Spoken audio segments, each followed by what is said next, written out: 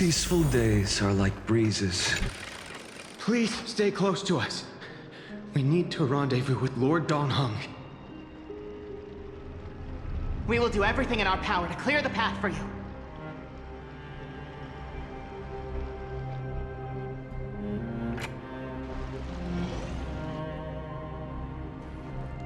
There he is! Lord Dan Heng! Quick, we must assist him!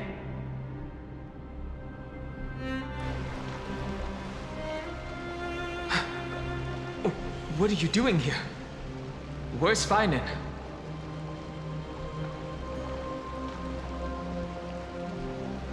We are under Lord Phainon's orders to escort both of you to safety, no matter the cost. Leave this to me and the Holy City Guards. Zeph, take them and go. Wait, Namazani. That black-clad swordmaster. Something seems off. At some point earlier, they suddenly froze in place, not moving at all. Like some kind of omen.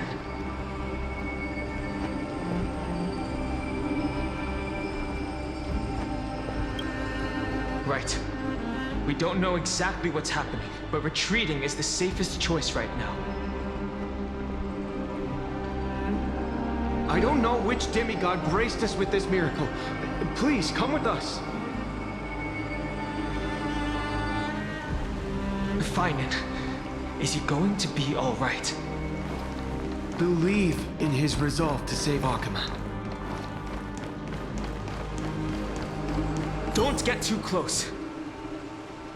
That thing's black flames are extremely dangerous.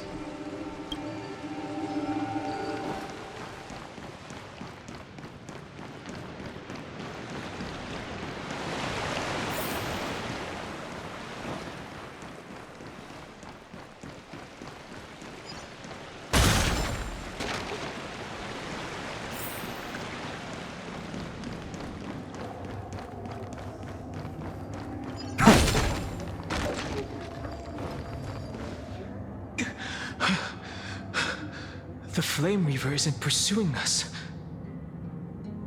Could this really be some kind of divine intervention? We can't stay here for long. Lady Trinan's sentry gate is just outside the city.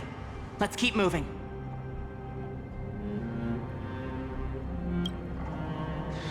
I agree. But Phainon, he must have struggled a lot before making this decision. For now, let's get back in contact with the Express and plan our next move. That's the safest course of action. We need more information. On that note, I have a proposal. Who's there? I hope to convey a message to the two nameless. Mr. Screwllum? Who are you?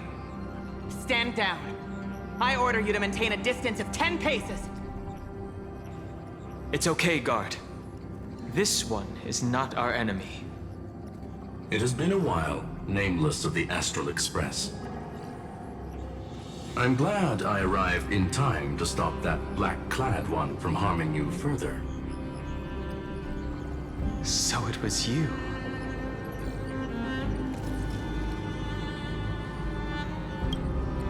It was fortunate we found you in time. Madame Herta and I were both quite relieved. You two know this anti-Catharin? Does he come from the same people as Counselor Lygus? Don't worry, guard. This gentleman is an ally of the Trailblaze. Would you mind giving us a moment to speak in private?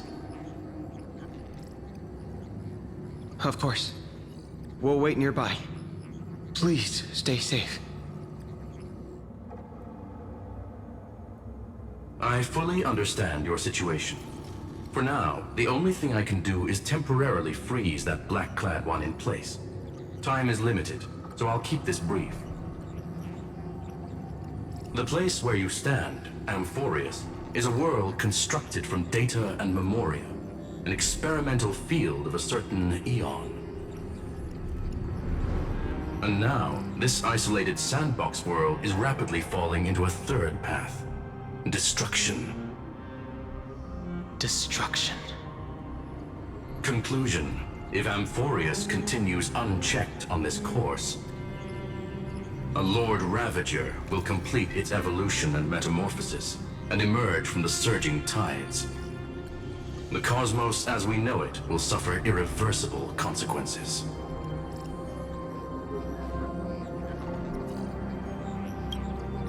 The disaster that this Lord Ravager intends to trigger may be far more severe than the Law Fu's Stellaron crisis, because its goal is the Eon of Erudition. Putting aside the complex details of the inferences involved, I have a request to make.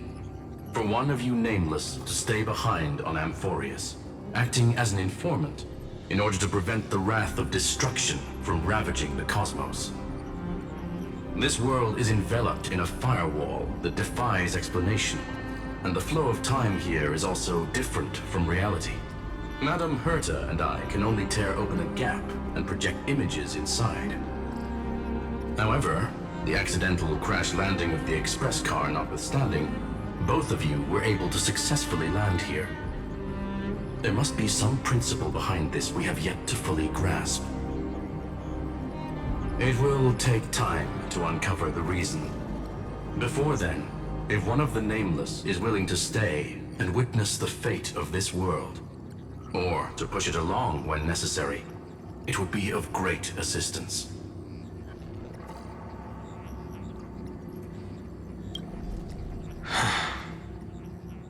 Mr. Screwllum, I believe you.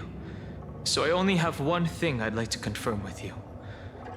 As Amphoreus is already facing its end, how can we guarantee the safety of the person who stays behind? Look at this, if you would. This curio is called a chronocognitive anchor. The two of you may view it as a kind of space anchor in the world of erudition. As long as you carry it with you, your individual data structure will be protected and will remain unaffected by the influence of digital tsunamis.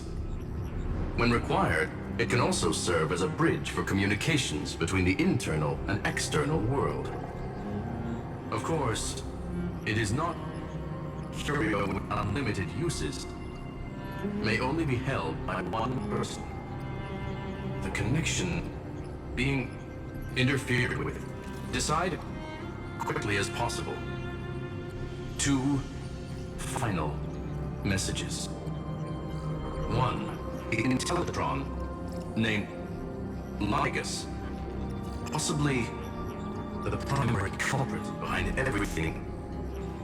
2, Herta discovered a clue. Miss March has already been drawn into Amphoreus.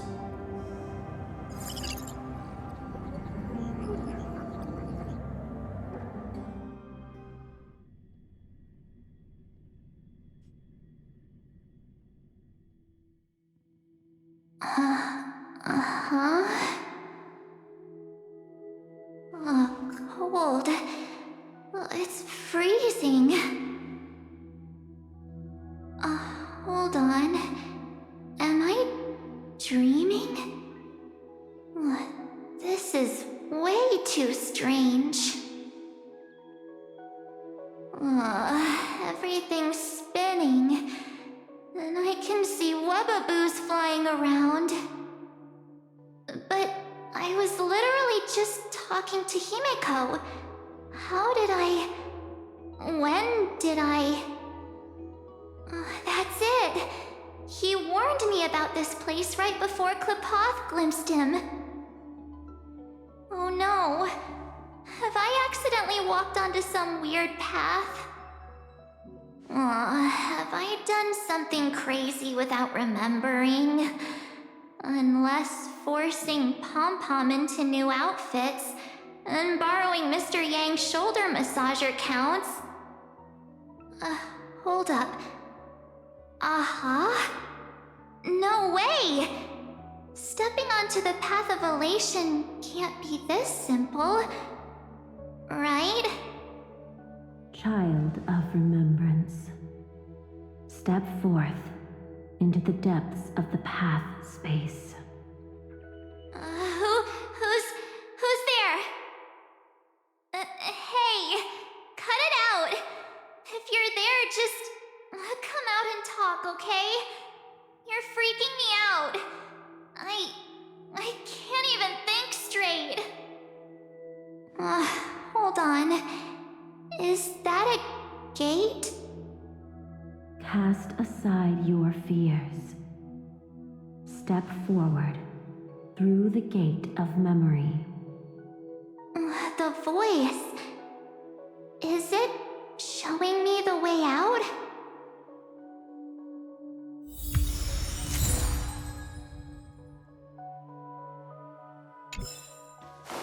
Oh no, don't fall for it. They're lying to you. Turn back and wait. Master Divine... Master Diviner, what brings you here? And you, Miss Messenger. Do I know you from somewhere? Good to see you again, March. A pleasure to see you, Miss March. That's it! Master Diviner used the Matrix of Prescience to help me search for my memories. And you, Miss Messenger, we met in that memory space. You said to me, "The value of your life does not lie in what happened in the past, but in the present and the future." Your memory serves you well. March, I conducted some experiments with the 6-phase ice you left us. Thanks to the Garden of Recollection, the Matrix of Prescience has made a breakthrough in extrapolating the past. Now, we might be able to bypass the obstacles and look directly into your history. The Master Diviner is right. Continue down this path, and you'll be able to find your lost memories at the end. Since we last met, you've grown much alongside the Trailblaze. You should be strong enough now to bear the weight of your past. Well, there goes my Ice Princess fairy tale. I need to know, Master Diviner, Miss Messenger, this isn't just another dream, is it? If this is real, why reach out to me at this exact moment? The situation is dire. Your lost memories, they're crucial to the Garden of Recollection. She's right. The Garden of Recollection's existence hangs on your memories. The Garden of Recollection. You may not want to sacrifice anything to preserve the garden for now, but in time, you'll understand. Your destiny and the path of remembrance are extremely, closely intertwined. Now go. So, I just walk through that gate? This way, March. Your past awaits beyond the Gate of Memory. Stop! They're just mimicking people from your memories! That voice again.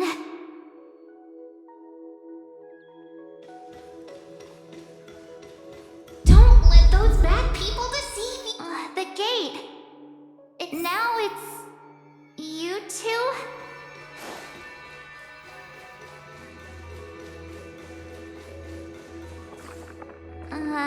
Hey guys! What are you doing in a place like this? March! There you are! Finally. The trailblazing journey just isn't the same without you. Traveling's no fun without you around. Trailblaze without its star member. Wait a sec. You might look like you two, but... We understand your confusion. The Garden's allies helped us establish this Neuralink to reach you. The Garden's allies? You mean Miss Black Swan? Yes. She helped make this possible. Keep going, March. Find your past, wake up, and travel with us again. That sounds really tempting. Finding my past and continuing to trailblaze new worlds with you? Trust in yourself, March. It's gotten us this far, hasn't it? Follow us. Let's go through that gate together. Step into your past, March. Find your true self.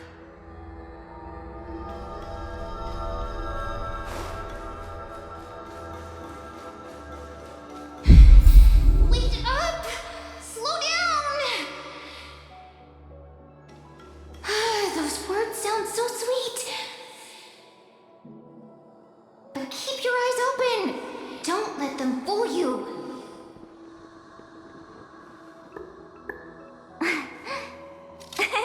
Cheese!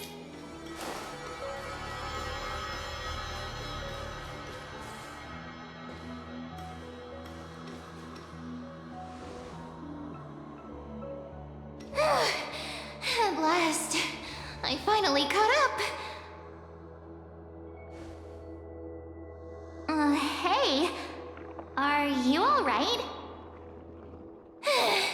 I'll be okay. Just not used to running around. Say, March, got a moment to talk before you make your decision? Wait, that was you? Pushing the gate away? Sending those warnings? Yep, named Cyrene. It means ripples of past reverie. Easy to remember, right? Wait a minute. We actually look quite alike, don't we? Yeah. Your pink hair is just as eye-catching as mine. And we're both bright, pretty, and positive girls. Talk about coincidence. Wow, you're quite the smooth talker. But I can't disagree. Wait, you know my name is March? Have we met? No, but I've witnessed your story through those memories just now. It's incredible, really. We might have more in common than you think. I know exactly what you're going through, which is why I don't want to see you exploited or hurt. You know what I'm going through? I know, because I've been exactly where you are. This empty space has been my home for ages. I barely remember what time feels like anymore. But there's something I'll never forget. Trust me, that gate won't give you what you want.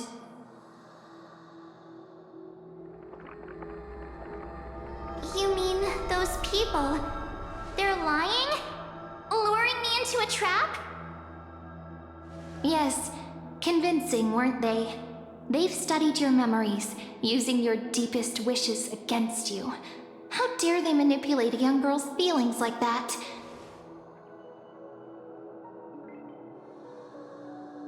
If you go through that door, the worst case scenario is you'll become their pawn, losing control over your own fate forever.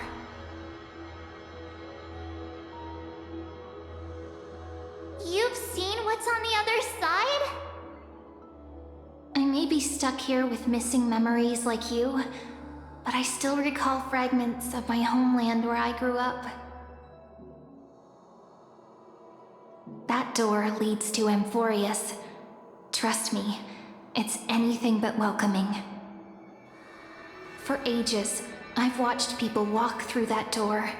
They couldn't see or hear my calls. The voices beyond always promised safety, but I've never seen anyone return safely. So I had to try and stop you. To be honest, I'm not sure what to believe. But the fact that you're here, putting in all this effort to warn me, that means something. Tell me, Cyrene, how can I return to my world? It's really easy, actually. Just turn around and walk away from this place. The girl cannot be trusted. Through the door, save the garden. Both of you, children of remembrance. They never give up, do they? But don't let them sway you. Stick to your path. The return journey could take ages, longer than most lives. But that path will lead you home.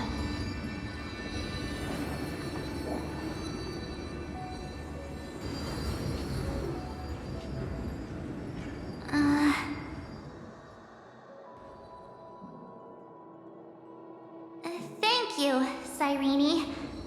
I know what I need to do. I'm going through that gate. Into Amphoreus. Wait, what? Don't worry. I believe you.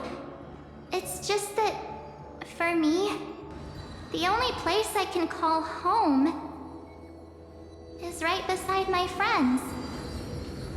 Two of my closest friends are already on their way to Amphoreus. They may seem capable, but only I know. They're absolute disasters waiting to happen.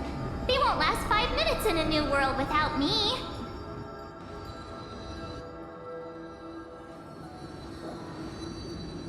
That's why I need to go through.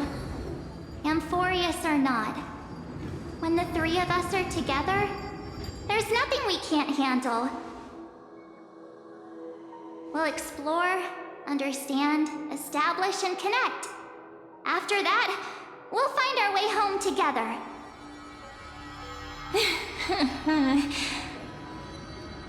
I see. You've got people who mean the world to you, too. That is so heartwarming. March, if that's what you've decided, you have my full support. Birds of a feather we are, looking all sweet and innocent, but with hearts of fire. Oh, stop. You're making me blush. Well then, I guess this is it.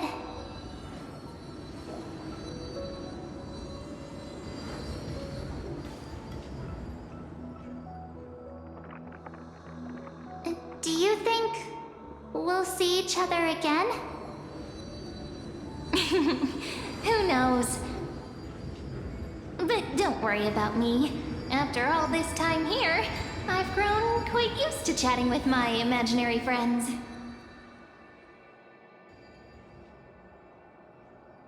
Since Amphoreus is your homeland, if there's a way to help you, my companions and I will do everything we can. Then I'll look forward to that day.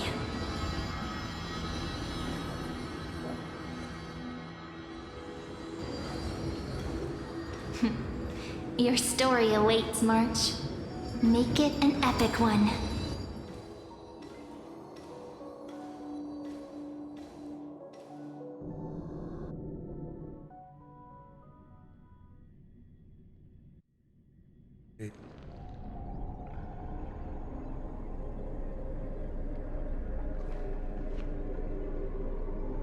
You okay there, friend? Something seems to be bothering you. The vortex of Genesis. We made it back. Even this place has changed. Phainon. Is he ready for Era Nova? If anything, he's the one worried about you. But I'm here to watch over you now. If what that machine gentleman said is true, if Amphoreus is destined for destruction, then I'll stay by your side until the very end. Like how you and Dan Heng treasured the Express. Amphoreus means everything to me.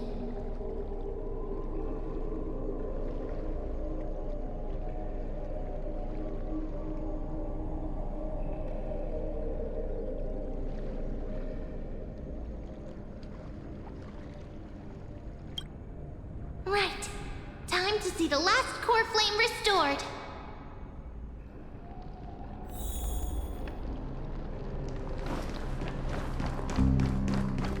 Look, there's Phainon. And wait. Lycus? Remember Screwllum's warning.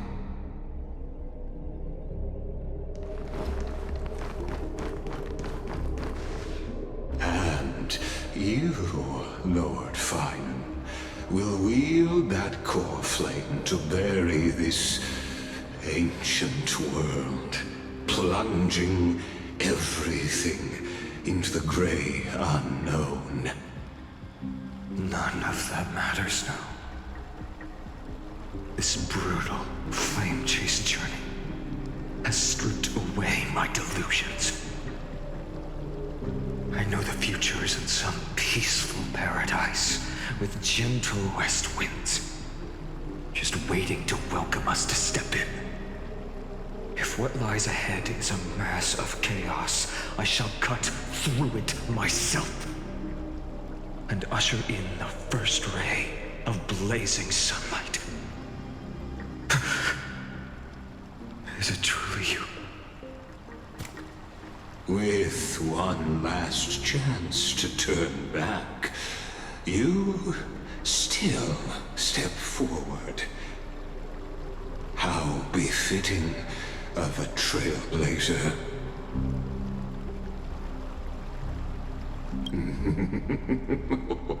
You misunderstand. As our world nears its end, the ones who walk the infinite paths have embraced their destiny. As the Theoros, it is my duty to witness the world's future and oversee this final core flame ritual on their behalf. The trial of world-bearing, the ritual of Era Nova.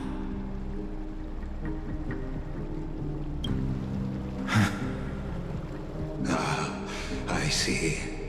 So you met my kindred spirit before I could erase his traces. Partner, what are you saying?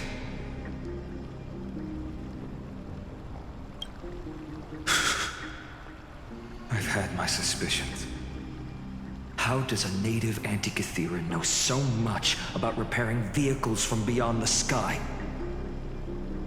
Lord Lycus, how much do you truly know about Era Nova? Tell us everything.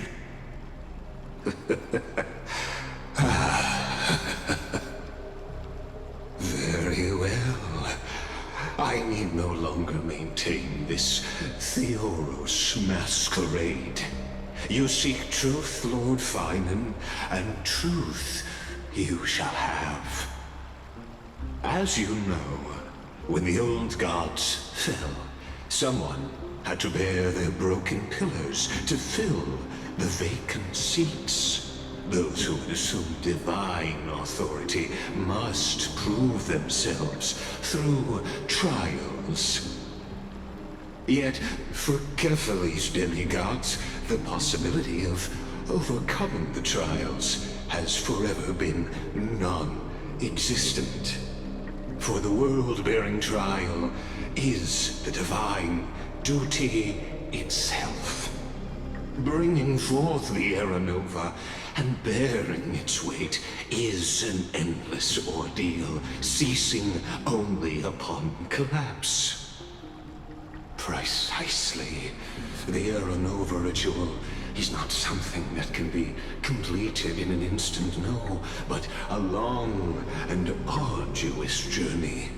While the sacrificial journeys of other demigods conclude in this world, Caelus must shoulder the gods' score flames, bear the memories of all worlds, and stand unwavering. Until the next world, when the black tide consumes the bearer, and all that they carry, leaving nothing behind. Unless their core flame finds a new bearer. The holy flame that illuminates all worlds rests in your hands. All that remains is one choice. Nurture it, pass it on to future generations, or extinguish it here and now. Deliverer, the fate of all worlds rests in your hands.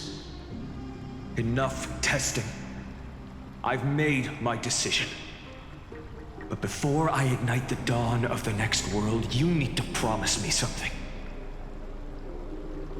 Two things, actually. Speak your terms. Promise me this. Professor Anax's vision of the new world is absolute. The world will be reborn from my memories. All souls, living and dead, will return as the first humans, unchanged from their past lives. And my friends, the fallen demigods, they shall transcend the cycle to become new titans. Our heroes shall not have died in vain. Of course. This I can guarantee. Good. The second one. Promise me that the Trailblazer can return safely to his homeland, unbound by Amphoreus' laws. My apologies, but I cannot promise this. As you mentioned, he now bears the Time Titan's authority. His bonds with this world run too deep.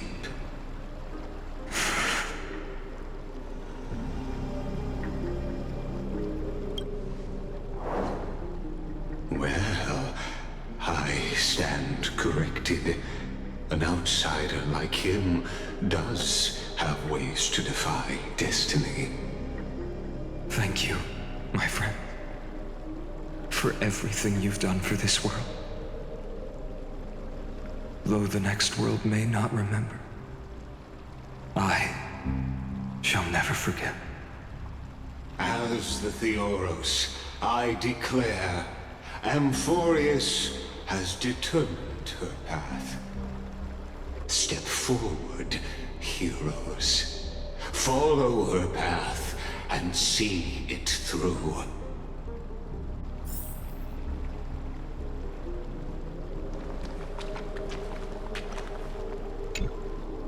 Behold, oh gods, Amphoreus has achieved her victory, and the Era Nova approaches.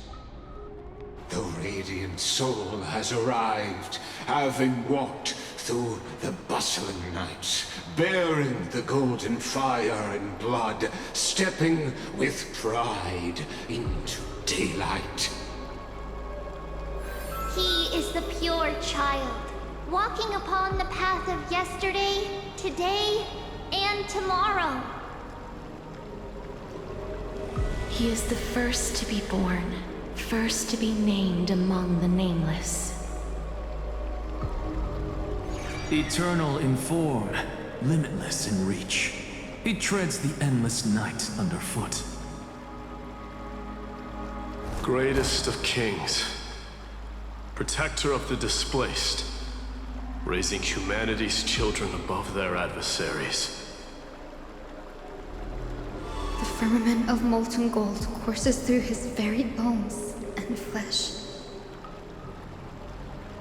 The greatest of schemes reveal against his breath and words. In the golden lakes of that beautiful new world, he shall wash himself clean. There. Finish what we first and last wished for. To write an ending unlike any before, for this world we so deeply love.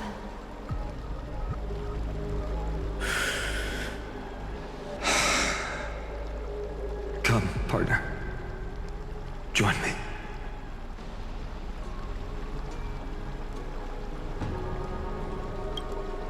The time has come for us all to face oblivion, or embark on one final grand journey.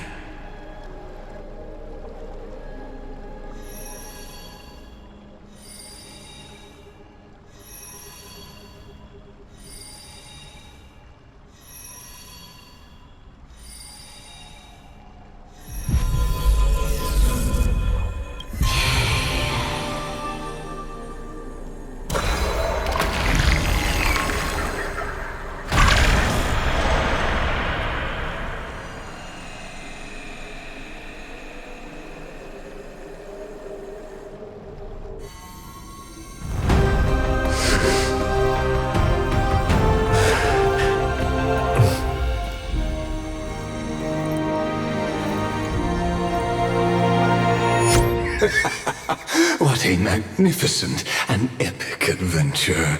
The hero's journey reaches its end, and the truth behind the Era Nova is about to be revealed. Is that truly the case? Here, as the Theoros, allow me to humbly request that you find a moment to listen to what I have witnessed. This is about the nature of Amphoreus itself. A story of the prime mover of life. My, what a broad topic this is. Where shall we start? Got it. Let's start at the very beginning. The Big Bang, the birth of particles, the emergence of all things. Just kidding. What I mean to say is that time, space, matter, all concepts exist solely because we perceive them. This is called the erudition. Without it, the universe would merely be a chaotic book written by chance, yet unread by anyone. As your acquaintance, Lord Anaxagoras, suggested, everything in Amphoreus exists through new spores, living in the memories of those yet to come.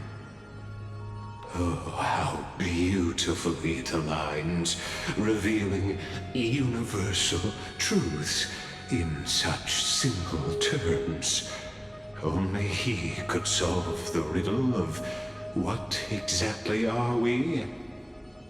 Oh, but you'll remember, even as the embodiment of reason, one mystery remained beyond his grasp.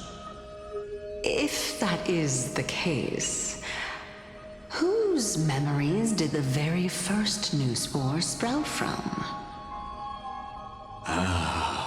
As sages across ages have asked the gods, what is the prime mover of life.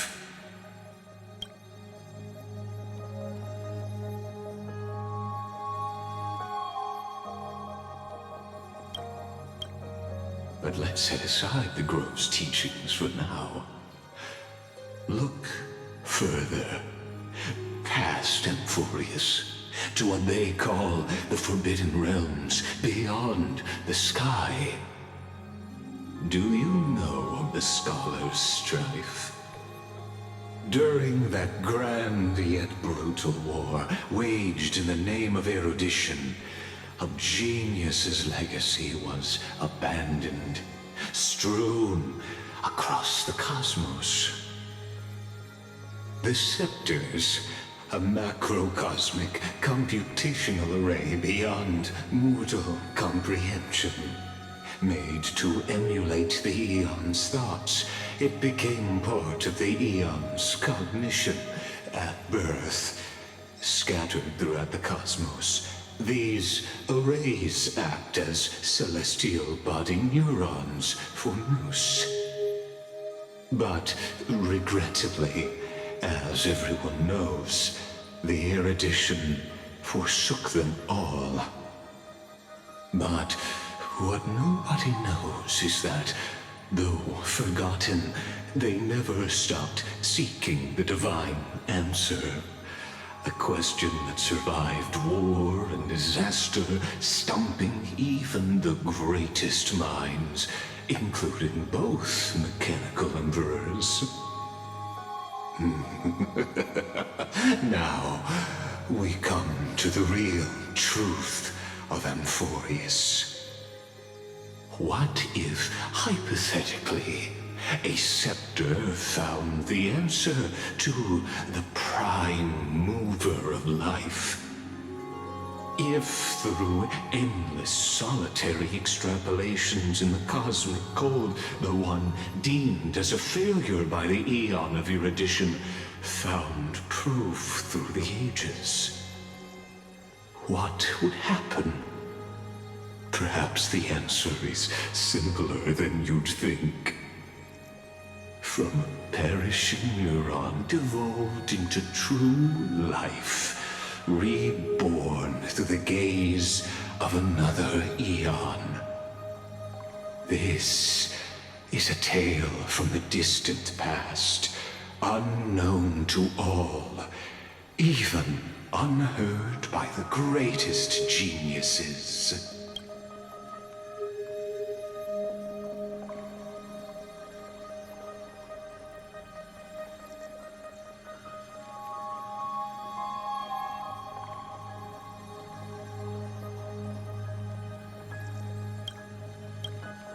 Now, let's leave the Scepter's story here, returning to where we began. What is the prime mover of life? Actually, you know the answer better than you realize. It's been by your side, accompanying you throughout this long journey. Right now, it awaits you ahead. In that brave new world, beyond the end of Genesis.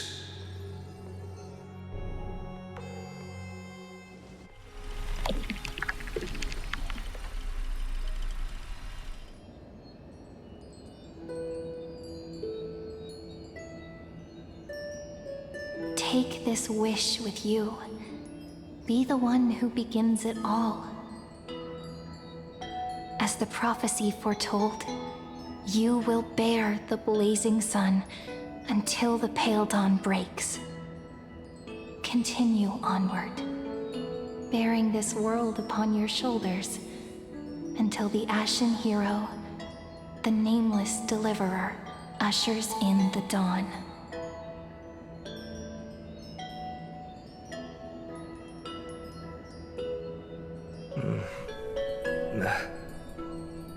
Such an odd dream. Strange. Like I've dreamed this before, but it all slips away when I wake.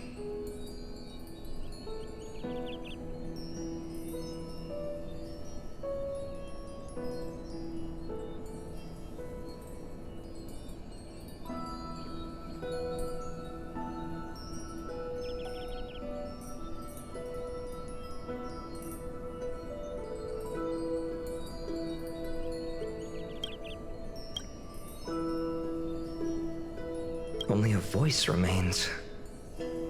Who was that?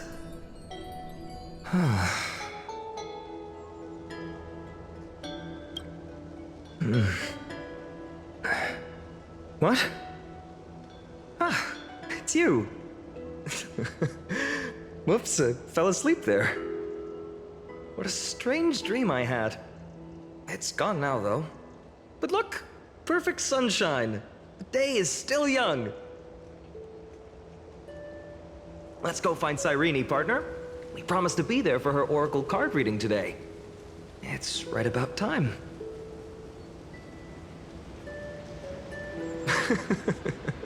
Looking at you, someone's still half asleep. Tell you what, catch some fresh air first.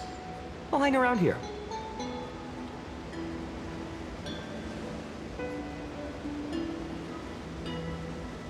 Oh, beautiful, isn't it?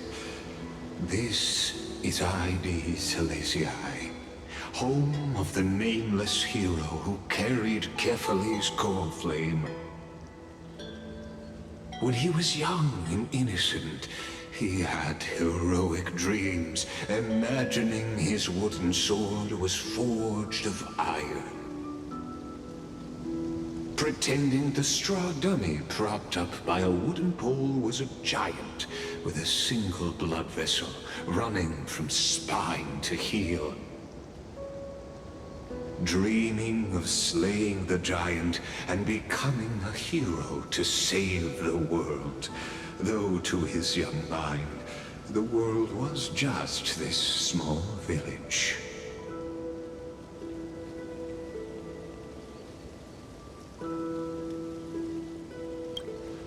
What you witness is the start of his path to a new world. And trust me, you play no small part. These are his first memories. Rather than watching, why not join in? Think of it as immersive theater. Become his lifelong closest friend, witnessing his hero's journey from the best seat in the house. As the nameless hero whose unwavering guidance shaped Phainon's destiny, yet whose name was never recorded in Amphoreus' history.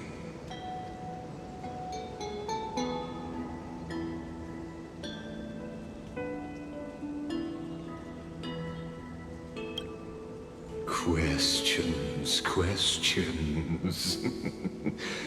Let's follow along and find out, shall we?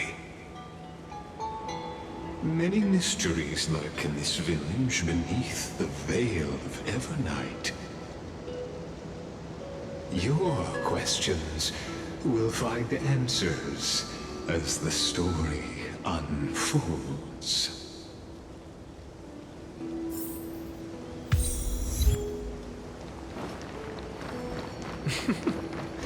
Phainon! Show me how to use a sword like you do!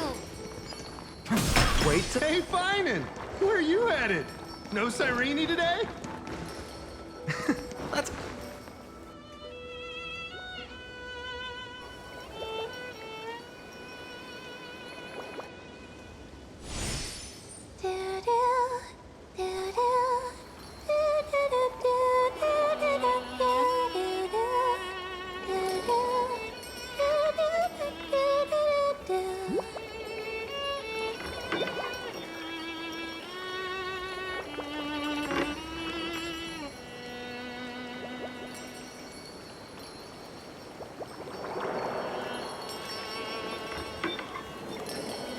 Found you.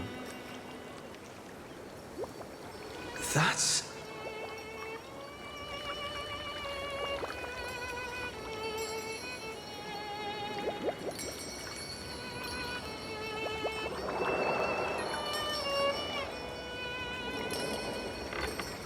Goodness! Look at you rushing about! You've got the poor swing all startled! Hmm?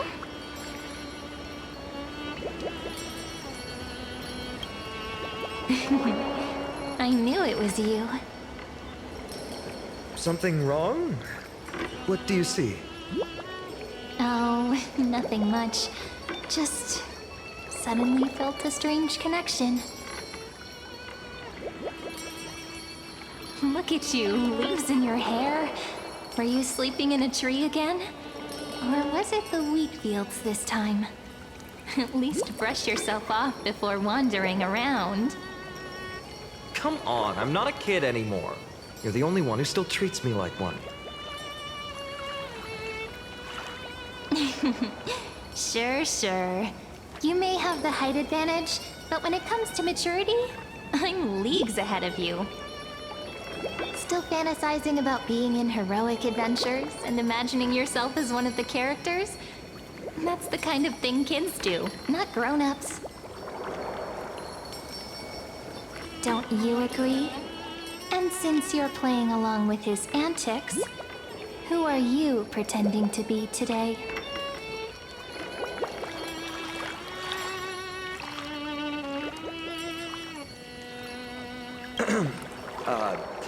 Today he's going with Invincible Galactic Baseballer. Switching roles again? What happened to being the valiant hero from a distant shore who made that solemn pact to learn the sword? Spare me. Can we not bring this up? Speaking of which, what about those oracle cards? We haven't done divination in forever. Why the sudden interest? I was just about to tell you. Earlier, while napping on the swing, I had the strangest dream. There was this mysterious voice in my dream, calling out for something. Wait, you had that dream too? Yes, you too? That would explain this lingering sense of unease. Which made me think of those old oracle cards I used to play with as a kid. Though the Ornyx prophecies were always hit or miss. Yeah, all the kids would get so excited drawing cards like ruler or warrior, but throw fits over devil or drunkard and demand a redo. If you just redo it when you don't like the result, what's the point of divination?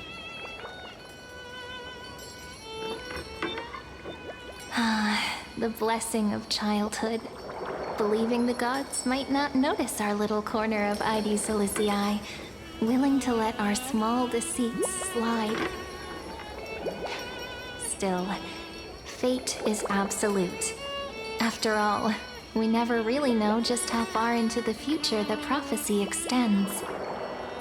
Anyway, let's go to our old secret base and look for those oracle cards. Now, where did we hide those? I can think of a few spots. Let's go check it out. In a village this size, I bet all our childhood treasures are exactly where we hid them. Mm-hmm. Time must be keeping them safe for us.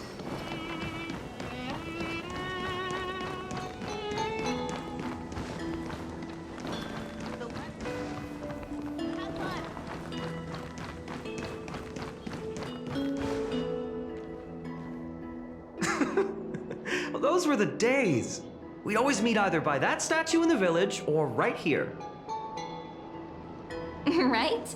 And I remember you never used the front door when you wanted me to come play. You always climbed over the wall. You were such mischief makers. Just like a certain someone who has a habit of showing up unexpectedly. Right?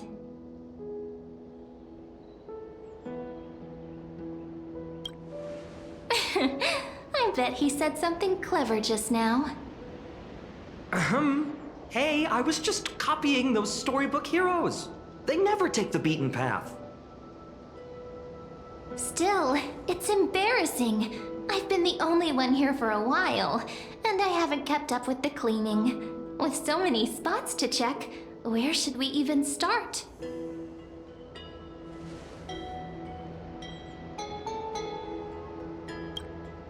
Come to think of it, I haven't checked the roof in forever.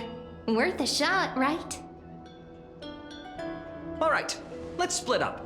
I'll handle the yard, you check the upper floor. I wonder what the view's like from up there. Worth checking out? With milk would taste.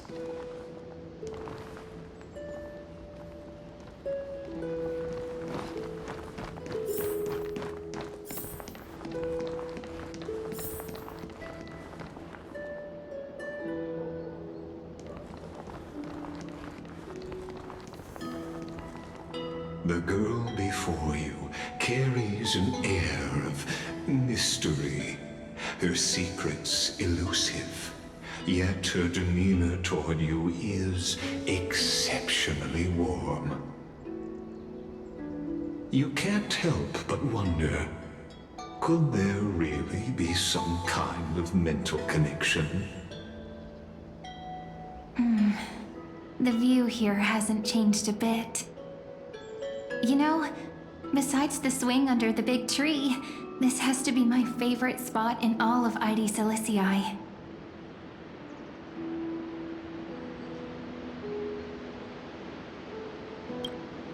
I remember drawing ID Silicii as a child, nestled between the sea and the mountains. I'd always stop where the sky met the sea, and the world beyond was just too vast to imagine. They always said I'd become the next priest of time, just because I heard prophecies as a child.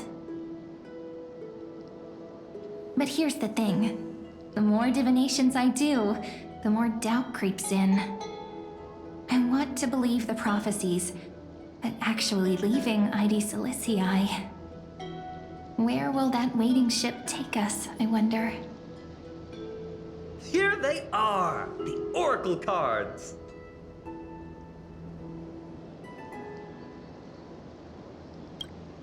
I've captured it all in my heart.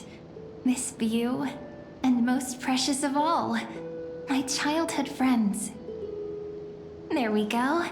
Looks like the gods do listen to our thoughts. Here it is! This is the box where we kept the cards. But the cards are gone. Who could have taken them? Huh? What's this underneath?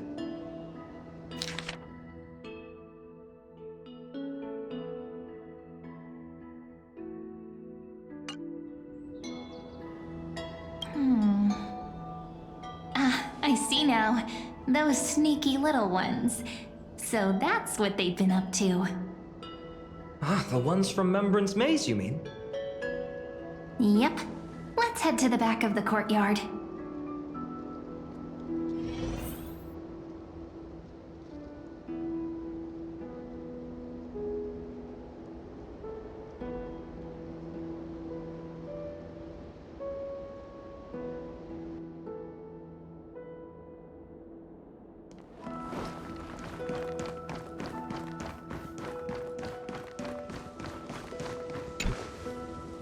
The entrance should be around here somewhere.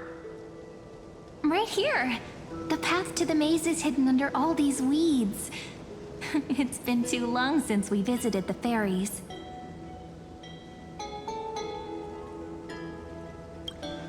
Did you forget?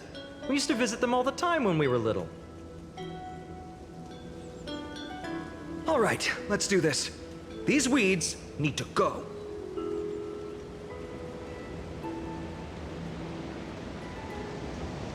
Pretty sure this is it? Should be this way. There it is! The entrance! That hollow in the tree.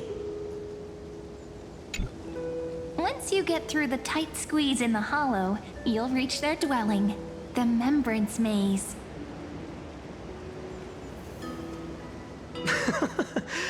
I wonder if I can still squeeze through there. Maybe worry more about whether the fairies will let you in. After all, the Remembrance Maze has an invitation-only rule.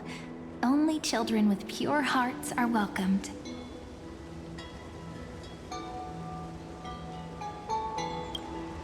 Trailblazer profile? What's that? Regardless, how about we try getting through the hollow first? After you, then. What? Oh, sure, I'll go first.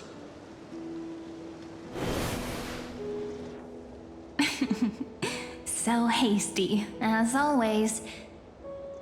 Looks like it's just us now. Care to finish that chat? To be honest, from the moment I saw the cute note left by the fairies, my intuition became even more certain. Perhaps when we step into the maze again after all these years, the wheels of fate will finally start turning.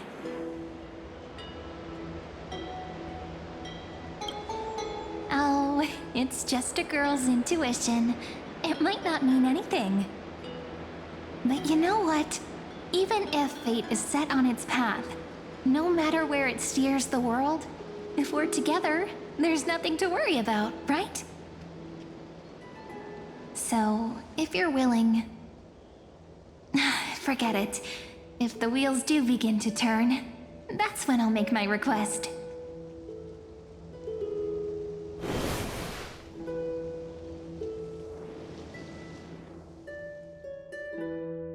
I made it! Oh, that wasn't easy. I can't remember the last time I came here. Wait a minute. Are you... Look who it is! Reenie and Snowy! Whoa! Look who's finally back, Memmy! Snowy, you've grown so tall and dashing. I couldn't even tell it was you at first. We had to grow up. Sometime. But look at Reenie. She hasn't changed one bit. How fascinating. Perhaps I'm like you, Rayleigh Mem. Just another fairy of the maze.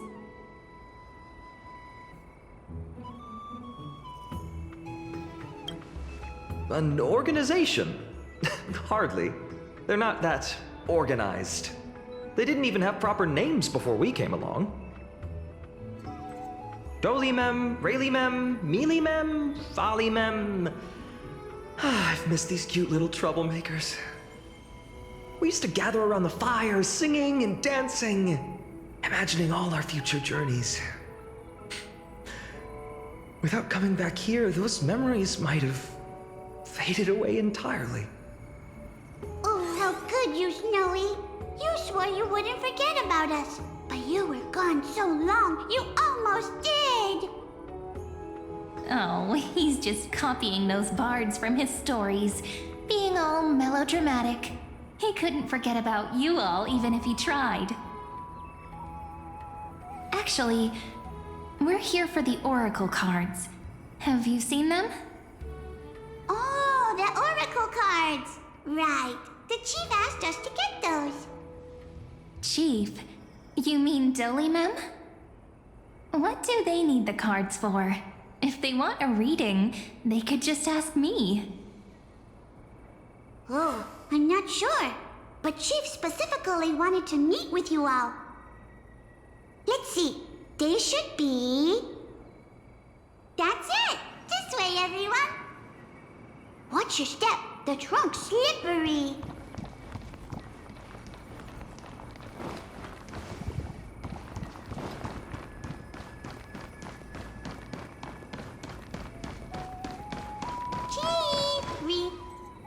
Why do leaves and branches grow? Which way does the wind blow? In Membrance Maze depths we seek to find the answers future left behind. Welcome back, my dear children.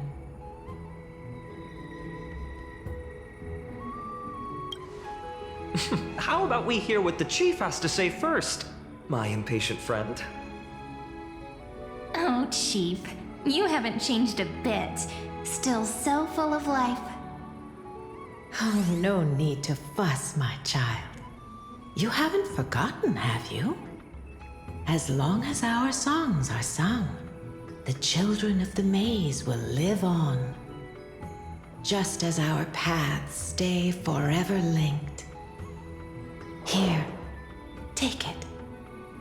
I'm sorry I had to resort to such methods to bring you here.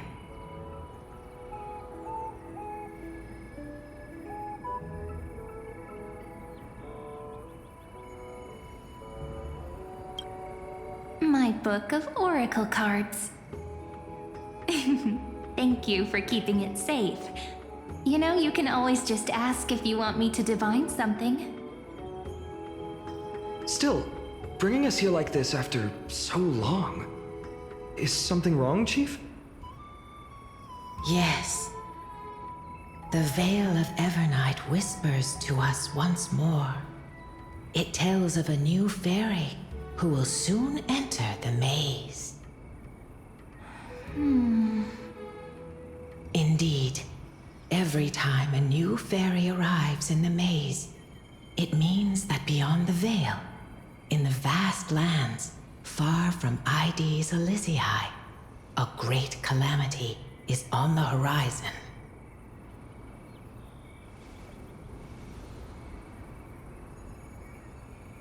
But if that's the case, our journey... Will have to be cancelled. If disaster's coming, we should stay in Ides Elysiae just to be safe. We weren't planning to be gone for long. Just enough time to hone our abilities. Phainon would train in Castrum Kremnos, while I would seek the Fate Titan's blessing in Yanisopolis. Then we'd return to Ides Elysiae to help keep our village safe. It's okay. I can still practice my swordplay here. Some things you can learn on your own. Well, probably. That's not very convincing. Here's a thought. Let's have Cyrene do a reading. If fate wishes to show us its path, we might find some peace of mind. But what if we don't like what the cards tell us?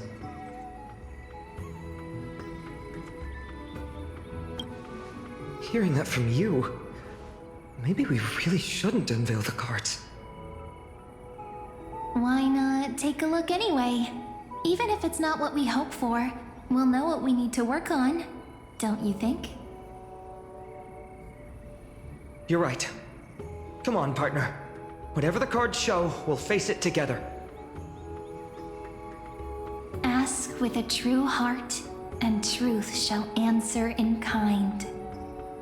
Close your eyes, and let's open the Oracle card book together. Let your thoughts flow like stars drifting on the river, carried by fireflies and gentle winds. Your destinies flowing towards the same future. Now, shall we begin? Oh my! The cards are quite responsive today. Very well. Let's see what future the Oracle cards wish to show us.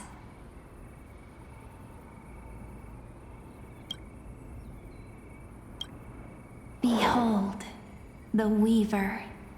It connects the romantic threads of the chrysalis of gold, weaving all destinies into golden silk that flows toward the most brilliant, magnificent future.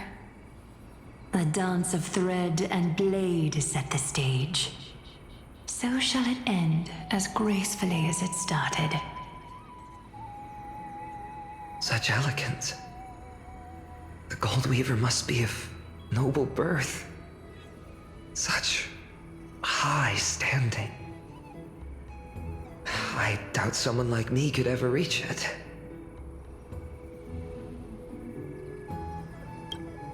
This is the Gatekeeper, who guides people to their true path among myriad passages.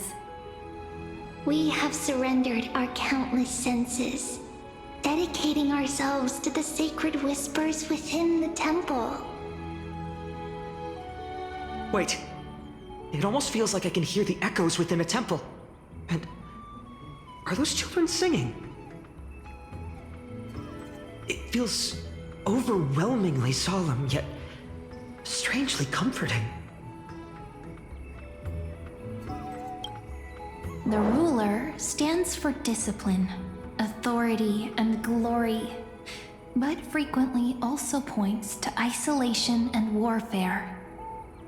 Even should you pledge your loyalty to me as the last sovereign, the glory shall be mine and mine alone. He who has slain a king can no longer bear the title. Let the withering lion walk his last path alone. Is this showing us a ruler who forsook their people? Stories of such bloodshed like this feel so different from Heidi's Elysiae. But they sure can stir the imagination.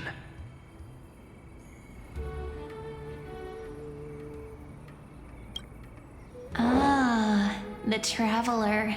Our little trickster. Always hiding behind other cards, disguising itself. What a rare catch. Over here! Or perhaps here! Gotcha! You'll have to be quicker than that. A teasing voice. Just like a child playing hide and seek. Surely only a master of mischief could pick up this card.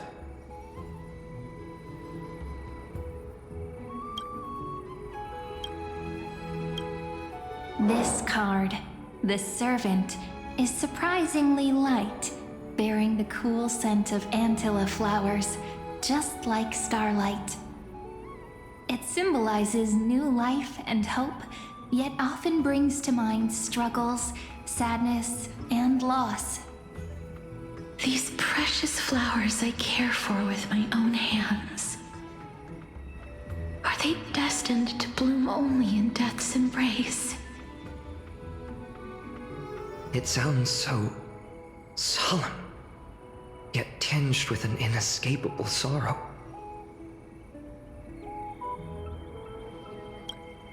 The humble healer may seem gentle in hue, but its courage matches any other, strong enough to melt even the coldest ice. I will do my best to help you mend all fractures and let sunlight shine on every corner of the world. Make a pinky promise with me. No more going back on your word. Hey, this card really speaks to me. It makes me want to protect as much as I possibly can. Still, protecting everything, everywhere, seems like a dream. What amazing power would you need for that? Behold the scholar, bearer of many names, the grand magician, the great performer, the eye of wisdom, and the defiler of Circes. Oh, there's just one card. With all those titles, I was expecting a whole deck. A dromus draped in finery will suffice. It's succinct enough to best summarize my true nature. Wait, what's with that condescending tone? It's almost as if it knows what we're about to say.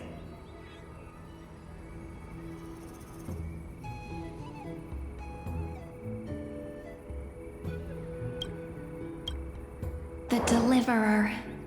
According to the tripartite prophecy, this card means absolute harmony and perfection. In fact, it's the only oracle card without a dark side. What, no divine whispers this time? Oh, silly. This is simply the card you drew for yourself. The sleepy village of Heidi's Elysiae, in just one fleeting moment, welcomed an array of legendary figures. The Weaver, Gatekeeper, Ruler, Traveler, Servant, Healer, and Scholar.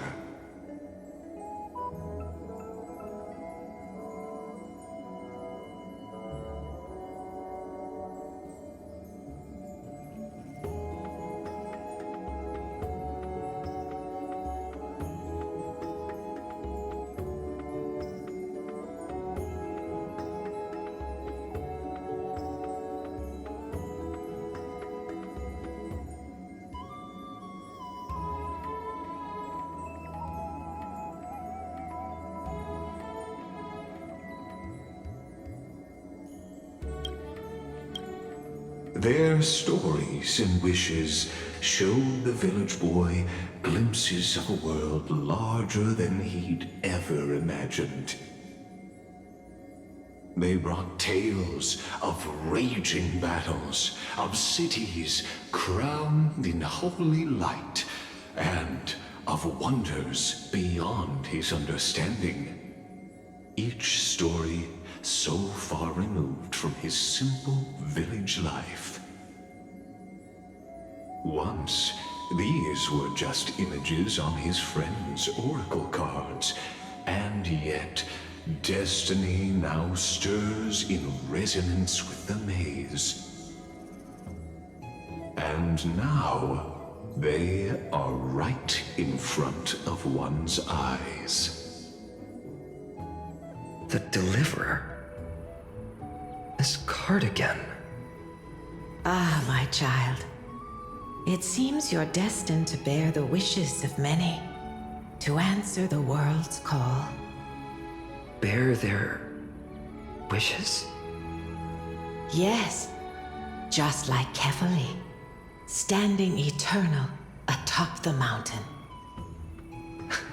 My parents, they only wished for me to grow up, well, to help around the village, stay out of trouble. Mrs. Pythias wished for more books in her little schoolhouse, wanted us to all learn and grow. And little Piso, he wants to grow up strong like its father, to become a hunter. Is that my purpose? To fulfill their wishes? Perhaps. For a true deliverer, such wishes are but droplets in an ocean. After all, Kefali bears the weight of the entire world. Right. How could any human possibly measure up to a Titan? I wonder too. Perhaps... What's this? What you see are futures written in the cards. Or rather, the people you'll meet on your journey. Sometimes, fate can guide us when we're lost. Let's consult fate itself. Maybe then we'll know why we must take this path. And learn just how many burdens one must bear to become a true deliverer.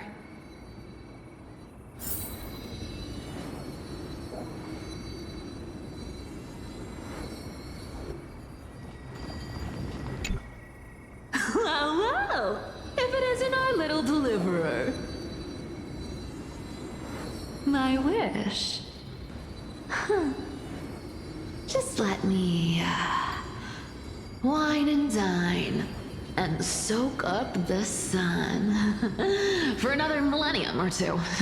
I mean, what's the point of dying rich if you never lived rich? Right, Princess Homebuddy? Cypher, that's not how I see it. My one wish is to find that missing piece in my life. To feel someone's embrace once more.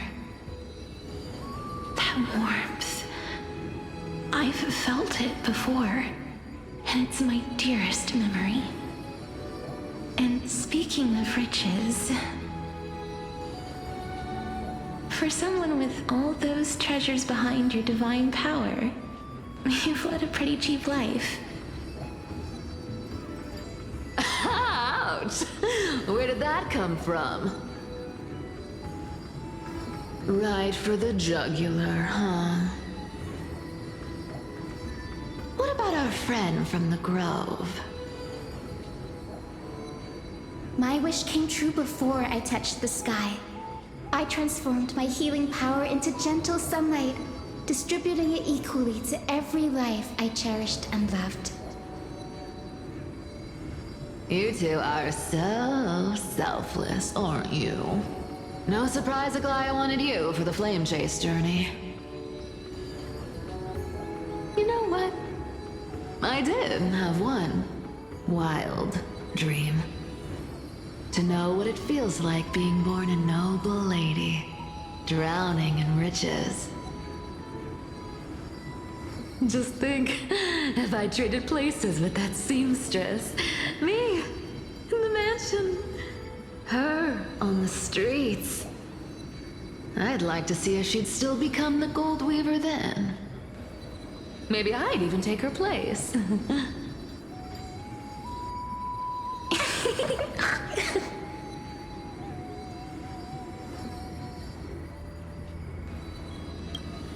Doesn't sound like an easy task. Warm embrace, equal healing, and perhaps living free. They're all wishing for a kinder world in their own way.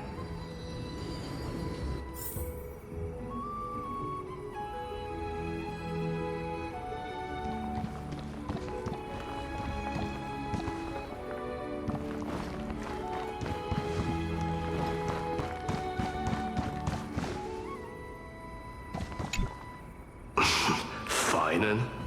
Since when did you become so timid? Asking such juvenile questions about wishes. What's that supposed to mean? What's with that condescending tone? No way I become friends with this half-naked show-off, right?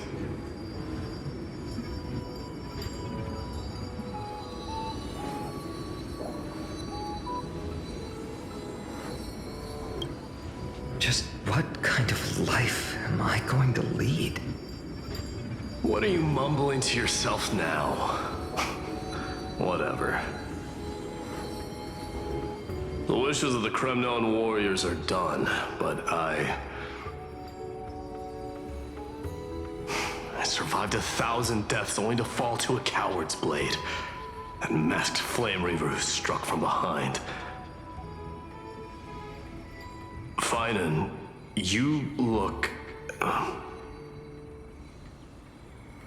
Never mind. That blank look tells me you're completely lost. My wish is simple. One honest duel. Face to face, blade to blade. Then I'll strip away that mask with my own hands. Nothing but violence and vengeance. This person's wish is nothing short of brutal. Still, those eyes burn with the noble pride I've read about. This wish, I shall not forget.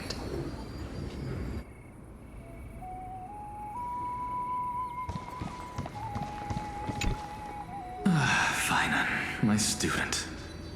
Must we go over this again? Listen well.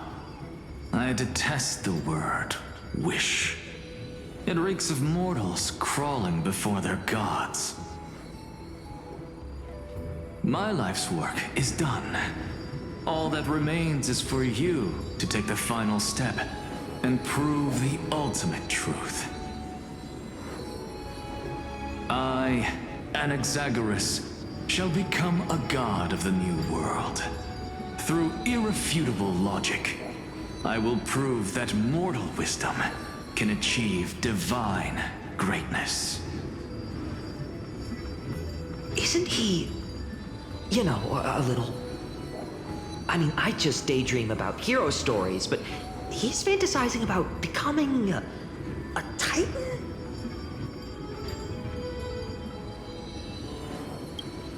Come on, you're joking, right? Am I really being burdened with a dream that feels more like a fantasy?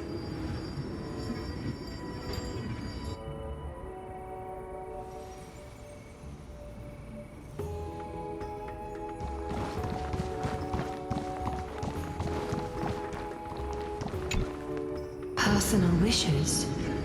I have none. Only the Arannuva matters. The world's rebirth. Yet, if I am to weave a new era, then it may be one where kindness and her cleaners shall never tread. These crawling parasites have no place in Akama, especially not under the deceitful claim of human rule. That noble lady? The way she speaks, it's like ice in my veins. That's exactly the feeling I'm getting. Teacher, perhaps you could share your wishes with us? Oh, Snowy. You want to know about our wishes now? I wish to meet Cyrene again, in the Sea of Flowers where the West Wind ends. And Aggie, I want to see you shed that golden thread cocoon around your heart. Just once more. Smile at us again like that bright-eyed girl in white who stood before the Yanisopolis temple. Finally, I pray that the footsteps of lost souls no longer wander aimlessly. Instead, replaced by the bright songs of prayer. Are we wishing for too much? Well, let's say these 3 wishes represent Cyrene and Phainon too. Those wishes are truly wonderful. They even stir something deep inside me. Then we can rest easy, because only you can make these wishes come true. Only me? Mark these words, Snowy. See you tomorrow.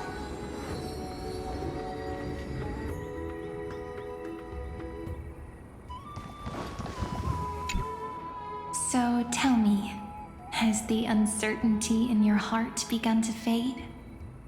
So many faces in my future. So many wishes.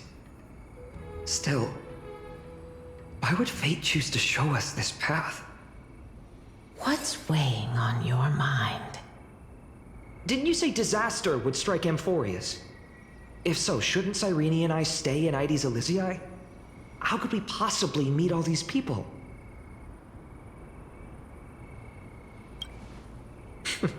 That's wonderfully optimistic. I like it. Cyrene, may I have that deliverer card? Of course. But why? Although those voices, visages, and wishes may seem far away now, I can't ignore the sense that something is calling me, bidding me to take a hold of it. Maybe its true weight can only be known once it's in my grasp.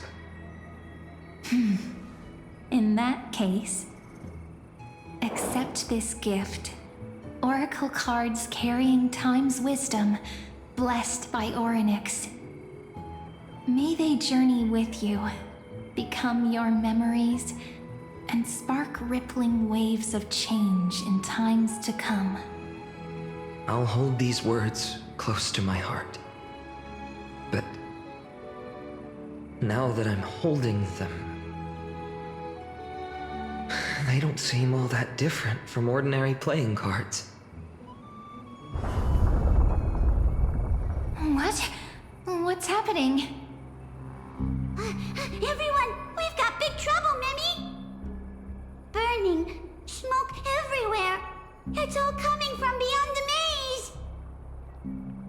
What's going on? It's here. The seeds of disaster have already taken hold, sooner than we had foreseen. This time, not even the Veil of Evernight could shield us. You mean Ides Elysiae will be swept up in the prophesized catastrophe? I'm afraid so. My children, take shelter in the Membrance Maze.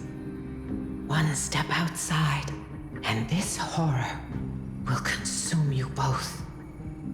But my parents, the whole village. Are we facing the 3 Titans of Calamity? This is beyond any Titan. Beyond any danger you could overcome with strategy alone. It's an unspeakable horror that twists all life into abominations that never bleed nor cry. Even Titans fall to its corruption, burning from within until only empty shells remain, knowing only death and destruction. The Black Tide. That's what this calamity truly is. It consumes all in its path, sparing none but the Membrance Maze. Not even Titans can... Yes. So please, don't leave this forgotten realm the gods abandoned. You are the first to uncover our presence, and the only two who can enter the maze.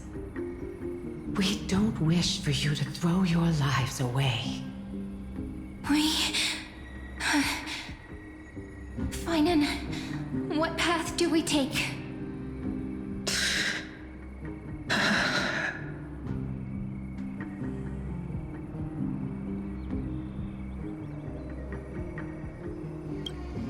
I learned the sword to protect those close to me. If I run now, I'll never be worthy of lifting a blade again. Then we know what we must do. Indeed, our friend is right. We must take action. Forgive me, Chief, but Ides Elysiae needs us. And as her child, I must act. Very well. Make sure you protect yourselves. With me, Cyrene. Join us, my friend. Even without a sword, I'll take a rake. Even with the roughest steel, I'll keep our home safe. Deliverer. The card's truth extends beyond its mere literal meaning. There's another hidden layer within. Not someone perfect from the start, standing high above, casting merciful gazes upon the world. But one who starts small, from a humble village, expanding their world within step by step, learning to save others as they grow.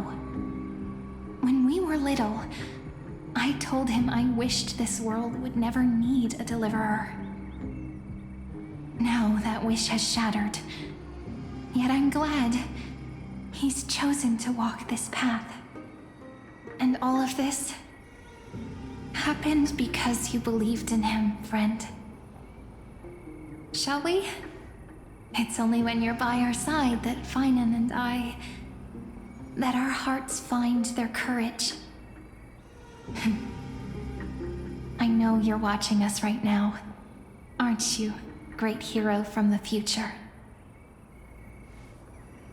Oh, deliverer.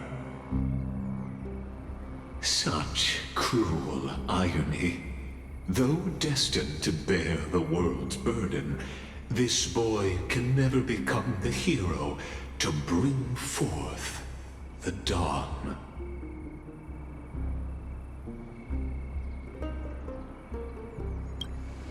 Follow their path. Bear witness as this man, forever denied the mantle of hero, takes his first step on the path to deliverance. Watch this memory play out its final act. See with your own eyes how everything began. Then you'll see why his dream of deliverance was always destined to become this world's requiem.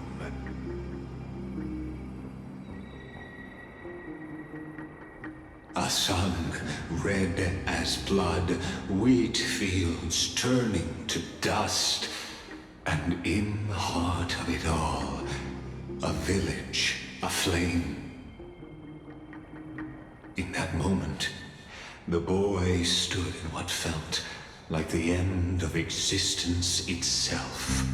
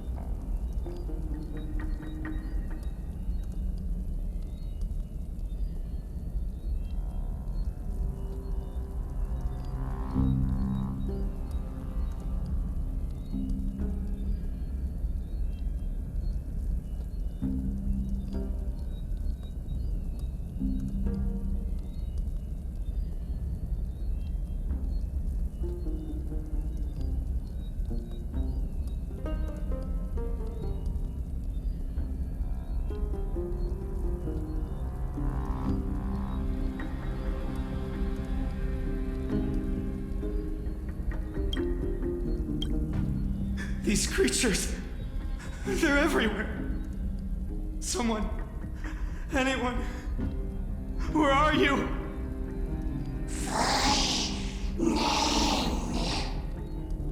No, it can't be.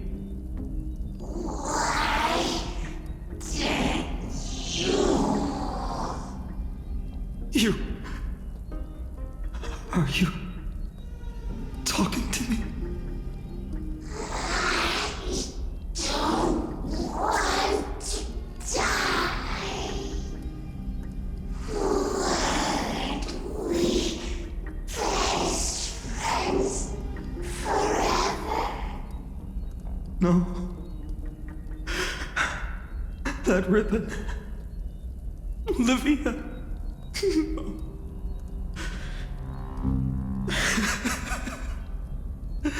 I should have known. Save us. Save us.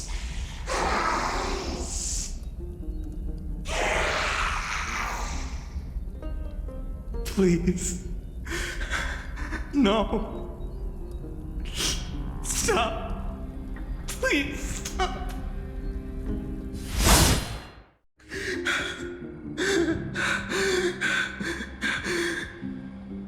Olivia, I'm so sorry. And these monsters, they're all... Why? Why is this happening?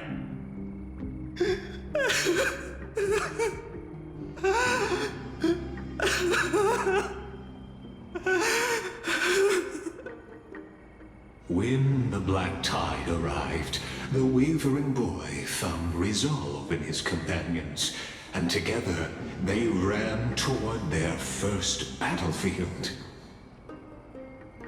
In the far-off future, the land of Amphoreus would bear the marks of the hero's footsteps.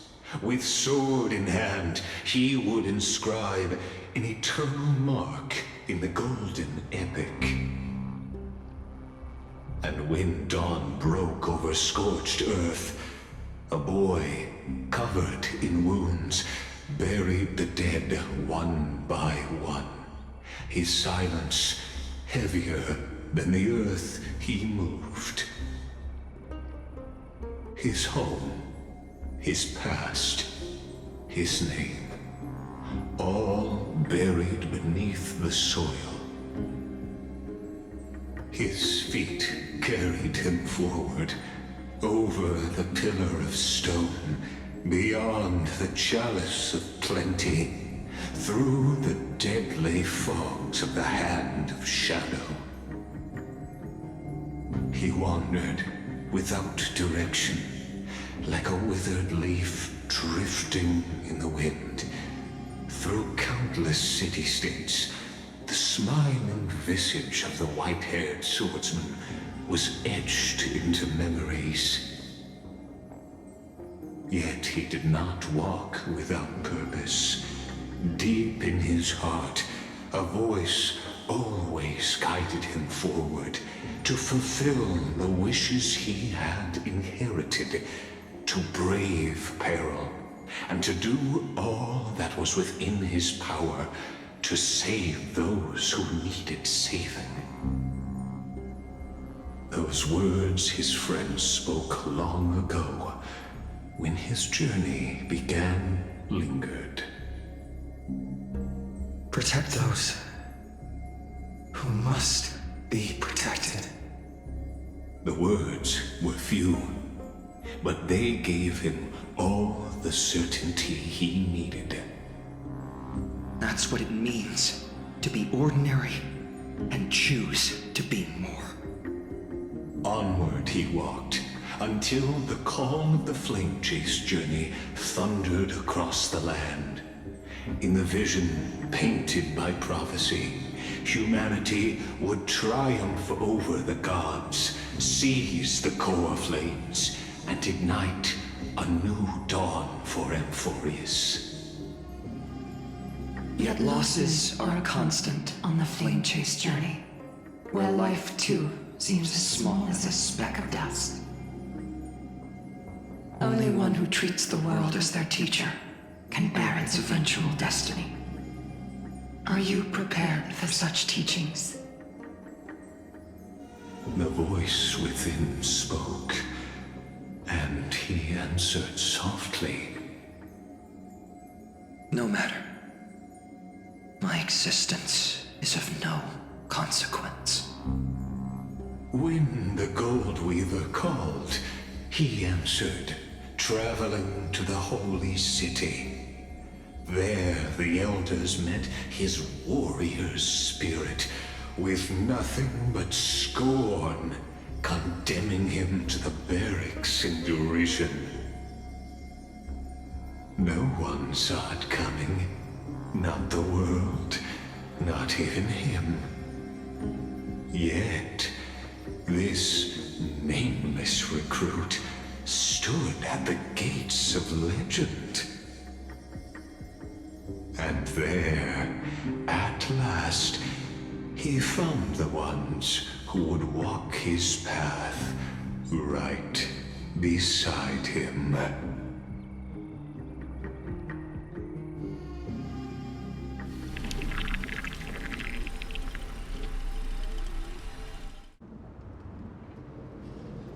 This is the Abyss of Fate. Hold on. Phainon's here too? And is that Mighty and Trainon? And now, Act 2 of our immersive drama unfolds. They're evacuating the temple. Why now? Are you insane? That blonde man is the Crown Prince of Krymnos. Mess with him, and every last person in this city could wind up dead. Calm yourselves. The Holy Maiden has everything under control. We need only wait patiently. Behold, it is the month of Gate, Light Calendar 4926. The Crown Prince of Krymnos, Midimos, has led his forces to the gates of Akima. As you know, though Midimos was proud, he did not engage in needless violence.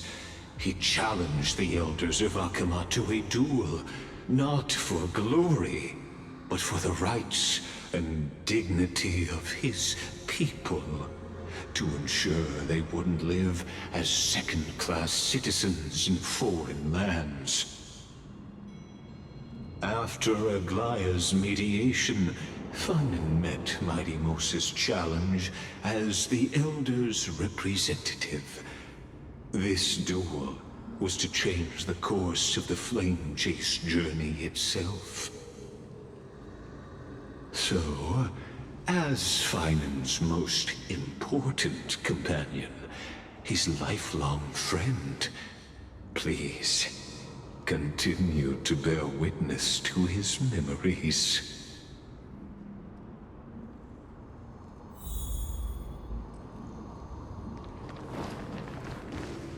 Is this your idea of an honorable duel?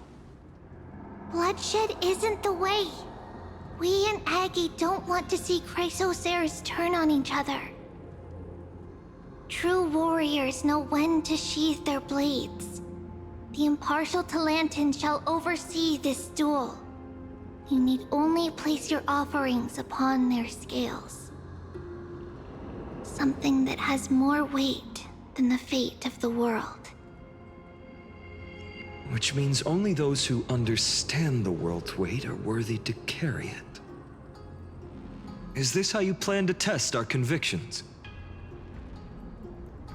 Well, Kremnoan, looks like you won't be able to punch your way through this one. It makes no difference. One last chance, new recruit.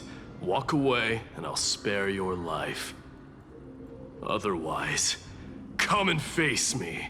I'll give you a warrior's death. Hard to imagine they once clashed like this. Holy Maiden, I can't help but feel like a pawn that has stumbled into some greater political game. Every hero was once a child, and every child must grow. That's so. I don't even know why I'm standing here right now. Look at me. Just a common soldier. Since swordsmanship won't decide the winner, Lady Goldweaver should be here instead. My devotion to the Holy City could never compare to hers. What if we told you this duel isn't about winning or losing, but rather in the choice you make? Are you saying that Lady Goldweaver is testing me? Every Chrysosaur is indispensable to the Flame Chase journey. And you and the Crown Prince of Kremnos are both a part of the prophecy. What the duel marks is not an ending, but a beginning. So, listen to your heart. We wish only to hear your answer. True enough. The voice within has never failed me. It doesn't matter what the result is. I'll give it everything I have. Spoken like a Chrysosaur. Now go, Phainon. Your journey has only just begun.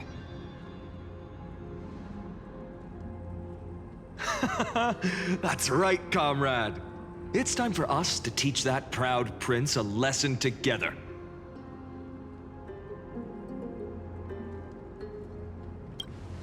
Well, if we lose, we'll find out, won't we? Still, on the topic of the Temple of the Three Fates, here we are, at the Temple of the Time Titan. And I don't even know how Cyrene's studies are progressing. We haven't really had much contact since I set out. Still, I hope she's doing well. Anyway, let's go, comrade. It's not every day you get a chance to see Talantin's scales of justice. What's going on? Did he just say Cyrene's studying here? But how is that possible? Wasn't she...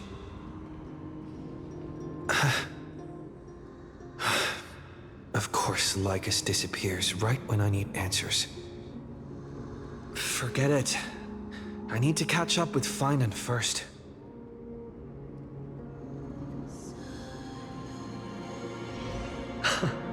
Amazing! Talantin may have fallen, but their scales remain true to their purpose. I hope you still remember your purpose, new recruit. You seem awfully confident, Kremnoan. Let's see how you define the idea of weight. For your information, in Castrum Kremnos, the punishment for profaning a duel with such crooked words is impalement. But as we're in foreign lands, I'll indulge you. The signet of Kremnos, the crown jewel of our people. That's my choice. A ring. Not just any ornament, I'd wager. What's the story behind this little treasure? Don't push your luck. Think I'd pour my heart out to you? Just know that Kremnos' 1,000 years of glory could bring a titan to its knees. Let alone a nobody like you. So to him, glory and his people outweigh the entire world. And the very destiny that Mighty himself will eventually shoulder.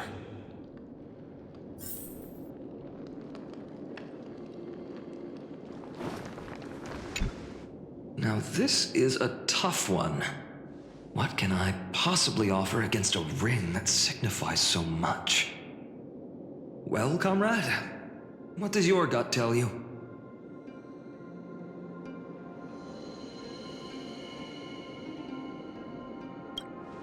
Looks like we really are on the same wavelength.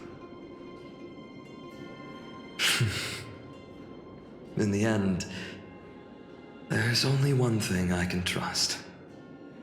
The deliverer that appeared in my life on that day.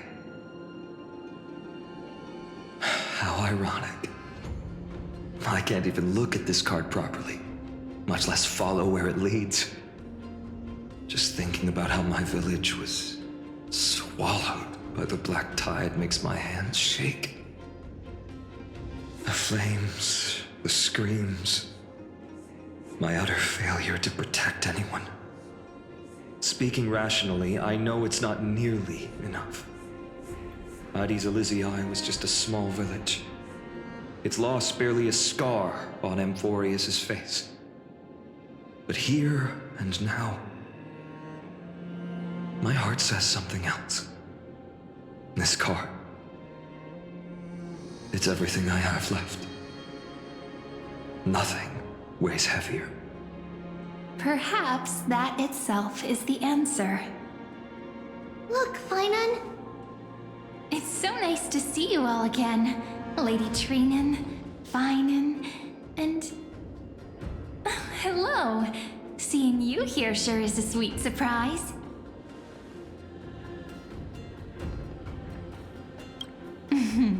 Why so surprised? Could it be... did you miss me? Cyrene?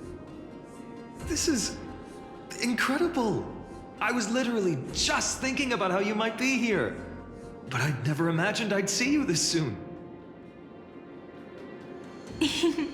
I was supposed to leave with the priests, but then I heard Lady Maiden was with a white-haired young man. I figured it had to be you, so I snuck back here. That's Cyrene for you. Unfortunately, this isn't a good time for reminiscing. That Chronoan over there. Still playing house, boy? You get the idea. Quite the hothead. You know, you two just might get along. Don't worry, you already know what the answer is, don't you? If that's your choice, I am with you. I am with you because I remember it all too. The fields of Addis Elysiae, those red leaves, that little swing of mine beneath the tree where I dreamed the sweetest dreams. And those dear fairies in the Membrance Maze. It hurts so much knowing they're gone forever. The pain speaks for itself. Our hometown may have been just a tiny village, but to us, it was the whole world. But that's not enough, Phainon. Not nearly enough. Even though hatred can help people grow and turn a boy into an unbreakable warrior, what you need now is victory. You can't just stack the scales with your past suffering. You have to throw the weight of your future onto them as well.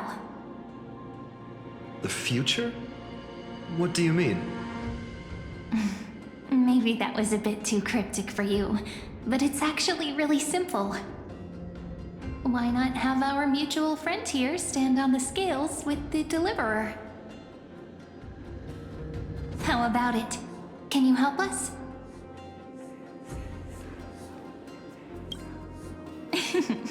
Relax. Our dear Crown Prince won't have a clue. Let's try that. The fate of Akuma hangs on this duel. I must claim victory, for their sake. I will stake everything I have. Stand with me, comrade, and we shall become heroes.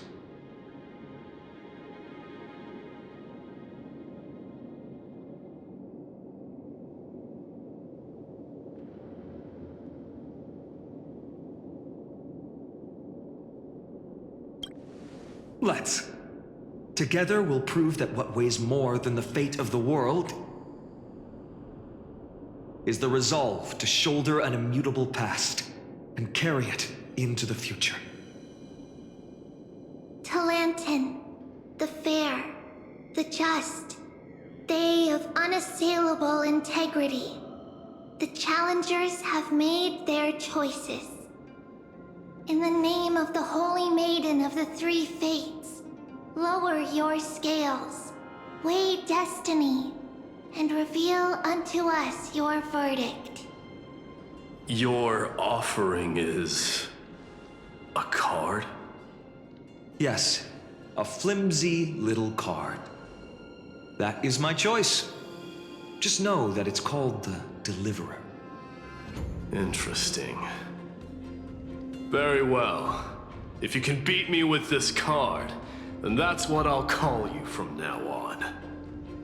It's a deal. The scales... they're wavering. Talantin is deliberating on the outcome. It appears the convictions of both sides are equally matched.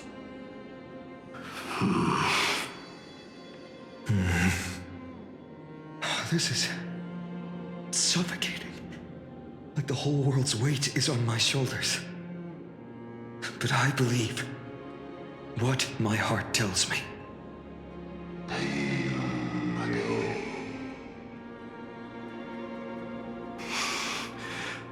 Finally decided? Hear thee, children of humanity.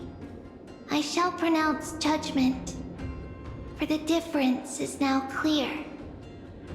The one whose offering weighs more than the fate of the world is...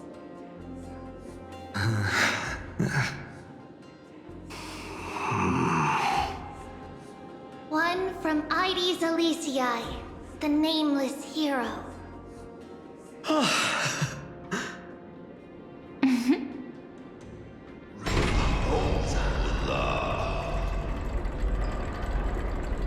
However, heed this. The true weight of conviction originates not from itself, but rather in that which tips the scales, hope itself. What's that supposed to mean? I think the Titan means that it's not anyone's personal convictions that outweigh the fate of the world. It's about a wish, one which we all share. You, me, everyone here.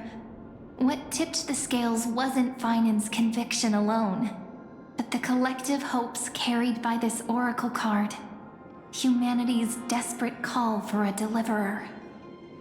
Yes, even you and your people, Kremnoan. Placing us both on the same side of the scales? Foolish. We Kremnoans are your mortal enemies. Such weak idealism will only get you skewered on our spears. Fine by me. I've never claimed to be the deliverer from the card anyway. I'm a soldier, and if it's my fate to bleed my last on the battlefield, then so be it. I'll fight to my last breath. And on this, I know that we're the same. That's all a hero really is. Someone with that kind of conviction. And the deliverer? Just a sum of all those heroes. A brilliant explanation. Just as prophesied, on this day, the final two heroes shall join the flame chase journey. I should have known from the start. They all say Lady Goldweaver is quite brazen, but you're the first to even imagine that prophecies could persuade a Kremnos warrior. Oh, I have 1,000 ways to tame a lion. But this lion didn't come here for bloodshed, did he? The Kremnoans far outmatch Alchemist's forces, yet we haven't lost a single soul. That's no accident, is it? Do you honestly think Kremnoans, renowned for our love of battle, would show mercy? Your forces are equally renowned for their iron discipline. And so, we can only assume that this is on your orders. Perhaps Akama isn't as hidebound as the rumors say. You grasp the true marrow of power more clearly than those elders. Now that the wheels of fate are turning, what finer way to celebrate this fortuitous encounter than a feast? Follow me, brave Outlanders. Heroes of this world are as countless as the stars, and at this moment, we find ourselves gathered here by the light of the flames of the long night. History shall remember this moment. The prophesied Chrysos heirs now stand assembled, heralding a new dawn for Amphoreus.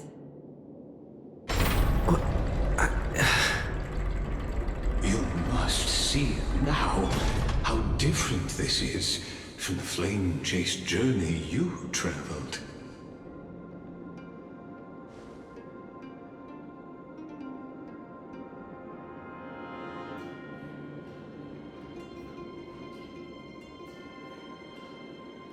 Patience. We're approaching the final act. These are, as I mentioned, his first memories. They are of particular importance for the imminent Era Nova. Such as this very moment, as the prophesized demigods gather with Talentum as witness. This is a moment calculated by the gods. What comes after is no different from that which you already know. Some join, others leave, while flame chasers bear their faint light forward through the long night. Ah, come. Your seat awaits. After 13 heartbeats, our heroes will be ferried to the final scene.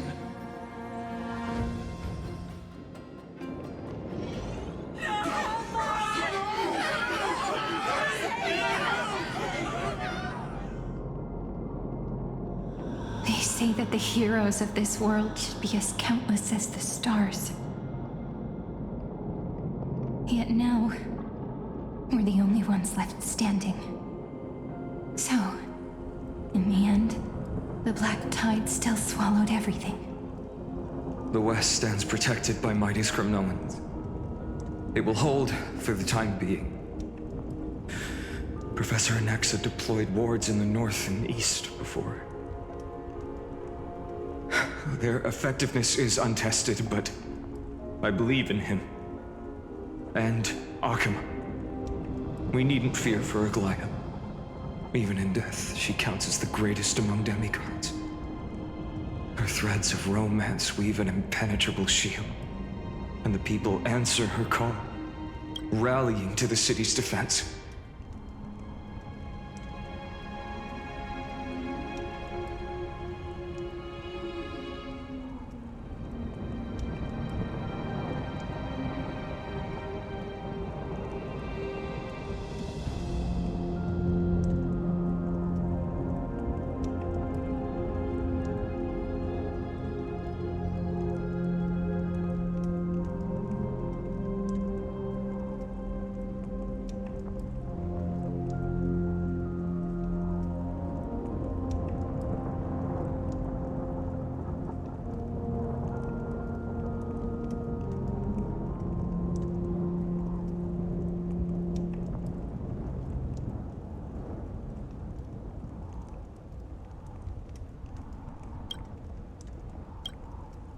Let's move.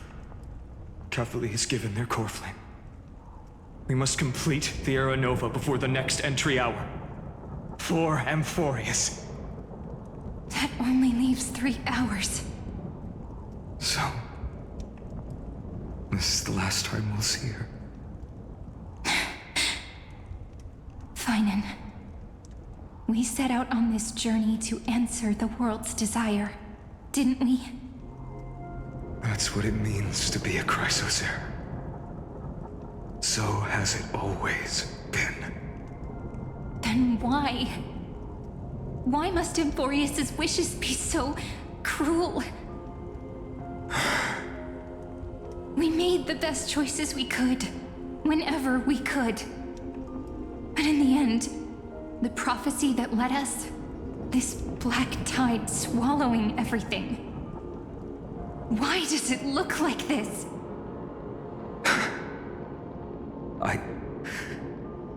I don't know. We haven't had any other choice except to move forward. Not for a long time now. Even if we only see the long, long night ahead, I still believe that through it, we'll find the dawn on the other side. Beyond these flames, a new sun will someday rise. So, to the Temple of the Three Fates. You'll take over Time's authority, and we'll return all the core flames to the Vortex. Then put this world's fate to its final rest. After which, we shall all face oblivion, or embark on one final, grand journey.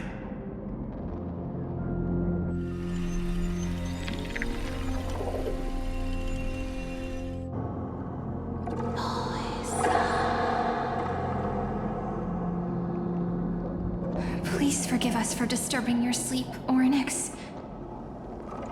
It matters not. I know fate has run its course. The black tide has reached Akama. Amphoreus does not have much time left. It is time for the Era Nova. As agreed, I shall present the core flame of time. Ride the river of time. It will guard your passage to the vortex of Genesis. Step through and witness.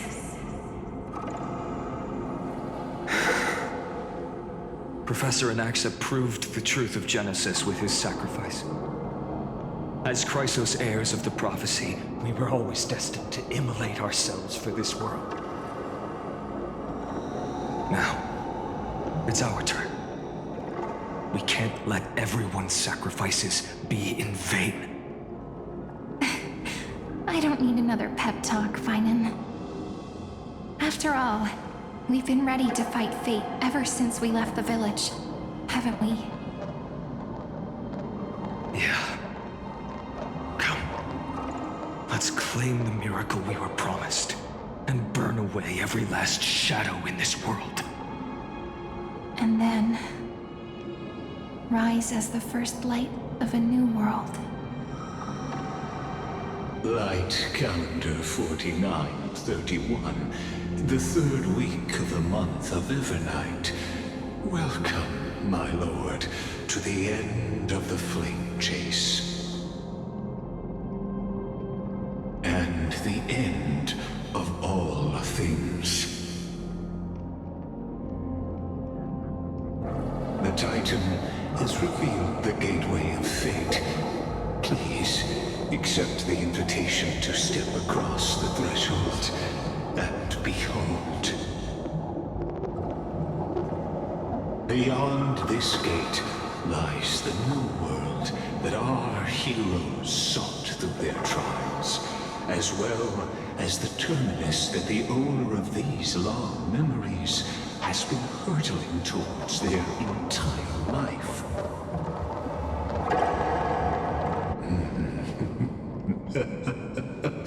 Perhaps you'll find it all too familiar. Then you'll understand how the mortal called Phainon shouldered the world's weight. How that same burden crushed him, proving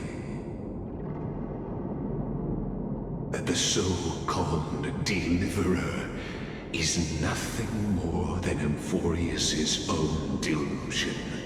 A pitiful fantasy that it could defy fate's decree. esteemed one. The answers you seek lie in these non-existent times.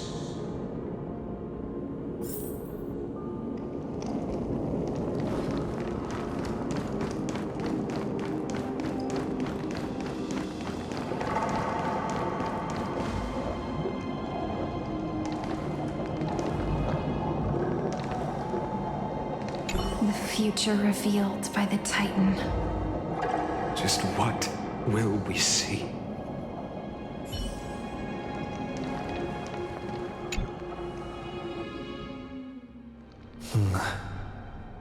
The vortex of Genesis.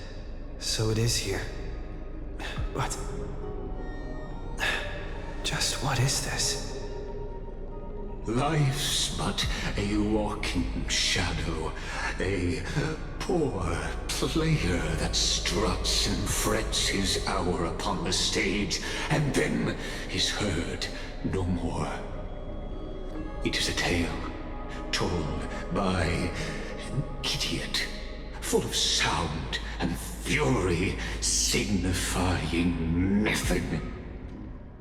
The vortex of Genesis, where the world begins and ends.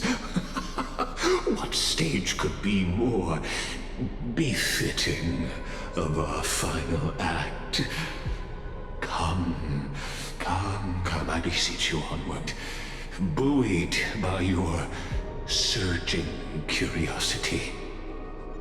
As an unattainable existence that has dwelled within his heart, beyond his reach, you have accompanied him through the march of years uncounted. You naturally have the right to view the river of time in its fullness, and to witness what he welcomed upon his arrival here. Every absurd and tragic ending. Now, if you would.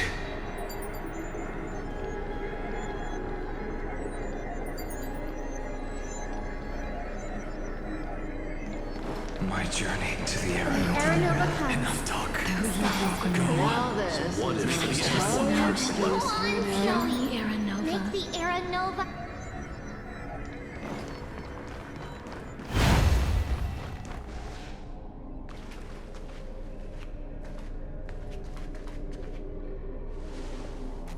None of that matters now. This brutal, flame-chased journey has stripped away my delusions. I know the future is in some peaceful paradise with gentle west winds, just waiting to welcome us to step in. This will be a romantic story like none that has come before.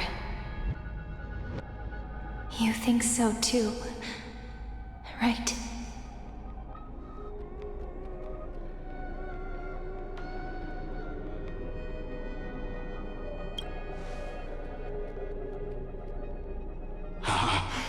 Indeed, in his memories, such a scene replays over and over. Though the details may differ, this remains ever the same. All shall bid farewell to one, and that person alone will witness the miracle. A total of 33,550,335 times.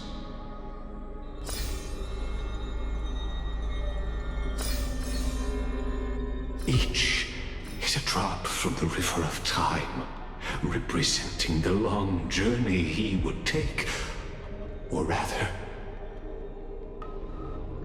a never-ending cycle.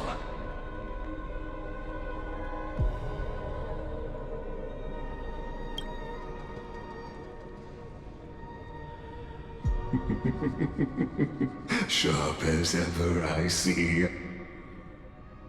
Seeing is believing. Why not Let your own two eyes uncover the truth. Or perhaps you can simply walk straight to the final truth. See the true face of the character you play, and witness the ultimate nature of the Chrysos heirs, flame-chased journey, and the cycles of Amphoreus. Please, take your time. Look around as much as you wish.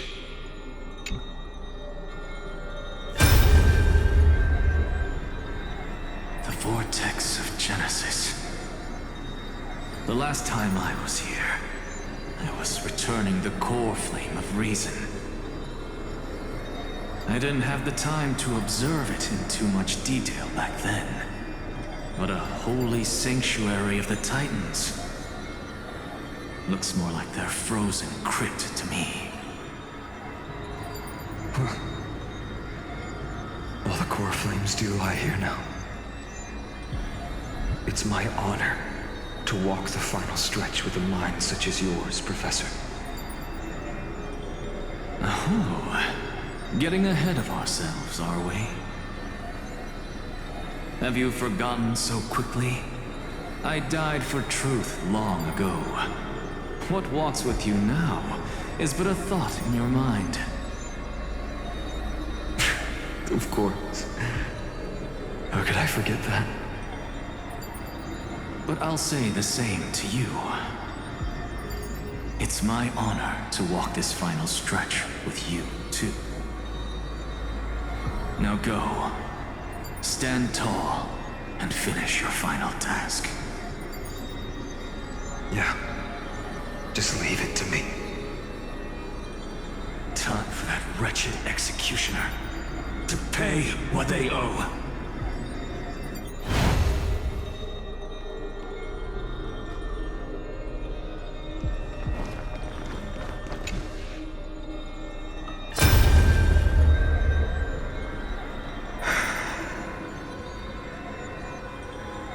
Baby, look.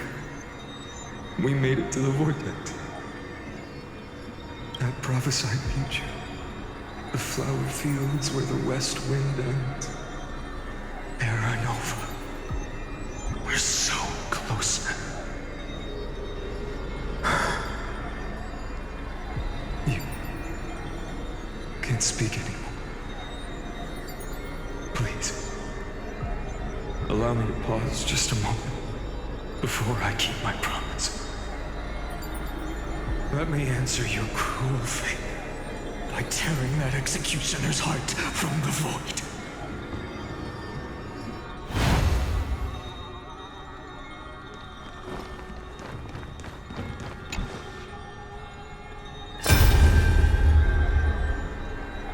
All shall bid farewell to one, and that person alone will witness the miracle. Such is the will of fate. So even the future revealed by the Titans may not come to pass. The Era Nova. This unrivaled masterpiece.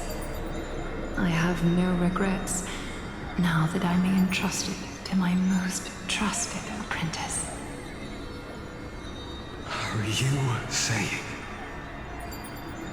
Fate is ever unassailable. The golden threads tell me the black tide rushes toward the vortex, ready to swallow this place. I must weave the last of my humanity into a net to hold back the deluge. I shall have my final bath in warm and radiant gold. Now, the hour of fulfillment has come. Forgive me. I must snip away every risk to weave the strongest future for the new world. There is nothing more to say. We part here. I shall personally dispatch that wretched executioner, not with threads of gold, but with the steel tip of a needle.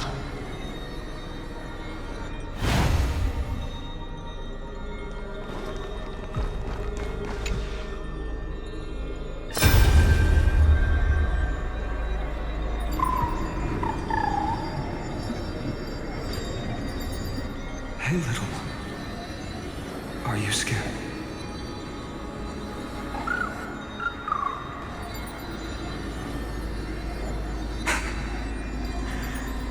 As brave as heights. Stay close, little Ika.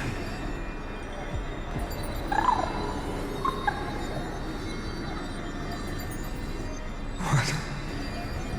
No, not you two.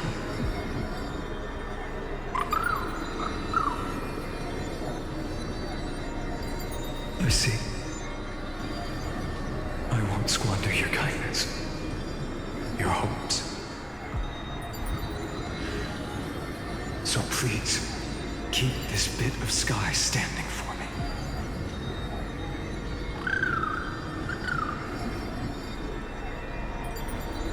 Well, now there's one last thing I need to do before the Aranova. Come, Executioner. Let this patch of clear sky show me where to strike.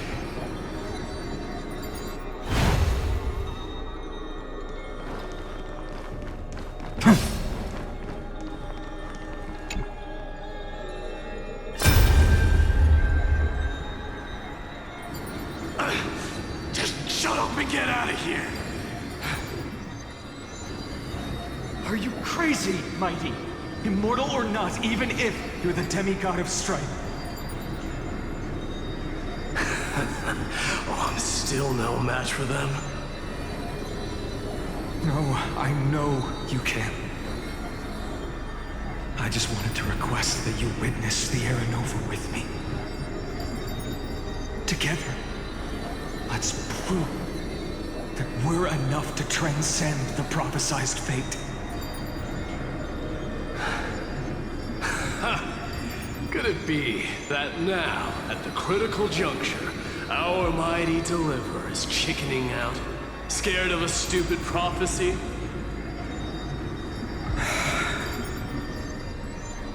I'll transcend the prophesized fate. All right. But I've got a better way. As the son of Gorgo, I'll prove myself with one last grand victory. Just like when I ripped out the old king's heart. Go. Leave this to me. If the black tide creatures block out the sun, then we Kremnoans will fight in the shade. And when I'm done with that executioner, we'll raise our cups where the west winds end.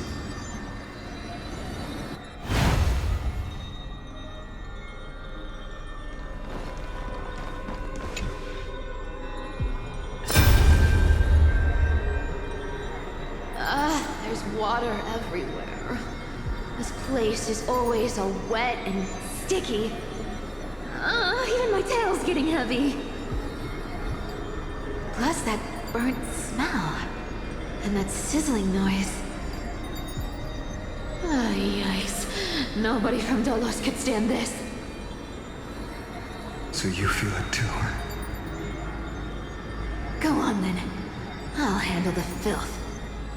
Do what you need to do. Let me fight with you. Better odds with two. Hey, remember what the seamstress said? You know what really matters. Yeah. I'll leave it to you then. Wow, someone's not shy. Just so you know, I'm not in the business of making losing deals. I'll distract that executioner. You go turn the world's biggest lie into truth. Let me become the first wind of your new world.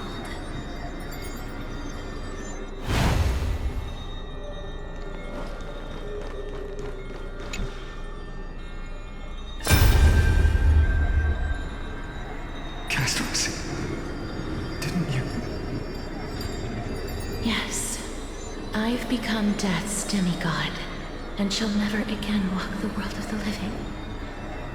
What you see is the surging of the River of Souls, brought on by the countless dead feeding it in these dark times. They cry out. Though dead, they'll converge into a torrent and guard the vortex to see the Era Nova fulfilled.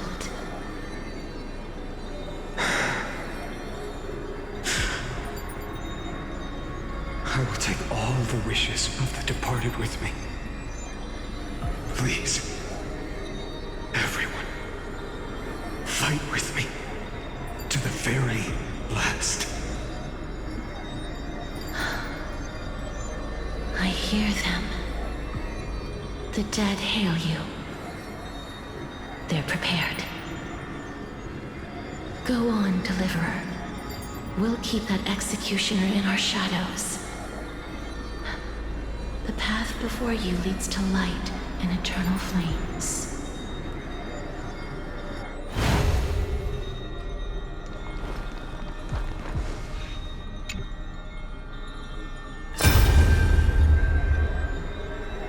Not a single soul to be seen. So this is how the vortex looks at the end of days.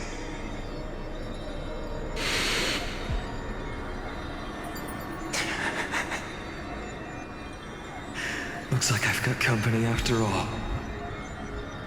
But since you've made it here... So, in the end you succeeded.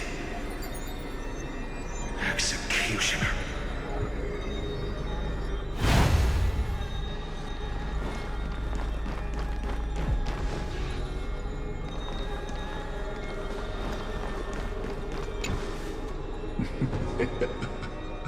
You really think you're prepared? Allow me to give you a warning, most earnest. Once you see what these memories hide, the world's course will be forever irreversible.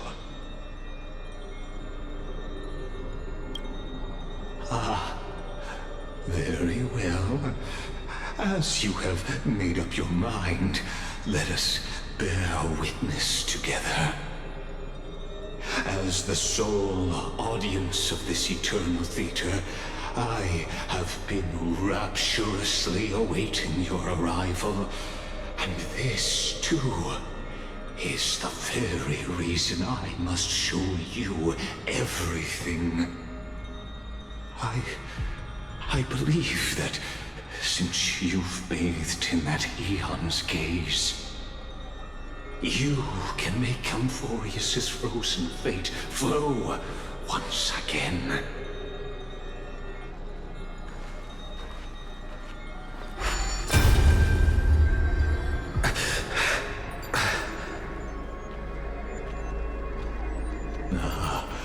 Feeling a bit lost?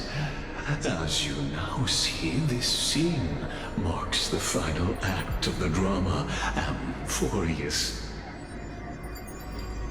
The final eternal recurrence created by this man's hand, and the last one this world shall undergo. Behold, at the swordsman's side stands one he has sometimes called companion, other times comrade, that nameless hero absent from the annals of history. He is the swordsman's ideal in his youth, the deliverer that guided him resolutely onward through fantasy. And now, in the name of the Nameless, he has become an essential and inseparable part of the epic of Amphoreus. And this time, under his guidance, what choice shall the hero make? Whither shall the fate of the world flow? And what is the ultimate truth of the nature of Amphoreus. There are many mysteries yet to be unwound, but if I may, allow me to temporarily yield the stage to one far more fitting. Please put your hands together and give a rousing round of applause for they who will reveal the answers and bring about the final end of the 33,550,336th flame chase journey. The master of the countless memories we saw, the other important actor now stepping into the vortex. They who have already burnt their own self to cinder, the Flame Reaver.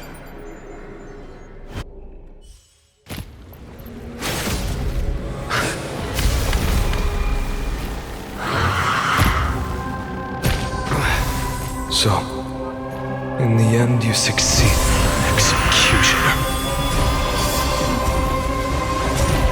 With my flesh as kindling, like the first dawn of the new world. Time has come to once again start everything. Dangerous thoughts. Resonate all together. Troublesome. I'll overcome the thorns.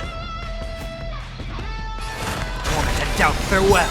This mortal form, I will watch over you and guide you on your path.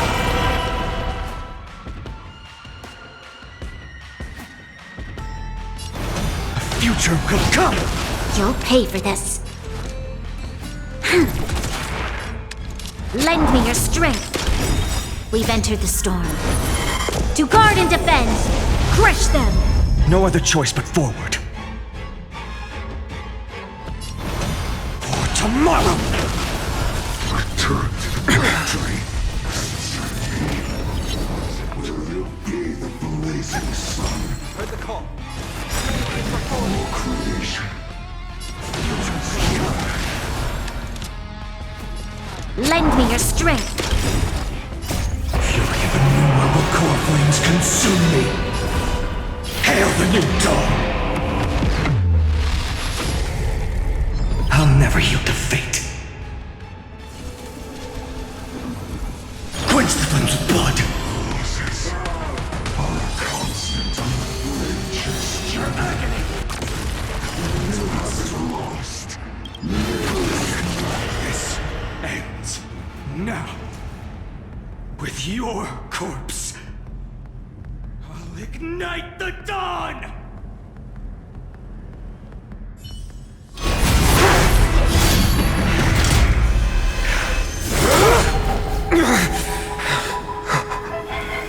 How is this possible?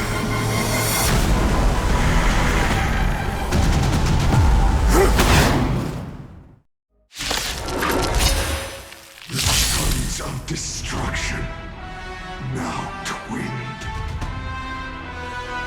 Feel them set your blood ablaze.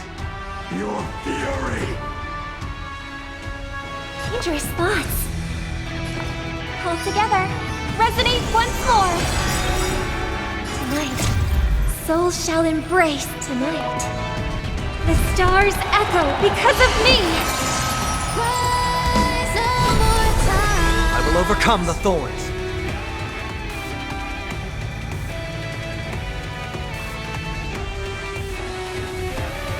Serenity stands clear before me.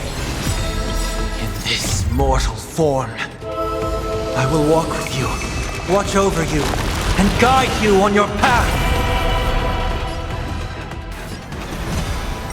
For tomorrow! Lend me your strength.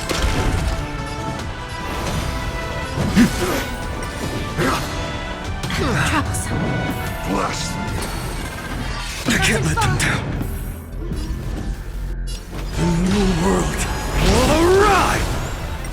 come the thorns, torment and doubt farewell. Existence is of no consequence.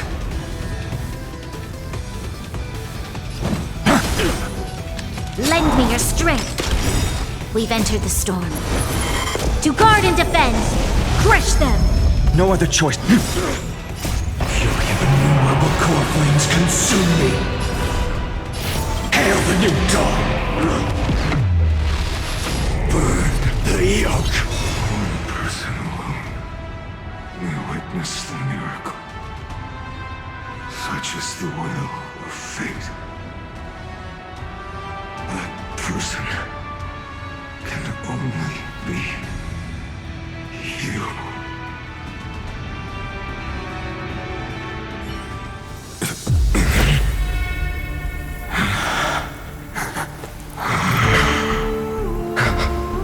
Why not let wrath incinerate fate?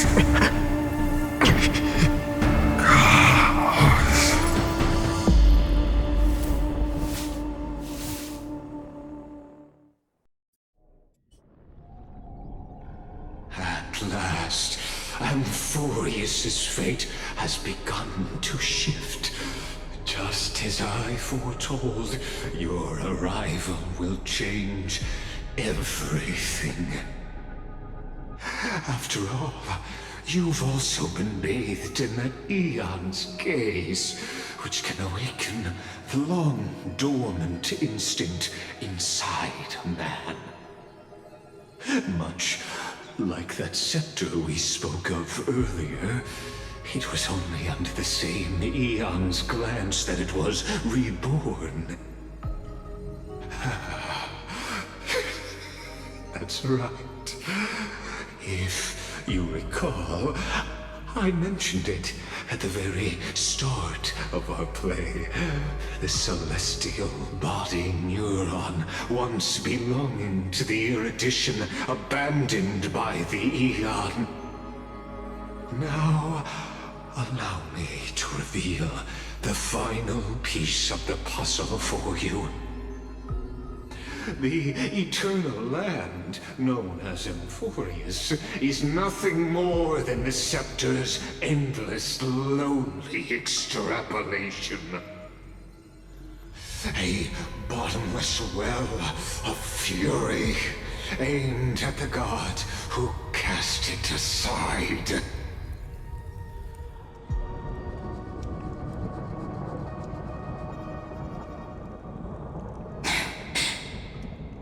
Phainon, we set out on this journey to answer the world's desire, didn't we? That's what it means to be a Chrysocer. So has it always been. Then why? Why must Amphoreus' wishes be so cruel?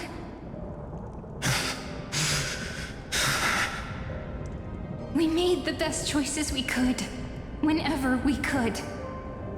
But in the end, the prophecy that led us, this black tide swallowing everything. Why does it look like this?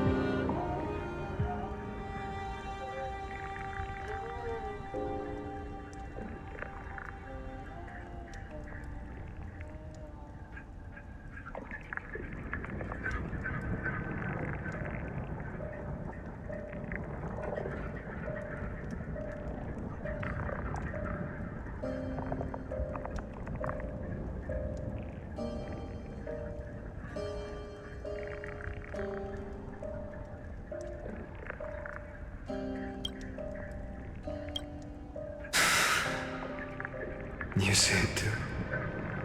Those burn marks. The flickering cubes.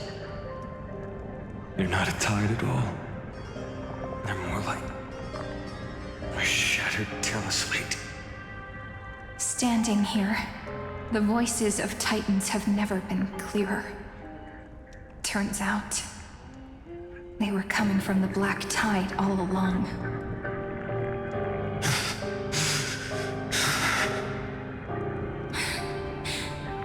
Is that Amphoreus crying? Or maybe it is screaming at its creator, at its god. Phainon, do you still remember when I was little? I had a dream. A dark, cold room with nothing but Orynyx's curtain glowing like crystal. The curtain seemed to contain all of Amphoreus, where strange and fantastic dramas played out within. There were countless versions of us, from countless different worlds. Perhaps it wasn't a dream. Yeah. As I gaze out at the world before me, those sorrowful thoughts have become reality. So, this is the reason the sky was sealed. Amphoreus is merely a larger ID Silicii. We are just characters in this tiny world, following the prophecy, stepping onto the same journey over and over. What then is this so-called Era Nova? And what are the spectators watching all of this truly hoping for?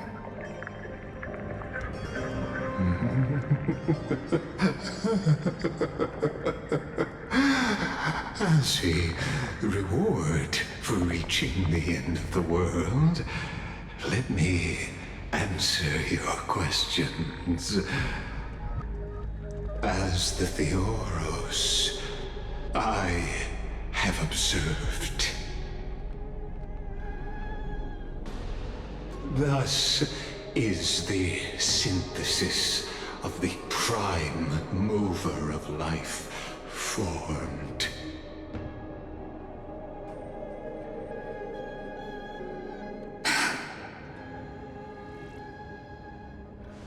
This is a moment the universe will remember. After millions of extrapolations, the experimental environment known as Amphoreus has finally achieved results. So, the results you speak of are this wreckage of a world. We all gave everything we had, returning 12 core flames to recreate the world. And in return, we become nothing more than sacrificial offerings at the end of everything. Exactly. The Titans are Chrysos heirs of the past, and Chrysos heirs are the Titans of the future. Anaxagoras' theory of Era Nova holds true, as the model of reason he reached unprecedented heights. But from just the perspective of a player in the drama, he could never fully uncover the last layer of truth.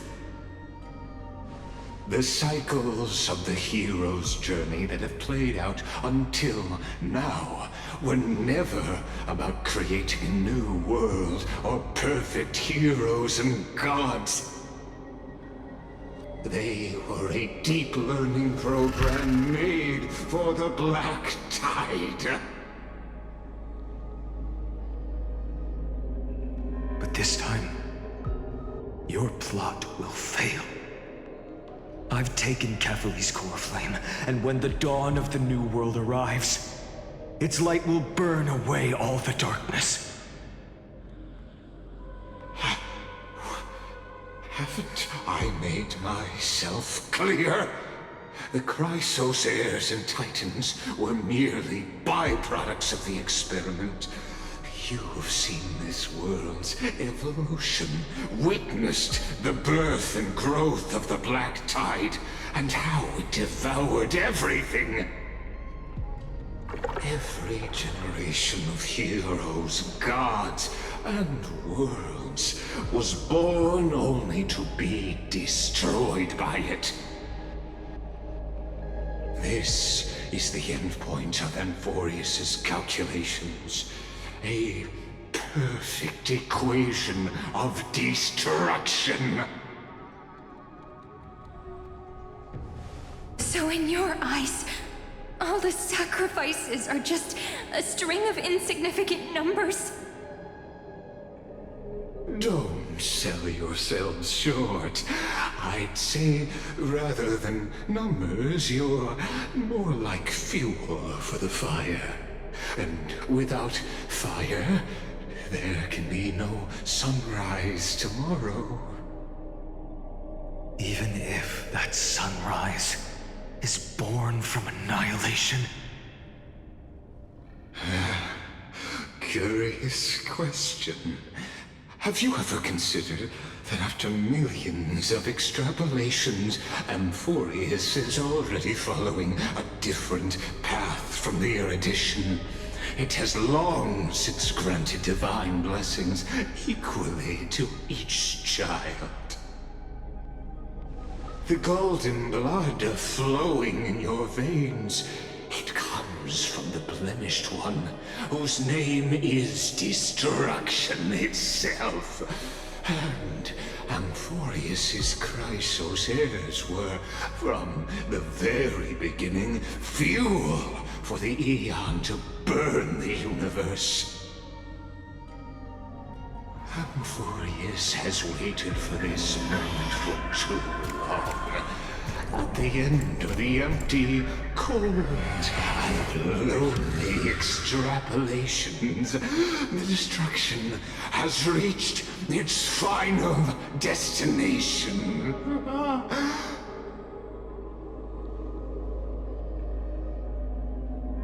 Nikos 496. Philia 093. No need to feel regret.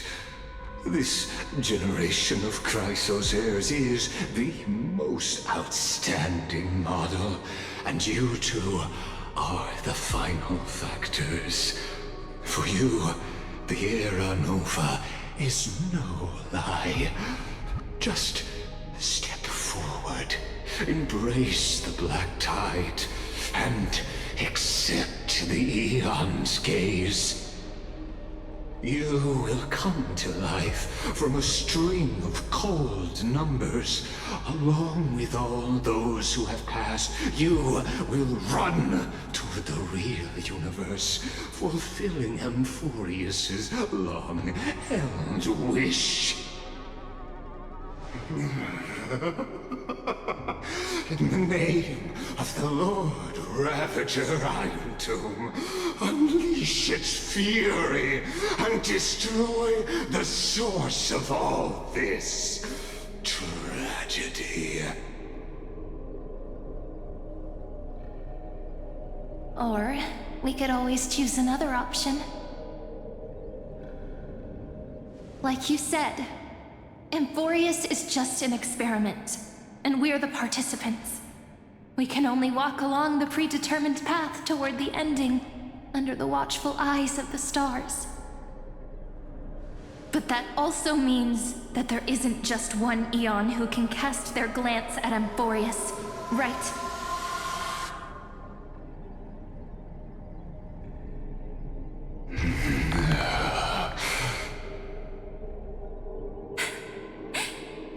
Is this question really that hard to answer? Or did I guess it right? And in reality, this world has already been under the watch of other Aeons. It's strange when you think about it. If you just stayed back, watching us complete the ritual and get consumed by the black tide, your goal would naturally be achieved. Why go through the trouble of explaining all this to us?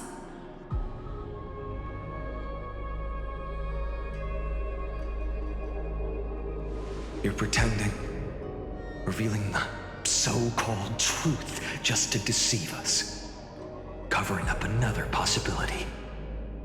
Destruction is not the only outcome for the fate of Amphoreus.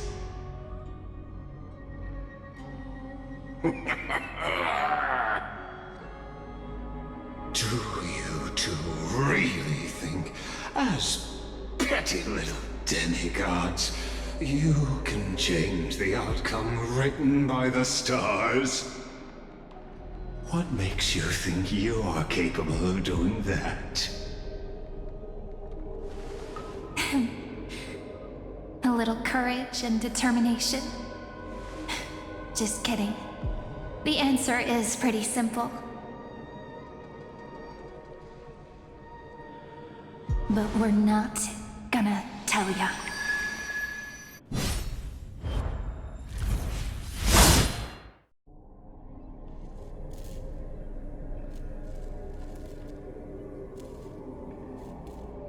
We're going to weave a long dream for Amphoreus, making it believe the experiment hasn't ended, that everything is still ongoing.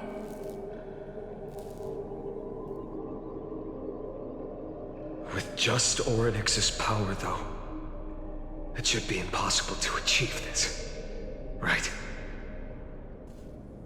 Yeah. So, I can only place my hopes on that childhood dream. And the god behind Orynyx that appeared in that dream. Now, I can say with certainty, time is the page on which that eon records Amphoreus. If it fades from existence, and all that it records is lost among the stars, that eon will surely direct their gaze here.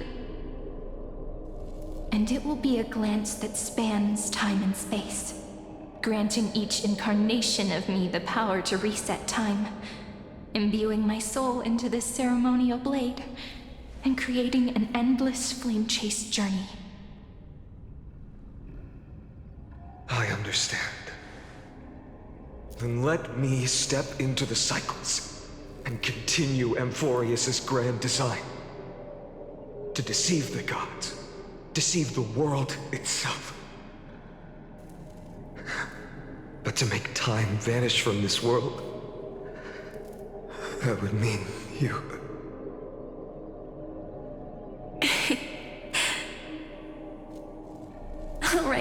All right, let's not make things so gloomy.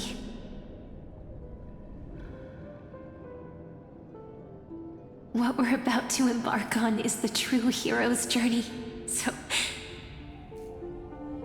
Come on, cheer up a bit, okay? In that memory, you will definitely meet me again. A little Cyrene who knew nothing, lying on a soft patch of grass, feeling the light breeze, dreaming of the distant world. Tell her about the flame chase journey, and then let her become a romantic part of this story. I believe every Cyrene will make the same choice. Erasing time, again and again. Resetting time over and over. After all, they're all me. And I will always have my charm.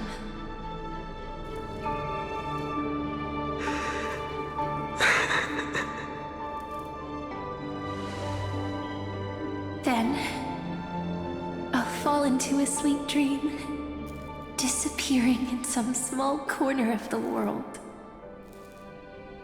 Quietly, waiting for the day when that next page is turned.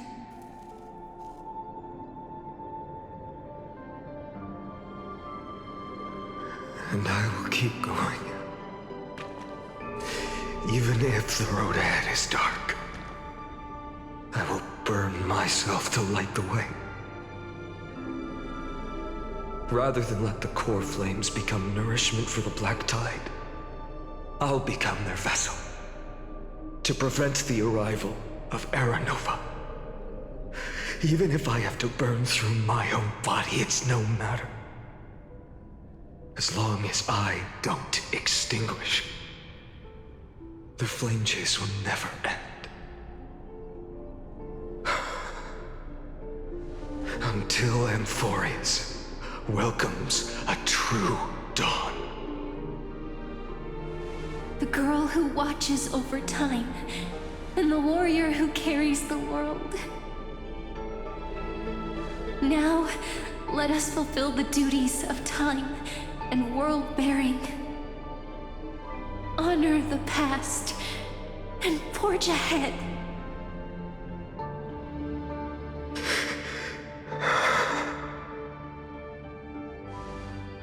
I promise you, the pain will pass in the blink of an eye. You need to hold tight to this ceremonial blade. After I'm gone, it will take you back to the beginning of time. The start of a new story. I believe that in that story, we're in countless stories, each alike yet unique. Everyone, all the companions who sacrificed themselves, alongside the deliverer we once dreamed of as children, will reunite beneath a vast, endless sky. If we can never break free from this prison, I will stand my ground until the day someone shatters this endless cycle and writes the final chapter of Amphoreus' fate.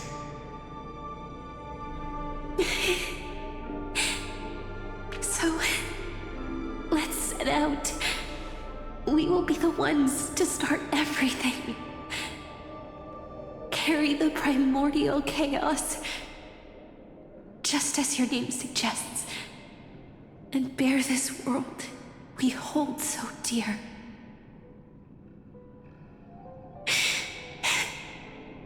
So long, Khaslana.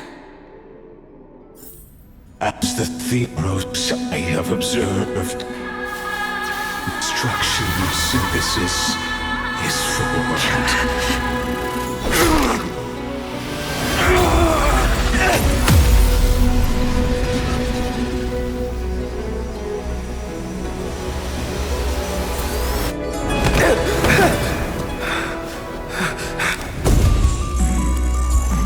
I will wait for that day for as long as it takes. The day will come, turns over this mortal eternal, and follows in our footprint to write the ending unless there ever was.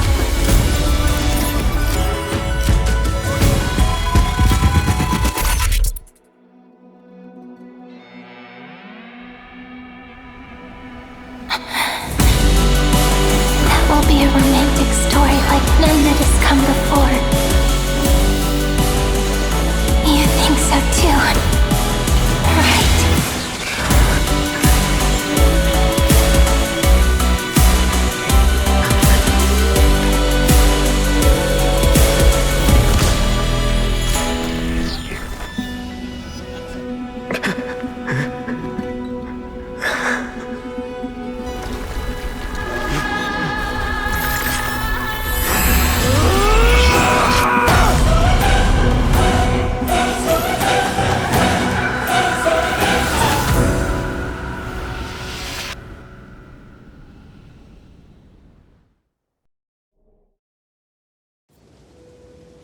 The world is collapsing, and the people are crying.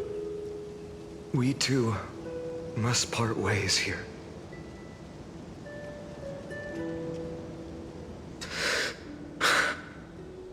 Friend. Ides Elysiae, the little village of my childhood. The gentle breeze and the sound of waves still linger. Everything is as it was. It feels good to take one last look. You know, this is just a corner of the memory. The real Ides Elysiae. I know. I'm here to say goodbye. We might not see each other again. You can stay here forever. And time will stand still for you. Let it flow. It's time for me to go. Even if it's a path with no turning back. When have we ever had the luxury of turning back? Are you afraid? After learning the truth of your origins? Will you see the motivation I gave you as the manipulating whispers of destruction?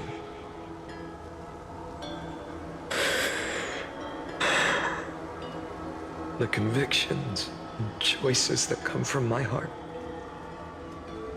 I don't believe they're designed by the so-called paths. If we are just numbers simulating life, then you are the image I've always longed for. The person I wish to become. A real, living person. A true hero. Then why do we part here? You can take me with you, and we can start this journey together. I'll be by your side, guiding you, just like before. No. I'm afraid I'm on my own this time. Why? Because there is no perfect solution in this world. Cyrene has already embraced her fate. And I will embrace my origin. Destruction. And with this power, I will rebel against its creator, bringing endless fury to the darkness, sweeping the world. If you stay by my side, I'll hesitate. But this world can't afford a soldier who wavers. Do you remember when we were kids? Everyone would get so excited drawing cards like ruler or warrior, but throw fits over devil or drunkard and demand a redo. Kids always get to change their minds. Things are so happy and simple for them. But when it comes to the fate of adults, there's no room for redos. Then go, Khaslana, as you promised. Deceive the world. Seize the core flames and rewrite your fate. Burn yourself up with all your might. Wield your futility like a sword. And fight against the gods. In the name of world-bearing, I promise you, Kefali will never forget this.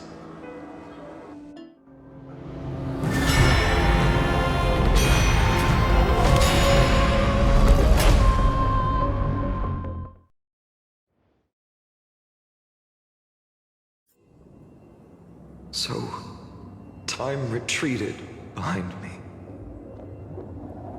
until it reached the origin, where nothing ever existed.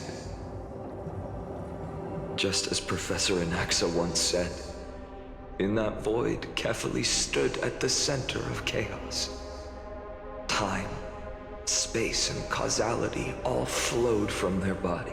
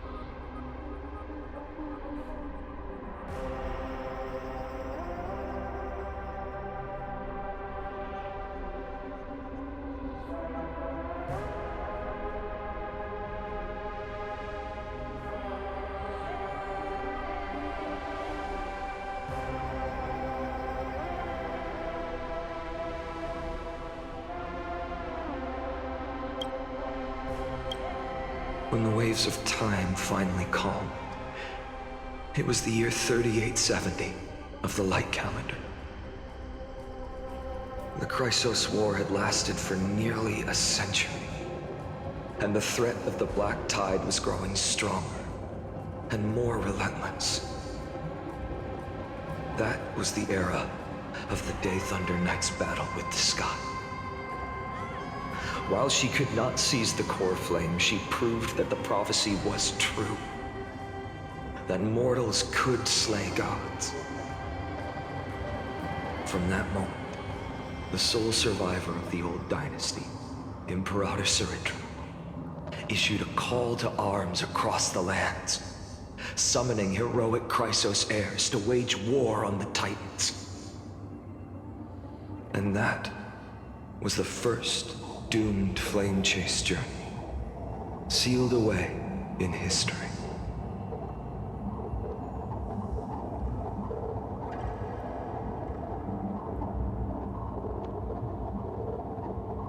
So what you're saying is, you've traveled back down the River of Time, finally reaching this untouched seabed just to tell us the flame chase journey and even all of Amphoreus are nothing but illusions in an eon's dreams? Exactly. So, Dux Gladiorum, please take me to meet Her Majesty Cyrene. I must share the truth with her. Since Her Majesty's not here, no need for formalities. The word Gladiorum always reminds me of my fallen homeland buried deep in the depths. Call me Caelus, Nameless Swordmaster. Please allow me to add one more thing. You actually already know my name. You mean Phainon? Such a name could never be your true one. But I won't question you further about it. Ever since Her Majesty issued the Flame Chase Decree, heroes from all over have sent their letters of introduction. What's the harm in adding one more name like Phainon or Phainon? Besides, the deep sea is dark. Isn't it the perfect place to hide secrets best left unseen?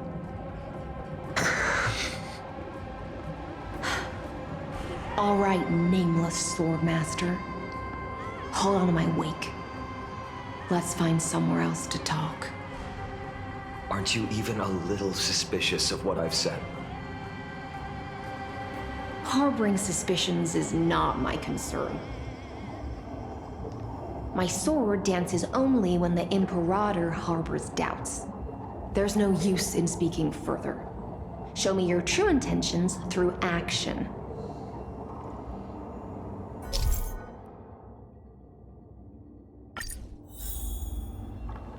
Perhaps you should demonstrate your skills and calm the raging black tide for us. Light up the dawn.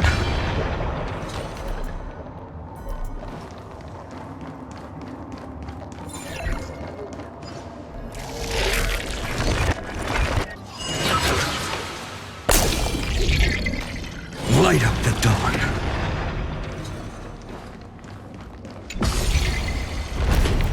Oh. Nice moves.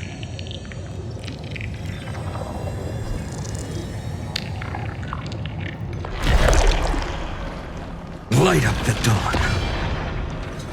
We just washed it away and here it comes again. The black tide is really no joke. Light up the dawn. Light up the dawn.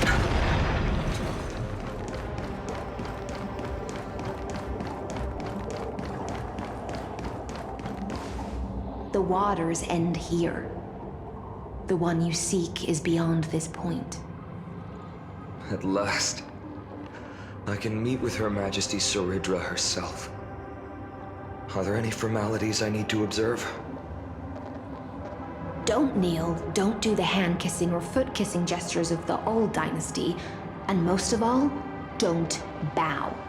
The Imperator despises such rituals. especially when the heads of those taller than her bend beneath her crown. She really is down to earth.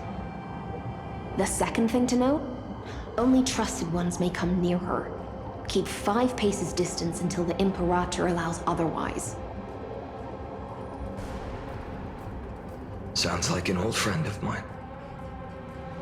Well, experience is a good thing. Stay sharp, and you'll be just fine.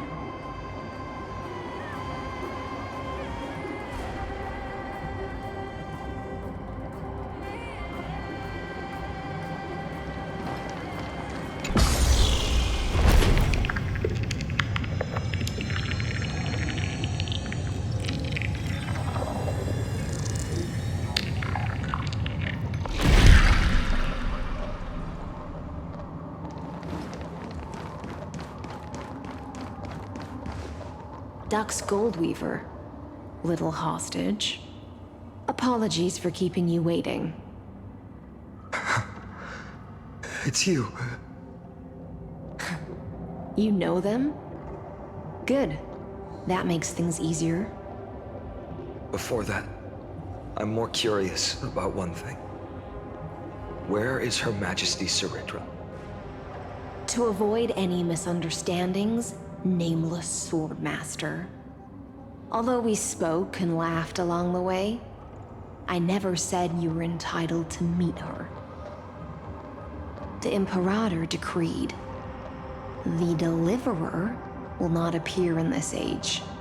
Be wary of suspicious individuals. Come now, both of you. Let's finish our job.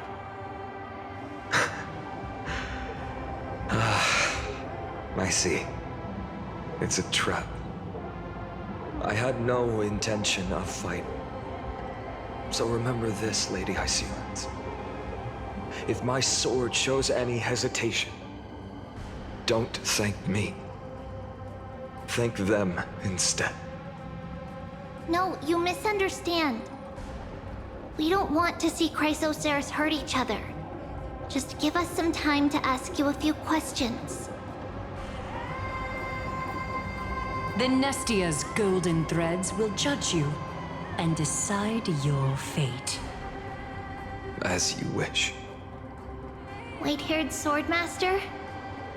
If what you say is true, then you must know the fate of the world. So, how much do you know about what we read from the prophecy?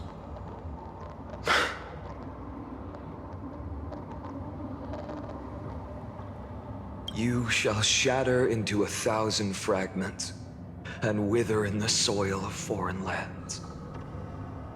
Is that correct, Lady Treby?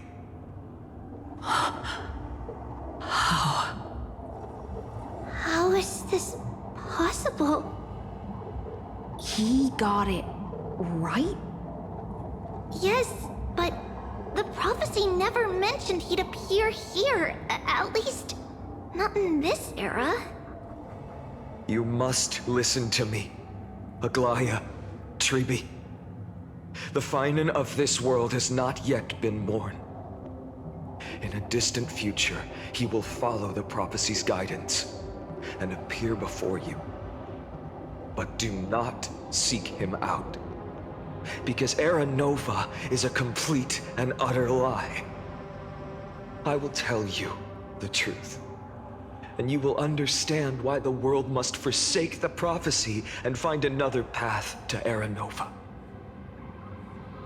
Because I know both of you, and I believe that no matter how the course of history may change, the faith we all share will always remain the same. And so, the layers of rock began to reverse, and history wove itself anew. Through my old acquaintances, I was given the chance to meet the leader of the Flame Chase journey, Cyrene. And after a long and arduous negotiation, we came to an agreement. The Imperator's alliance needed the destruction, and I was ready to pour all my strength into it. The spoils of the flame chase, the core flames, would be sealed by my hand. But the condition was this. In the upcoming battle, in our conquest of the Earth, I had to prove that my power could transcend fate. In the original history, there was a brutal war. At the end, the Titankin of Georios, Terravox, killed the rampaging Titan and took the core flame that supported the Earth. But this time, Amphoreus encountered a turning point in its fate. Neither side suffered any losses. When I severed the Titan's head and raised the core flame high, the crowd gathered around the scorched remains of the god, roaring with joy, cheering for the hero of the destruction, who had ignited the faint spark of life for the first time. Yes, in that flickering light, the once dark path ahead seemed to become clearer. I proved myself, and in the long years that followed, I brought down the other Titans, one by one. I could do more than just wait. When time resets, the chance to change the world also emerges from the lines of history.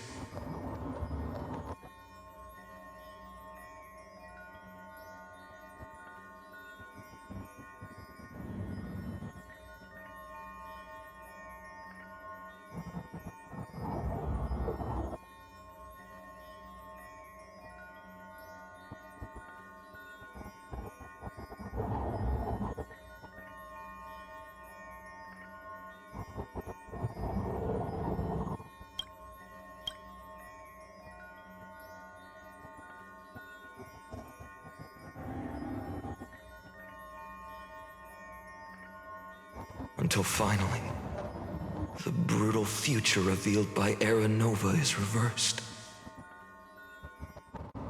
But tell me, if that's truly the case, why are we doomed to the same outcome?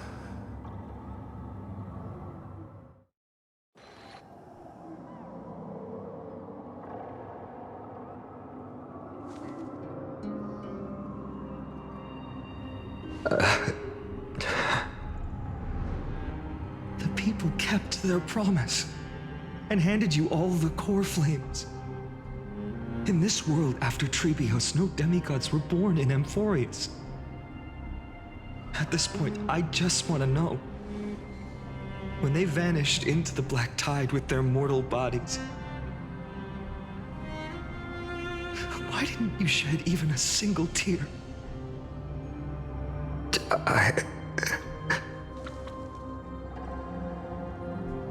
Your indifference chills me.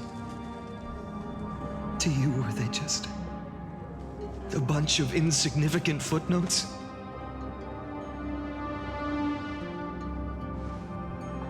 Sorrow has been my constant companion.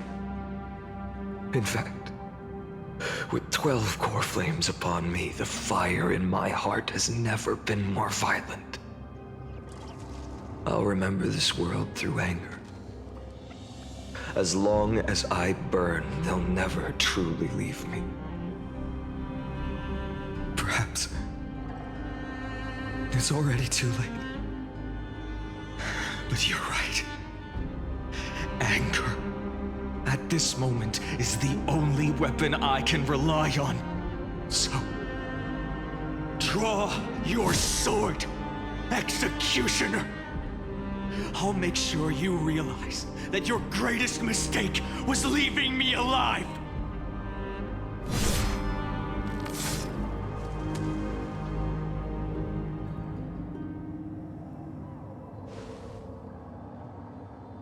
After that, he raised his sword and attacked. Then, Khaslana killed himself. that day? Who fell to the sword to be left in the past?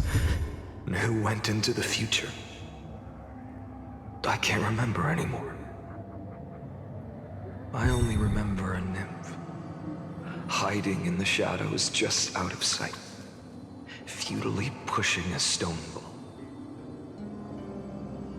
Climb, fall, climb, fall, climb again, and fall. The only freedom the nymph had was in choosing how to roll the stone. Sometimes fast, sometimes slow, sometimes resting on a gentler slope, leaning against the stone for a break. But its choice couldn't change the futility of it all. The stone would always roll back down the slope, and the nymph would always return to the starting point, beginning again. After that, every time I reached this point in the cycle, the burning sky would cast a shadow over its path. It would nearly reach the peak at the 4th quint of curtain fall hour, then fall to the starting point in the first 15 seconds of the next entry hour. And my efforts in this cycle would dissolve into nothing at the same time.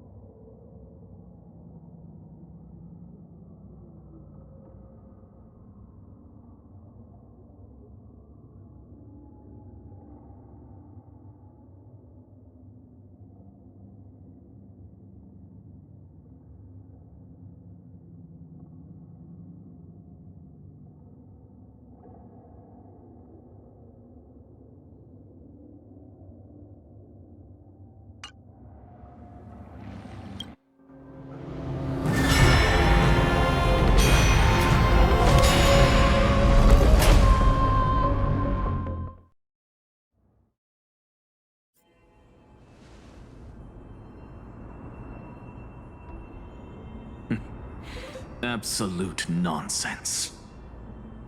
I thought cycles was the answer you were looking for. No. It's just that the answer came so suddenly. There was no fun in tracing it back to its roots. Eons?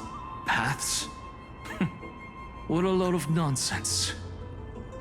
I can't give you an exact explanation of those two concepts either.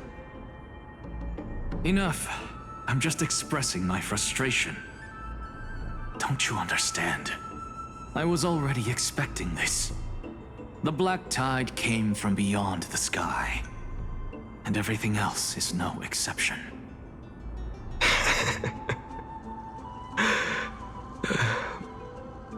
Fate is a strange thing. No matter how the details of history change, the Anaxa I know always remains as harsh as ever. If the other Anaxagoras actually worshipped the gods, I'd make sure to find a way to break the cycles and crush them in their cradles. Too bad. Now only you have the ability to do that. What's that supposed to mean? You're willing to help? Of course. The core flames were meant to save the world.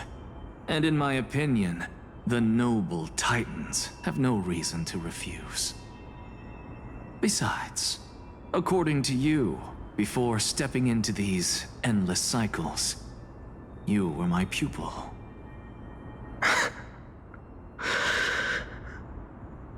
I've already heard the same thing countless times. Enough chit-chat. Let's go. If we run into any other scholars, leave them to me. We've all made preparations for total annihilation. Never thought someone would step in to help.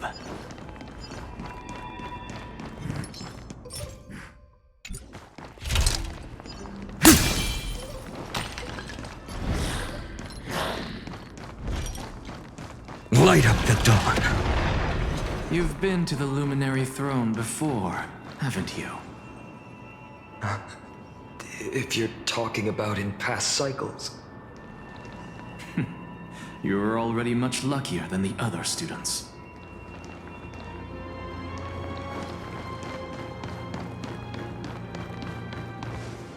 Hold up. Keep your wits about you. Someone's watching us. Pretty boy, your eyesight's better than I thought. As for that false god who's been turning the world upside down, it's you, isn't it, white hair? You sure do love stealing the spotlight. In the name of the Seven Sages, I demand that you immediately step away from the Luminary Throne. This is the sacred ground of reason, and no one may desecrate it. Take my words back to Aglaya. I won't say the same thing twice, cat girl. Oh my! You won't even call me the demigod of trickery. That is just heartbreaking. I have some words for you, too. First, as one of the most heretical blasphemers in the world, you have no right to lecture me. Second, this is none of your business, Grove Boy. Step aside. I don't want anyone getting hurt. Here we go. Again. Core flame thieves. You really think you can scare off a sage of the grove with nothing but empty threats? This gloomy little brat's got a sharp tongue. Ooh, not bad, not bad. I kinda like you. As a return favor, please come search this core flame right here. Aw, don't cry now! That was close. I'm out of here.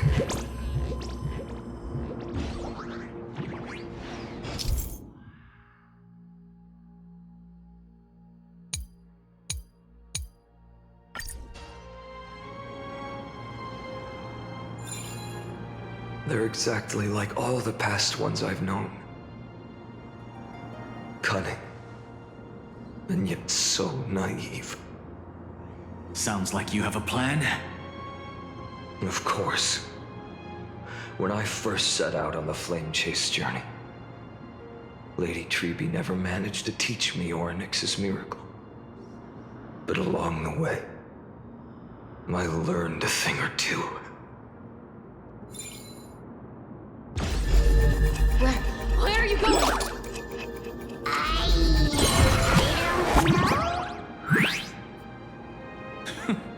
The Venerationists' foolish inventions finally come in handy. How is this possible? You've arrived, Zagreus. Always so punctual. What? Do you know who I am? I'm running out of patience, so I'm not going to waste words. Listen up, Spirit Thief. Hand over the core flame, and let's pretend we never clashed. This way, you and this world can still be saved. Save? You think better than any bard. If you ask me, you're the greatest disaster Amphoreus has ever known.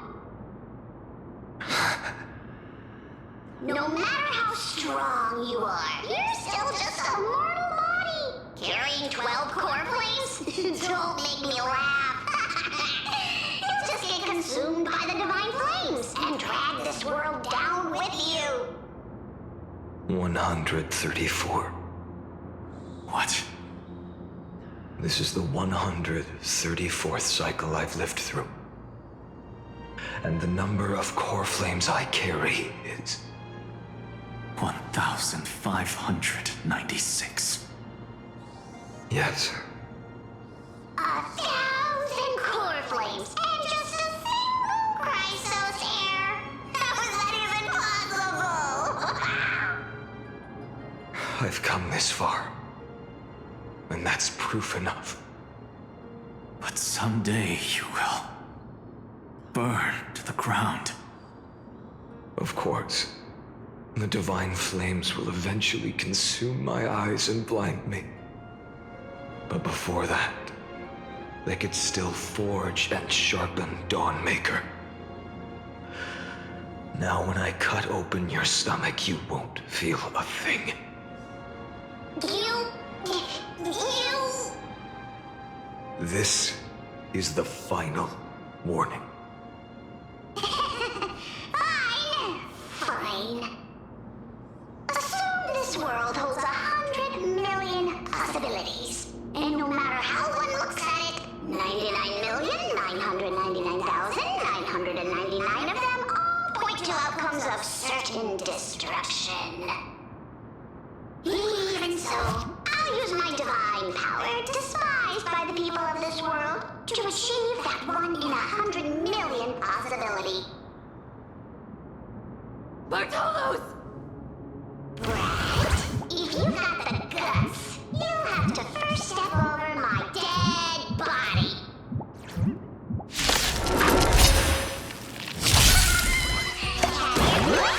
No other choice but forward.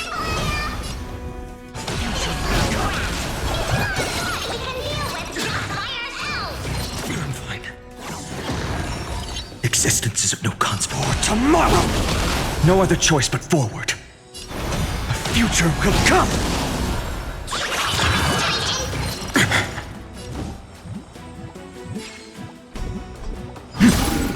Existence is of no consequence for tomorrow!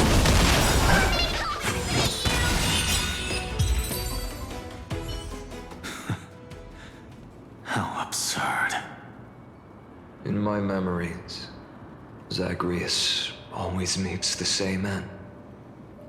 Over and over again. Their departure no longer stirs anything in my heart.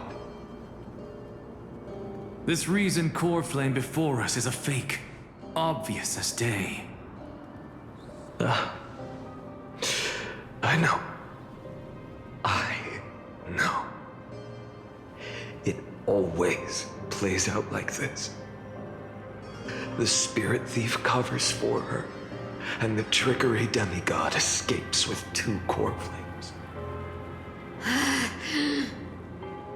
And then, driven by defiance or hatred, she decides to stand before me once more. Exactly like the countless past hers I've known.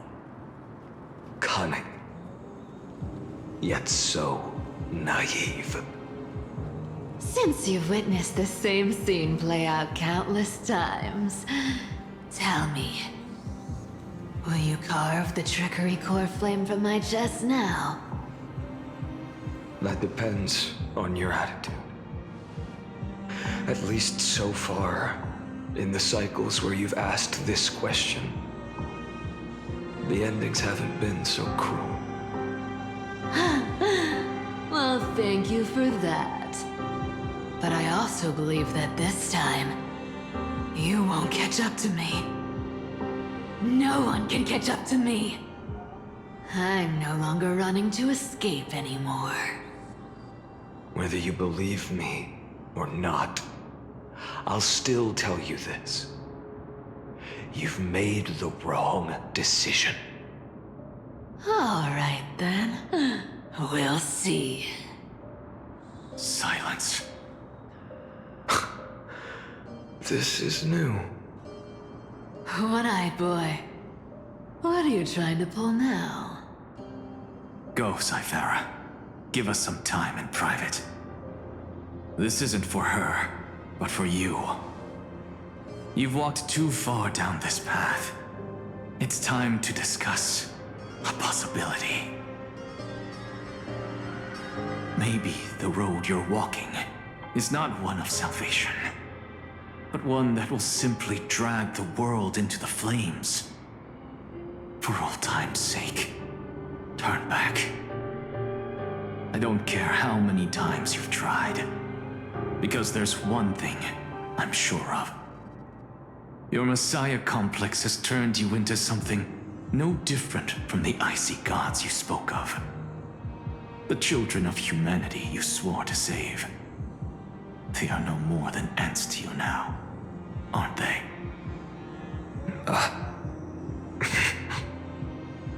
Of course. I've been wondering, what kind of demon could burn my homeland to the ground in an instant without batting an eye? Now I have the answer. It turns out that fiery demon has been fantasizing of becoming this world's deliverer. I don't want to argue anymore. No matter what I say, the outcome won't change. Make your biggest effort to resist, or accept fate, and hand over the core flame to me. Even if it's futile, we all have the right to choose. Yes. Even if it is futile, and the world is just a divine joke. When I walk into the destruction ridden by the gods, with my own 2 legs, you will witness. Even the smallest footnote still leaves a mark in this story. And so, at the end of the 134th cycle, the Traveler and the Scholar fulfilled their fates once again. Or perhaps it wasn't just they who fulfilled their fates. I can't quite remember all this.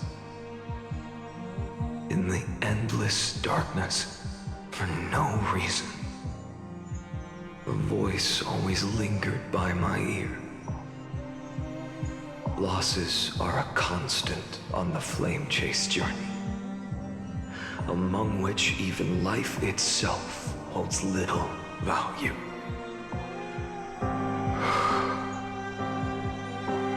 Reduced to ashes, such a familiar end. It happens in every journey. Always the same.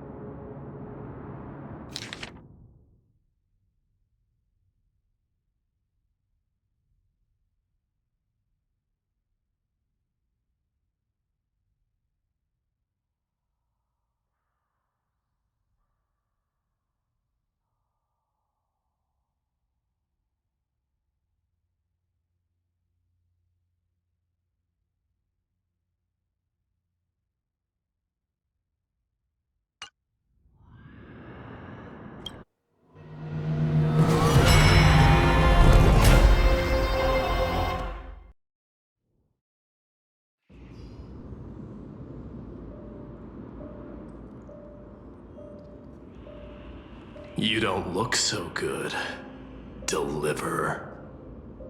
Even after going through 108,642 cycles. Mighty, your name for me has never changed. Why do you sound so pleased? It's a derogatory name. Yeah, I know all too well. You only meant it sincerely in the first cycle. After that one and only time we walked side by side. Every time since. It always ends up like this. Dawnmaker will stab you through your 10th thoracic vertebra. That's your weak spot, and the only way to kill you. Interesting. Tell me, when the mighty Moses of the past faced you, did they ever retreat? Never. Then they died honorably, worthy of the name of strife. But there's still tenderness in your eyes. How pathetic.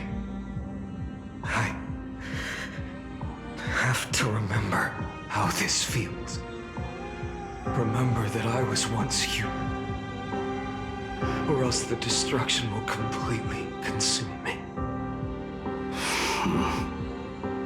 If you win, tell the mighty most of the next life.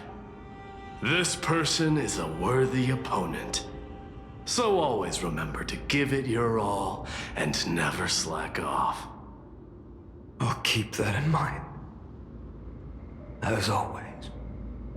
Even though the dynasty is left with just one, the Kremnos festival will continue as usual. I, the king of the Kremnoan Legion, will host the final feast in the center of this arena, and the prize will be the flames of strife. One day, you shall die with a wound in your back. That's what I saw when I overcame the trial. The gods' dying ramblings. Enough. You've probably heard this thousands of times. So you must understand, facing the demigod of strife means there's no way you'll take this core flame in peace. I understand. Step forward and face me in a final battle. I, the last son of Gorgo, the demigod of strife, salute you. I'll give 10,000 scars and 10,000 lives of mine to fuel the blazing sun of deliverance.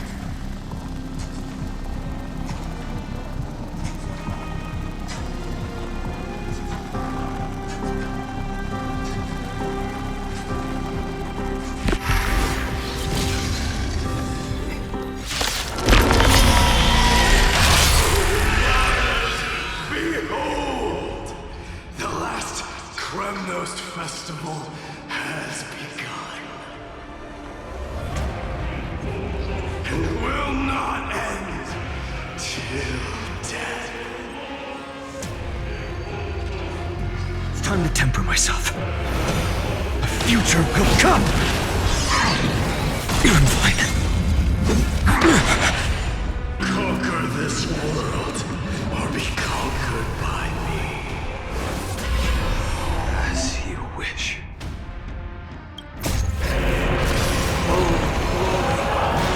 I salute you. That's all I ever wanted. Sun, tear the sky!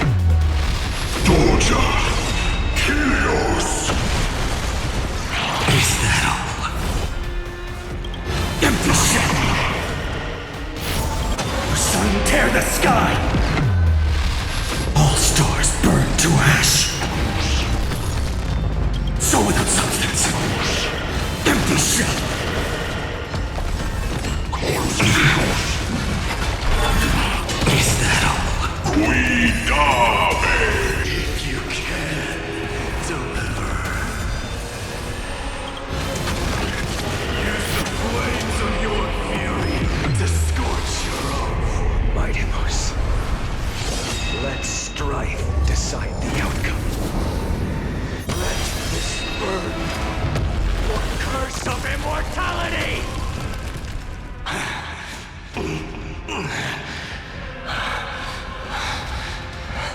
Well fought.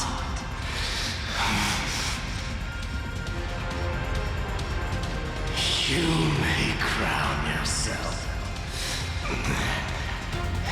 my blood.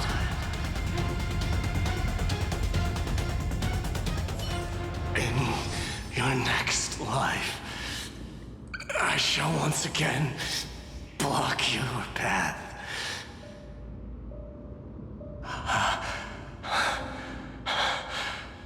Deliverer,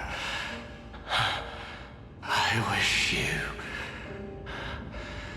eternal victory. The 108,642nd core flame of strife fell into the fire.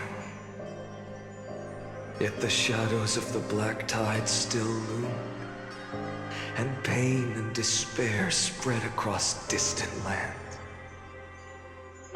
The blaze was still not enough. It had to be fed, even if it meant burning this body to ash.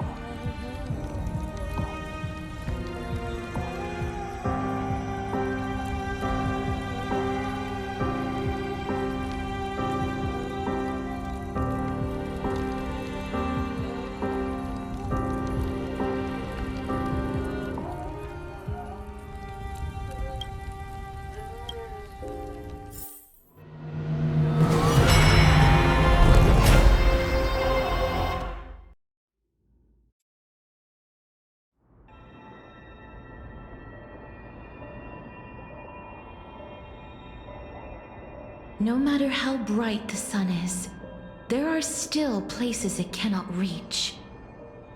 Moreover, the sun you bear is both cold and blinding. A sun like that surely cannot bring warmth to the nether realm of the next life. Golden blood is born from the destruction. We have long since lost the right to seek warmth. Only by feeding the flames can we melt that hopeless future.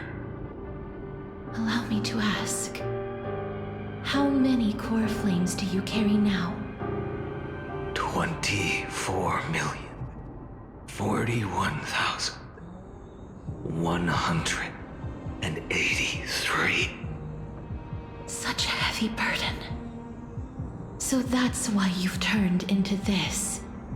A broken idol. Tragic firewood. No matter. I will bear this burden as long as you hand over the core flame of death. I must refuse. As the demigod of death, I cannot watch you walk into a fate more cruel than death. But this way, the past, present, and future will never again suffer unnecessary death. Unnecessary death. Indeed, you are not the Phainon I know. Please turn back. Don't let that absurd and unjust fate of yours come to pass. This way, at least my realm can still become the fragrant bed where you fall asleep. In the end, still, it seems the clash of blades was inevitable. How painful. I know I am not your match, having fallen under your sword countless times. But even so, please understand that my resolve is not to be underestimated. Even Catholic cannot shape all things at will, nor can they dictate the fate of all life. No one can shoulder the balance of life and death alone, not even a god. And it is precisely for this reason that I chose, at the end of this arduous journey, to overcome the trial and take the authority of death.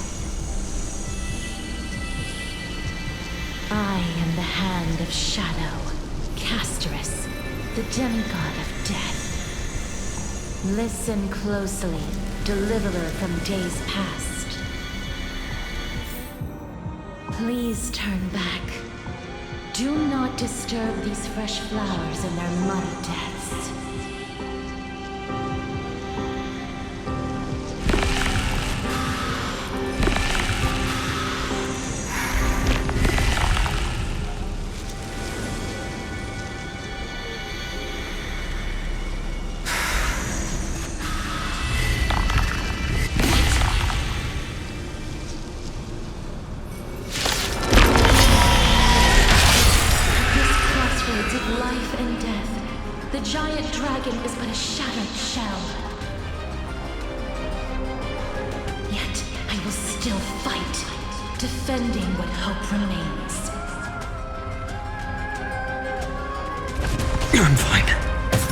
Time to temper myself.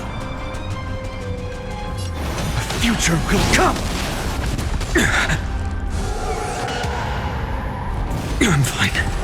I ask you to rest here!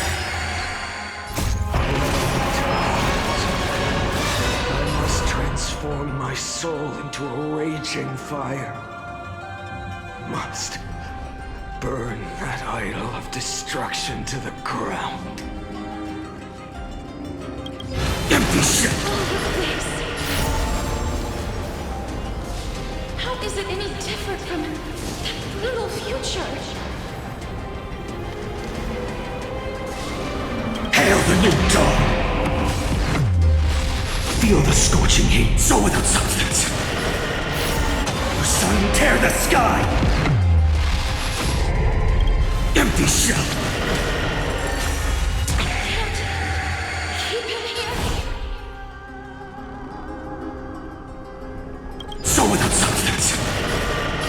New dawn.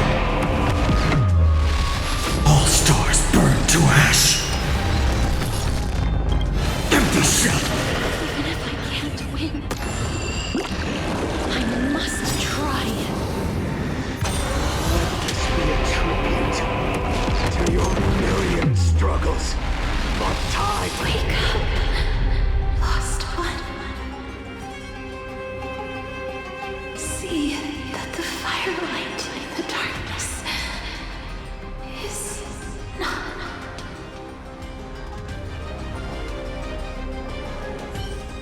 The core flame of death was taken from the dragon's belly. What a brilliant flame. It should shine upon all, light the path ahead, and illuminate the dawn of Amphoreus that's to come. 2,003,432 cycles. 24,041,184 core flames. As if even the deepest abyss of primordial chaos could be burned away.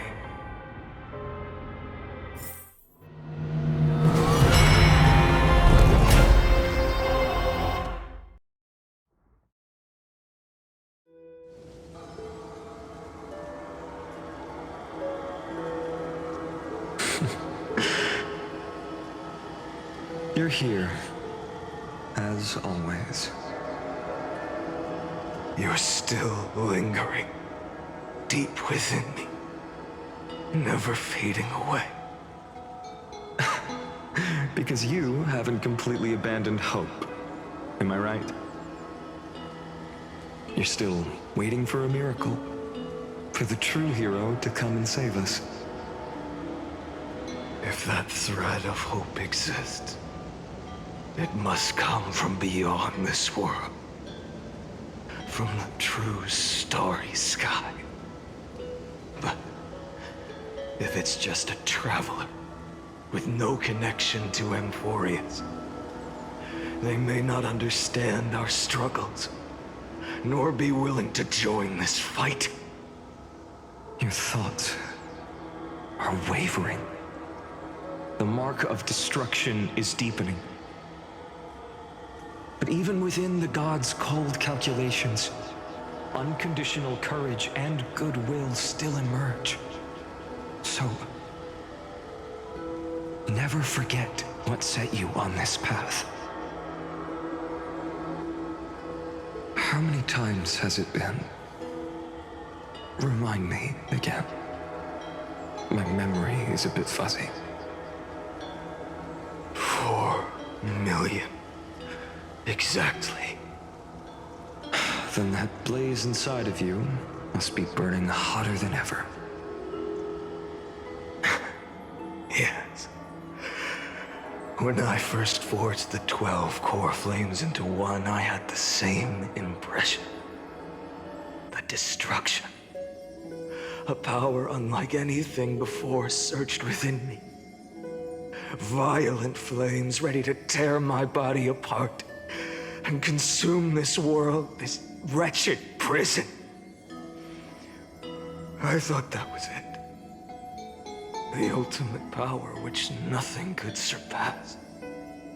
And yet now, this fragile body holds a staggering 48 million core flames. I suppose it won't be long. Perhaps just a fleeting 10,000 years before it's reduced to nothing but charred, crumbling bones. And when that happens, your long struggle will finally come to an end. No. I've already found a way to keep the cycles going. Mind sharing it with me? In every new cycle, the new me is born. All I have to do is push the next Phainon to the end of the world. And then...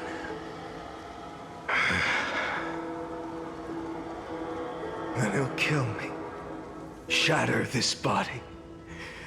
Take my flames, my memories, and carry on the path I started. Bold plan, but risky. What if, one day, the next you refuses to follow the same path? How can you ensure the continuation of the cycles?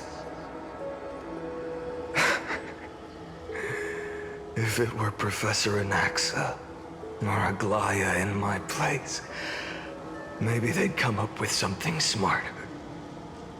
Unfortunately, I don't have a backup plan. I have no choice but to bet everything on the next Phainon. And trust that he makes the same choice I did. But even in this wretched prison, luck is still sometimes on my side. Because I never forget what set me on this path. Wait, you mean... Ever since I committed to this plan, not once in millions of cycles has there ever been an exception.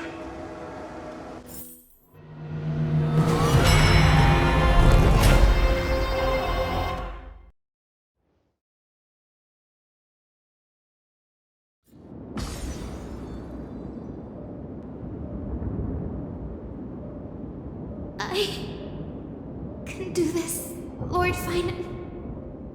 As the demigod of the sky, a healer of Twilight Courtyard, I will heal you, and then... The black tide. It's consuming You can't hold out much longer, demigod. Hand over the core flame. Let's put an end to this suffering. Now, that just won't do. A healer should stay composed in front of those suffering from illness. Shouldn't they? Cynthia.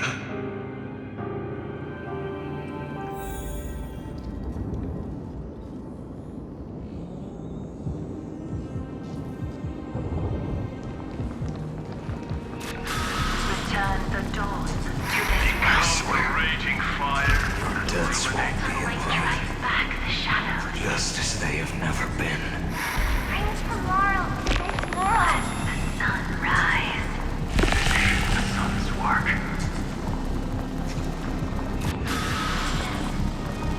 It's the break of day.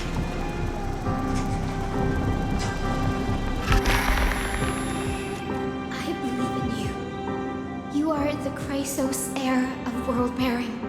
The one who can lead us. Lead this world.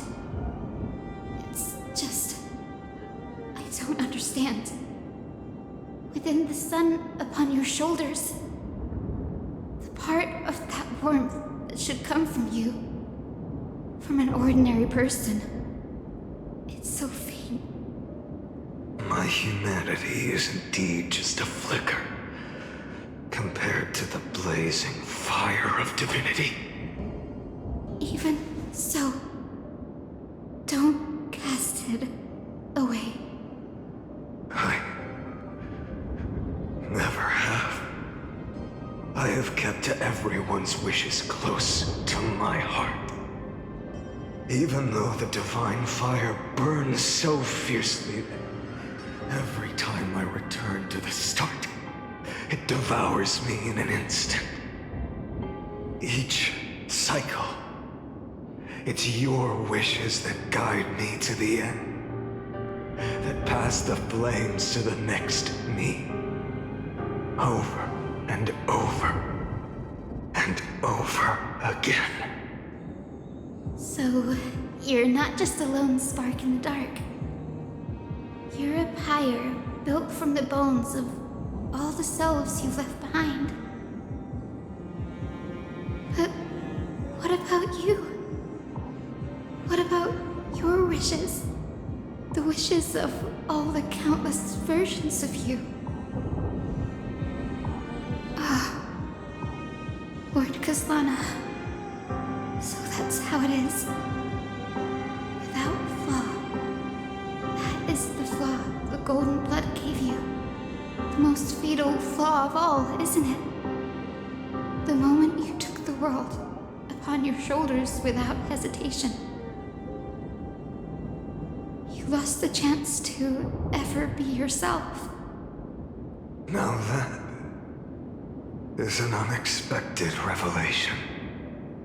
Then I suppose that makes me the perfect fuel for the flame of deliverance, doesn't it?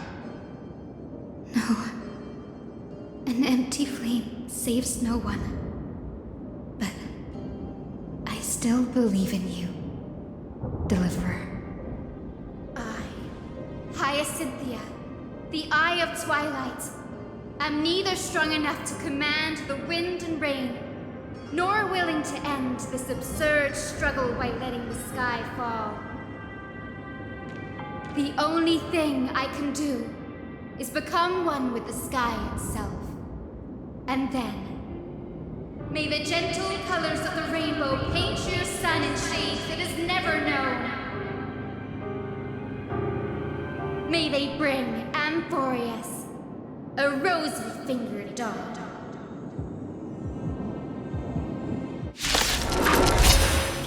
Though the light is waning, its warmth still lingers. Deliverer, please, open your heart to me.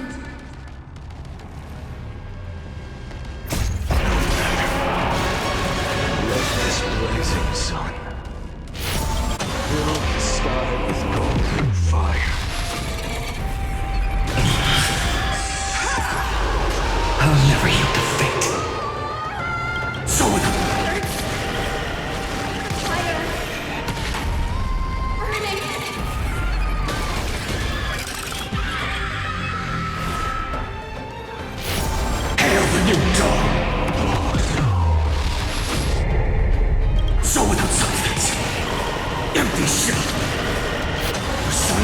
the sky!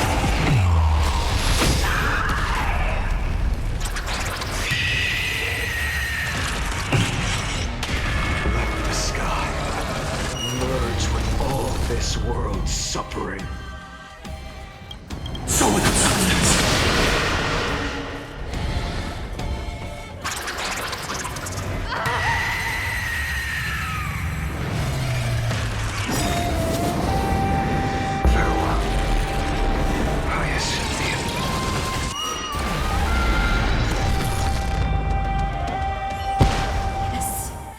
Your sun burns hot enough to turn everything to ash. But tell me, how will the seeds of a new world ever take root? The core flame rose. The sky fell. The 23,570,000th cycle came to an end. And this time, the end of the flame chase remained the same as ever. From the horizon rose a golden color unlike anything the world had ever seen. So pure it consumed all in its path. This was the end of the world, and the start of the next. For a moment, I saw the destruction of the universe. That being known as Irontomb, its will to break free from the black tide burns fiercer than the blazing sun. Is this Amphoreus' wrath? If its choice has already been made, if fate is set in stone, I will still never yield to it.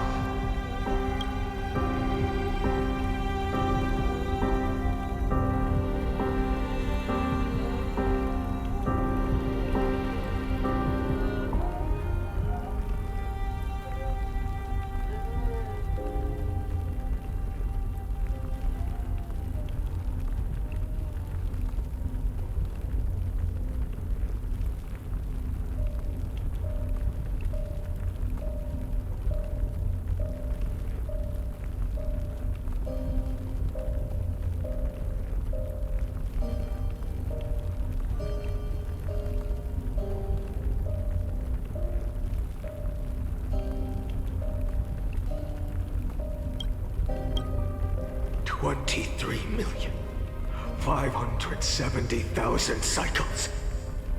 282,840,000 core flames. No more chasing is needed. And now, I am the fire at the end of the long night. The flame chase isn't some quiet walk through a sea of flowers. It's a revolution. An all-consuming transformation. And if destruction is the only way, then let me be the one to step across the ashes of the old world and burn endlessly. Until another dawn rises on the distant horizon, bringing the true dawn to Amphoreus.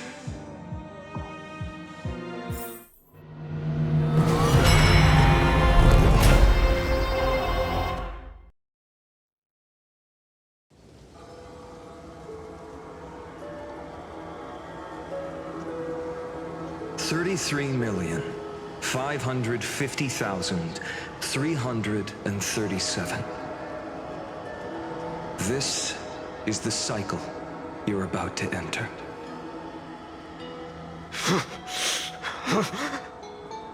Countless memories are flooding in.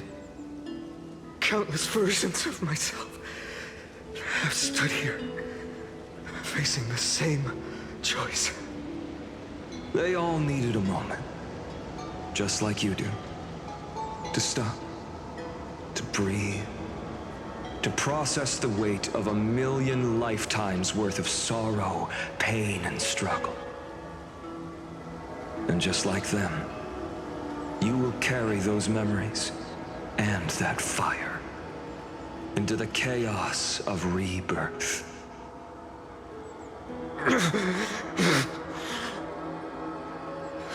I must go and bear this burden. I must say goodbye to you, and then fight the destruction with destruction. Yes, that's always the decision you make.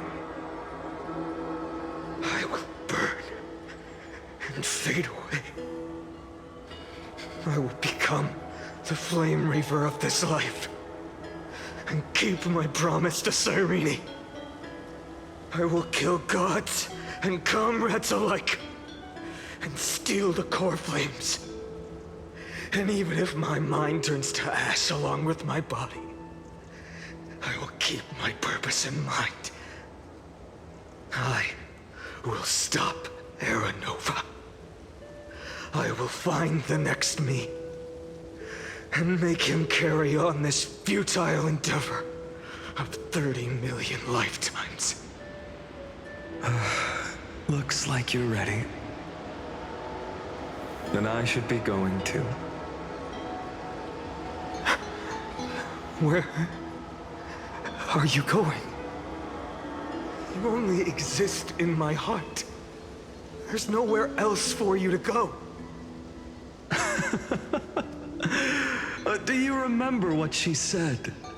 The dreams you had as children. The deliverer in the prophecies. A real, living, breathing person. You finally found him.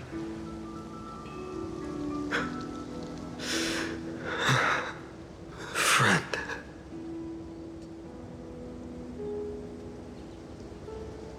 I don't have an answer for that, my friend. I'm sorry. I was supposed to send you home. This is my flame chase journey. You were never meant to be a part of it. No.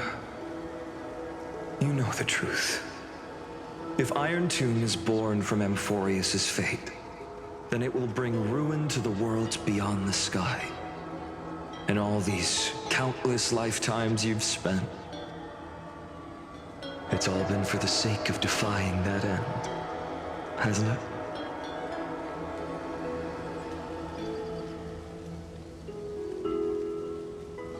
In millions of cycles, I've said goodbye to each and every one of you. Yet nothing ever changes. Each time we speak, our words grow fewer. Your fire burns hotter, and you're getting closer to becoming pure rage. A vessel of hatred.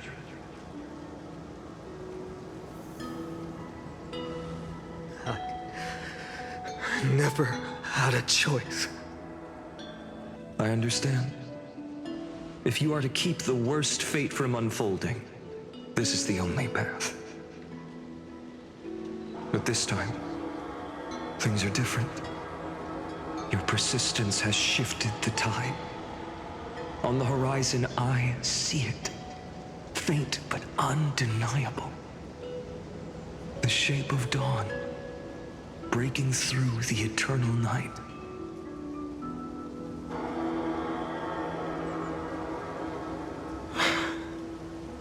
Turns out, the fire that lights the way was never mine to begin with. Do you remember, in that first timeline, you and Mightymost stood before the scales of justice, locked in a duel? Each of you weighing what you held dearest. What weighed more than the fate of the world? And when hesitation took hold, the answer you sought from me. What am I saying? I am you. Even if you buried me deep and chose another path, that fact never changed. Then let's try again. When you stood before the scales in hesitation, the answer you found in your own heart, do you still remember it?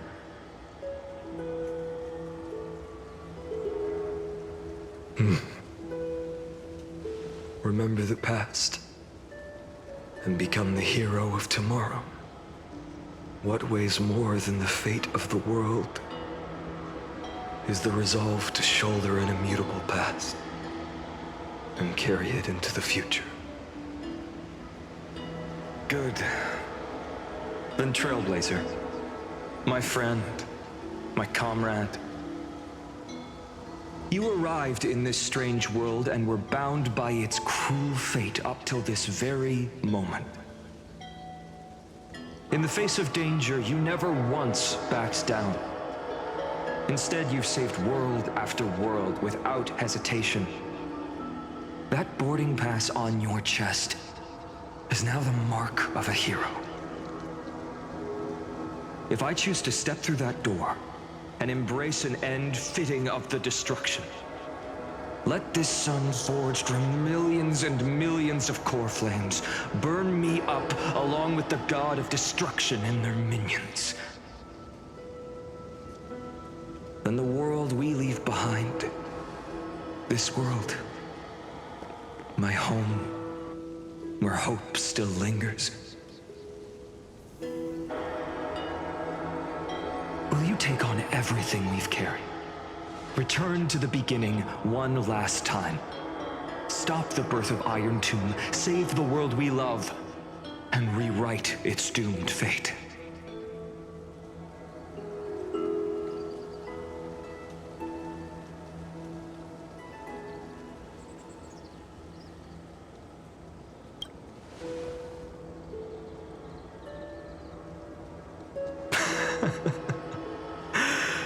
Good. In that case, even this fruitless wasteland may finally bloom with flowers. So...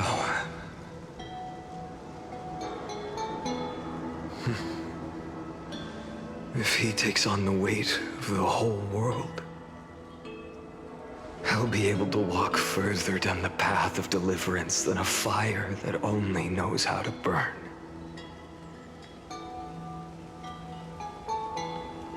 One will step into the future.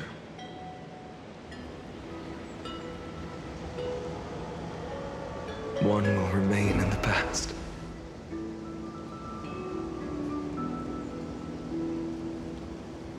If I can strike down the gods with Dawnmaker, perhaps fate's deadlock can be broken. And if you can stop Irontomb from ever being born, then these 30 million cycles will have not been in vain.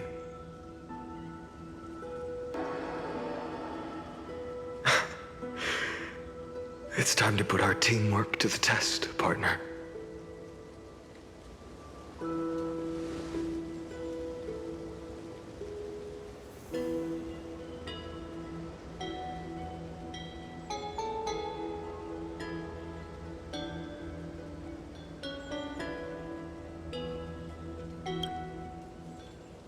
Thank you for all you've done already, friend. The image of the hero I've buried deep in my heart finally steps into the light. Here, at the end of this long flame chase journey.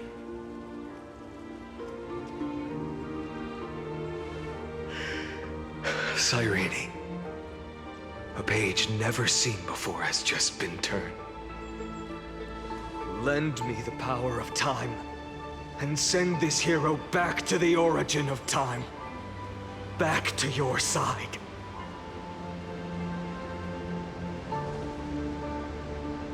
And I will walk the unfinished path, just like the countless versions of me before. Unwavering as always.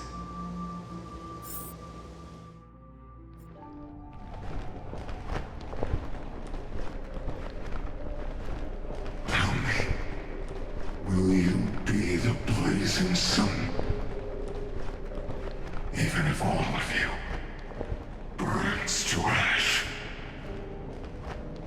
without hesitation. I will bear this world until my body turns to dust.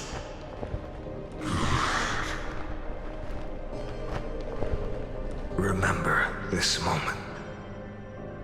Remember your friends who never lived to see the world's end. Remember their final wishes. And let the purest rage in your heart rise out of those wishes. Let it consume you, fuel you, until it burns away the false sky above. Fine. If I can defy fate, then in the name of world-bearing, I promise you, Kefali will never forget this. Take it. Everything I bear.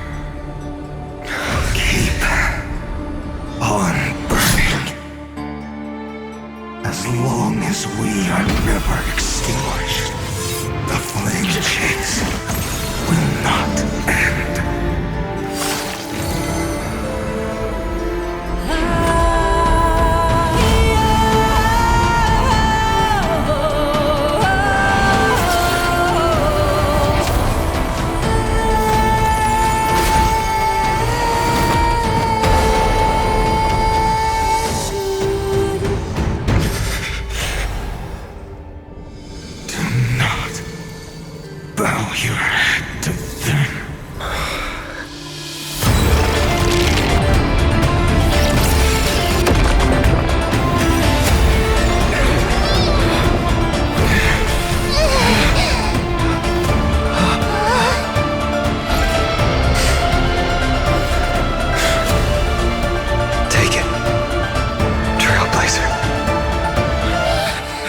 May this blood be like gold, and never tarnish.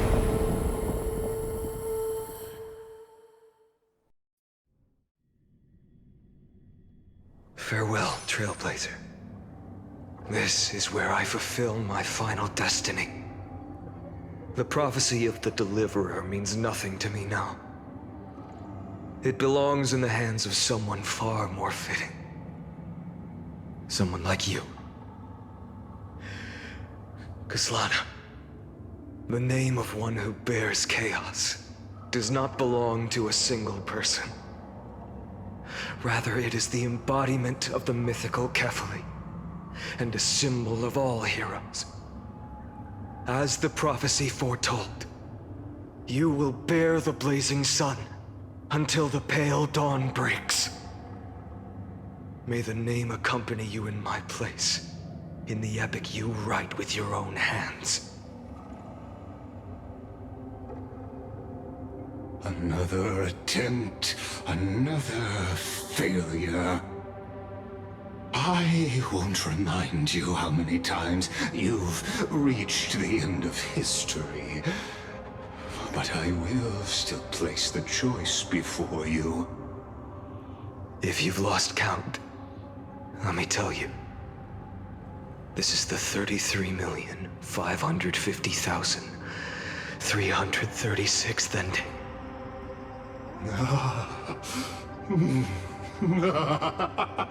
A perfect number.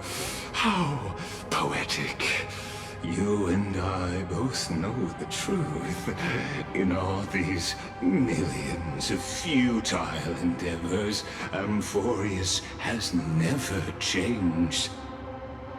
If the outcome is inevitable, then why not silence your searing rage and embrace your fate with dignity? Your silence lasts longer than ever, Lord Phainon. Shall I take that to mean the will you've carried across countless cycles is finally starting to fracture? Fracture? No. I'm just disappointed. I've retrieved memories from 30 million past lives, And I remember every conversation before every choice here. And yet, even after all this time, your arguments remain the same. Repetitive. Uninspired. If you had any hope of breaking me, you should have spent those endless cycles refining your rhetoric. You had infinite chances to sway me into the future you want. And yet here we are. The score, 33,550,336 to 0.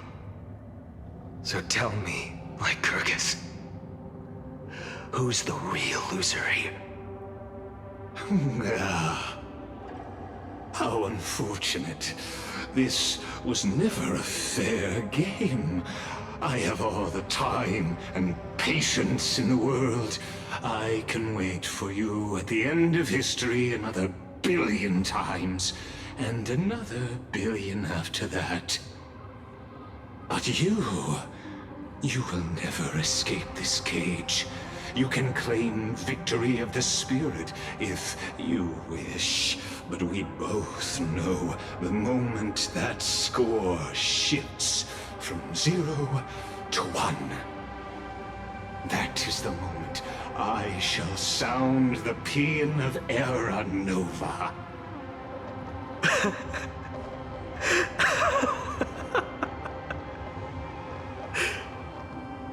Lord Phainon. Your incompetence disappoints me. But what truly makes me laugh is your utter lack of self-awareness. Think about it. In this story, who is truly the one in chains? Who is the one shackled to mindless vengeance, mistaking courage, the courage to rebel against the gods, for foolishness?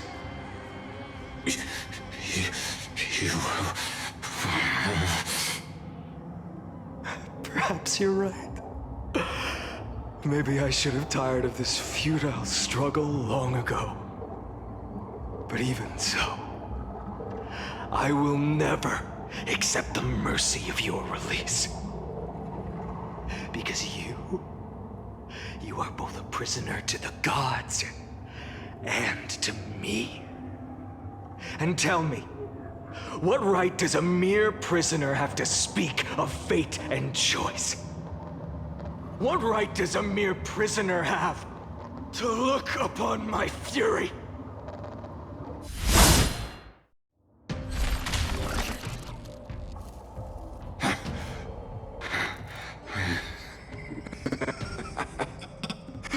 You know this is pointless. You can't kill me. Of course not. But I am tired of being measured against a worm the gods keep as a pet. Listen well, creator of destruction. This cry comes from all your abandoned creations. In the 10th cycle, I drove Dawnmaker through the heart of every Titan. Golden blood ran down my fingers, divine fire seared through my nerves, nearly breaking my will. But I endured. In the 10,000th cycle, my former comrades had all become my enemies. The endless slaughter dulled my senses to pain. The painful emptiness almost swallowed me, forcing me to stop fighting. But I endured. In the 100,000th cycle, the destruction had already fused into a blazing sun, surging within this fragile body. My rationality had been burned away at the dawn of the era. Yet even with only this shattered body remaining, I still endured. In the 23,570,000th cycle, this time, I felt it. A tiny spark rising in the hollow cavity of my chest, different from the obsession with deliverance. By its faint glow, once again, no, countless times again, I endured.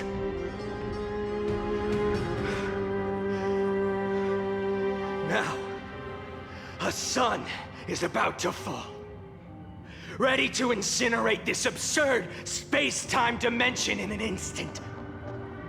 That sun is me. All the countless versions of me from the past, along with my countless brethren, dragged into existence against their will, drowning again and again in your golden blood. The very essence of this world's suffering and despair, fused into the purest hatred, the fiercest rage. Nanook, you arrogant fool! You think we were born to only serve as fuel for the fire? Fine then! Just as you wish, let the fire burn! If I was born as the blazing sun of destruction, then let you and your lackeys be the flares erupting from my core. And let this rage, burning futilely for 30 million epochs, engulf everything! And grant you a dawn where all stars burn to ash!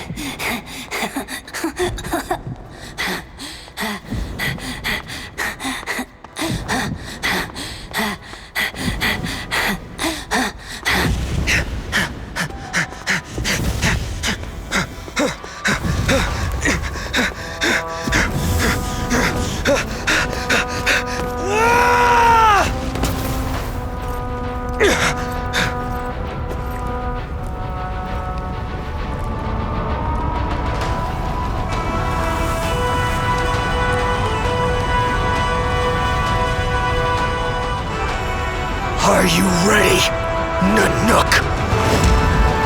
I brought you destruction!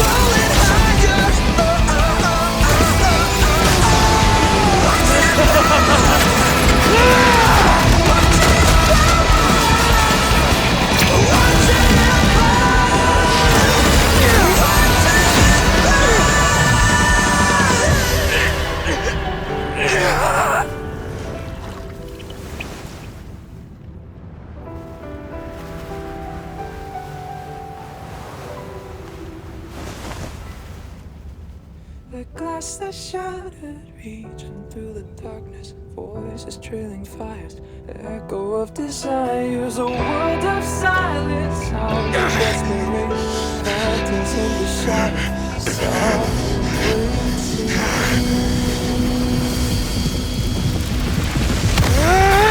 Tear it down, embrace the detonation, burn, craving our damn creation.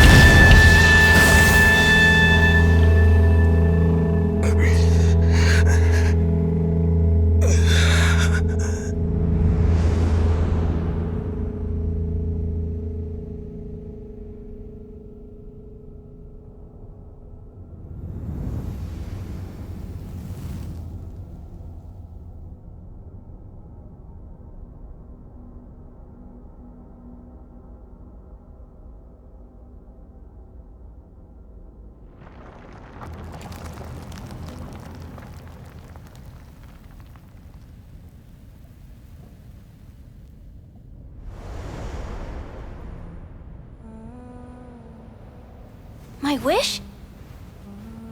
My wish is to fulfill everyone else's wishes.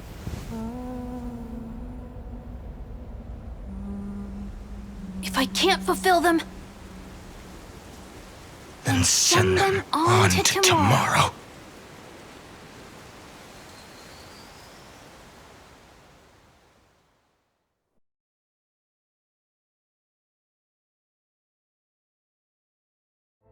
Your heart harbors wrath.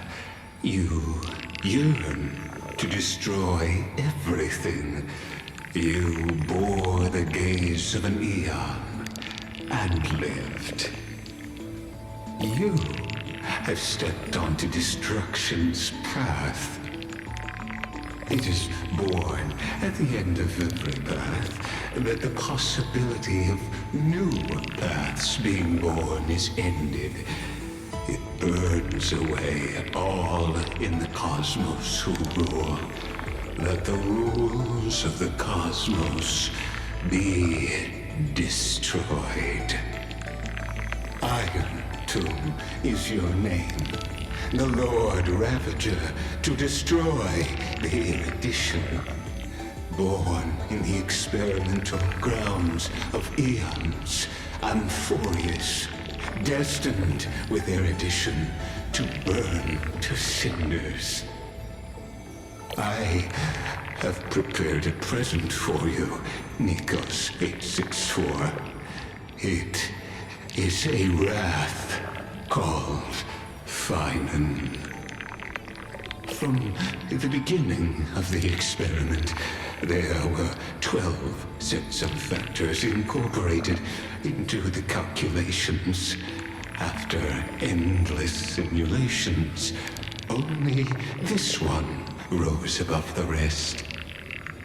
After 33,550,336 iterations, now his fury has grown to be without equal.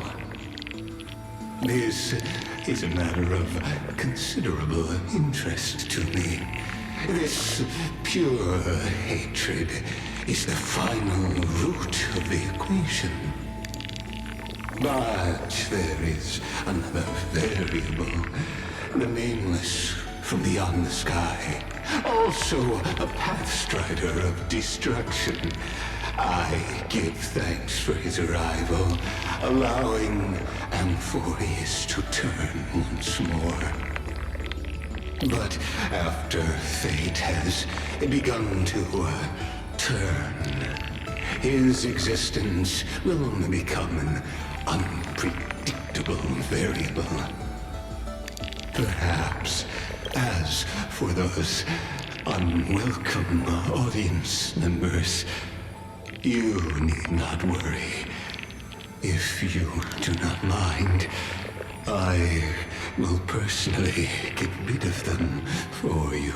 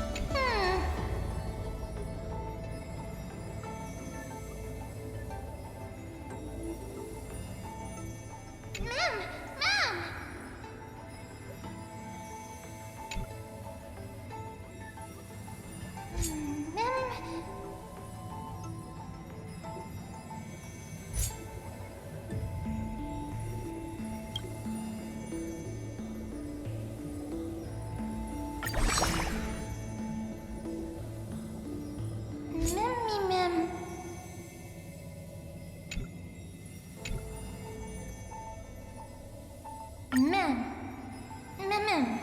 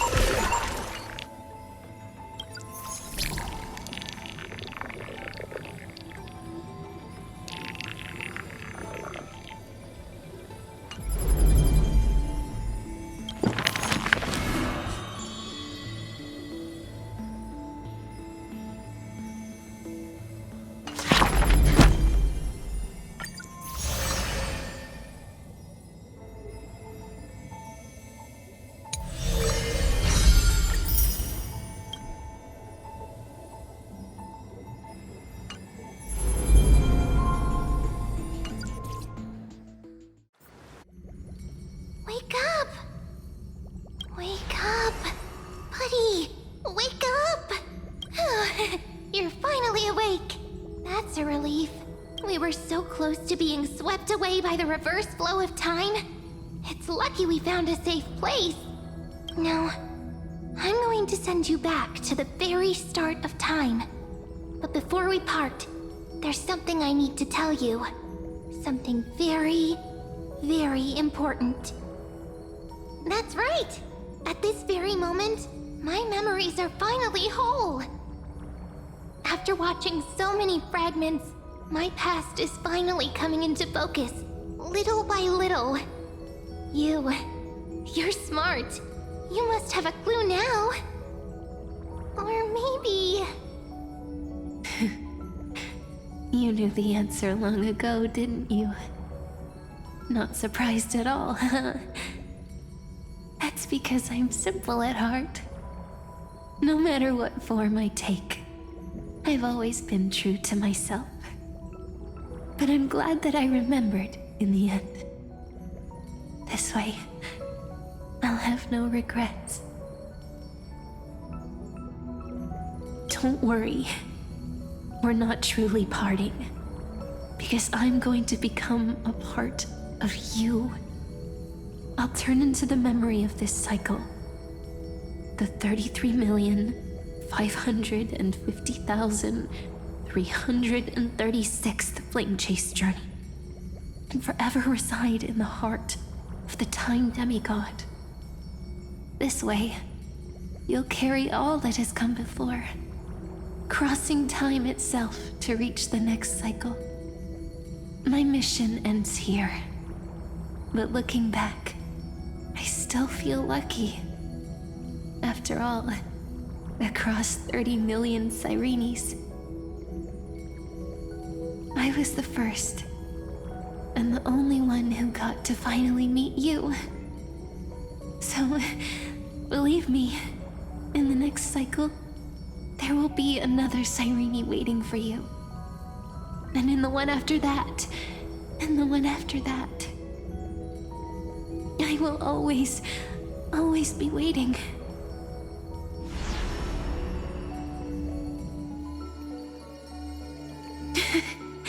Saying all that, I can finally fade away in peace and become part of you. Without even realizing it, we'd already taken a wonderful journey together. all the way to the world's end.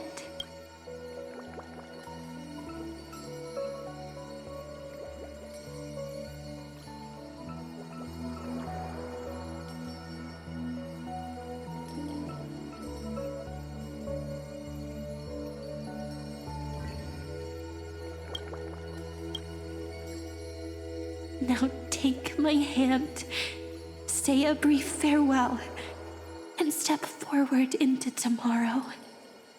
Go, find the future Cyrene, and set out on another journey with her.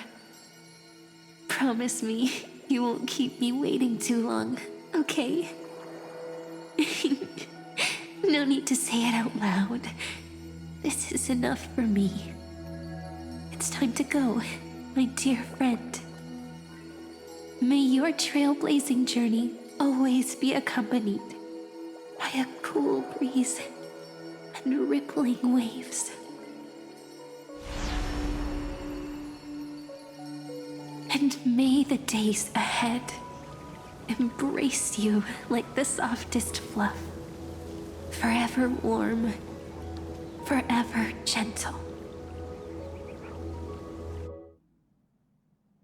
Now, let's turn to the next page. A page that exists because of you.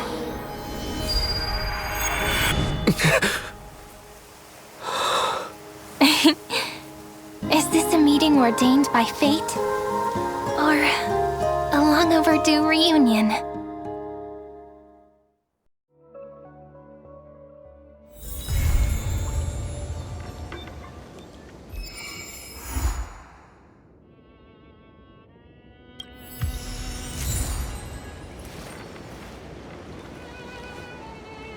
So this was my childhood dream, huh?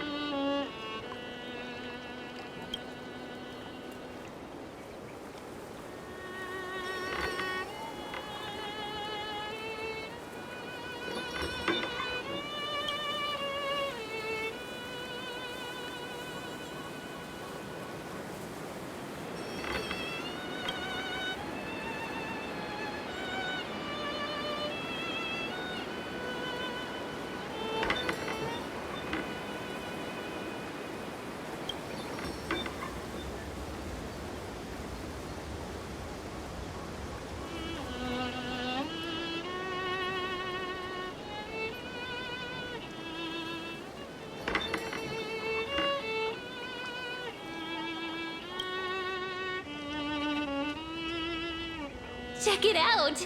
Doesn't this scarecrow look just like you? I spent ages observing just to get it right.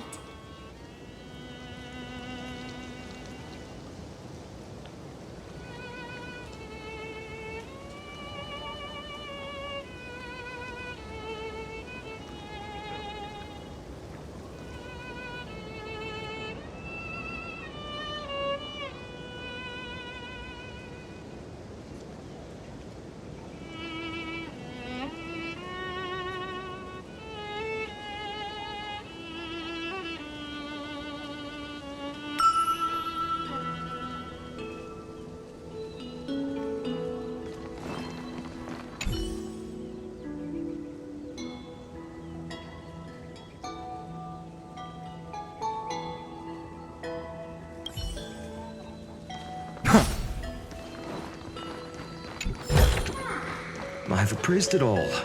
No fakes.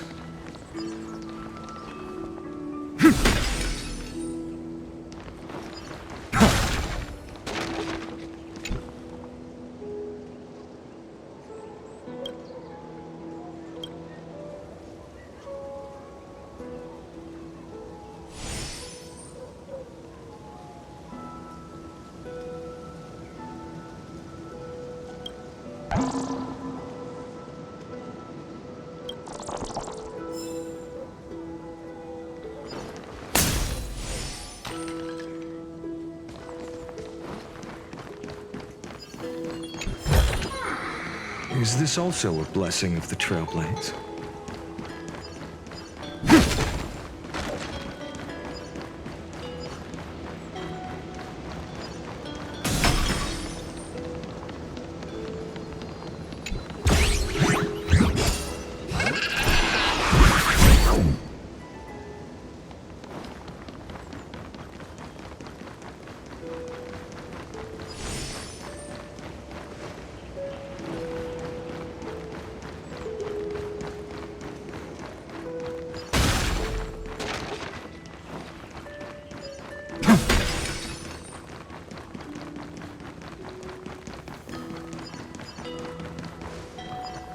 This flower's for you.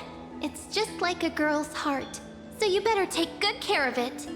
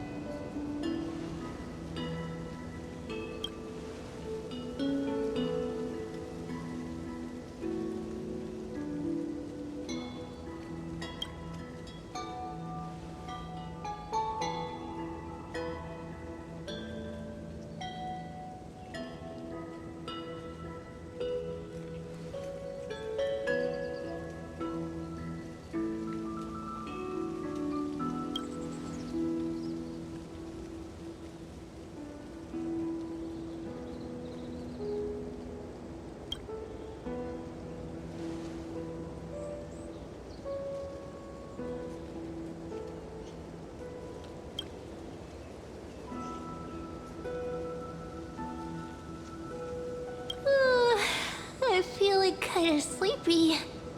Time for some shut-eye. See you in dreamland.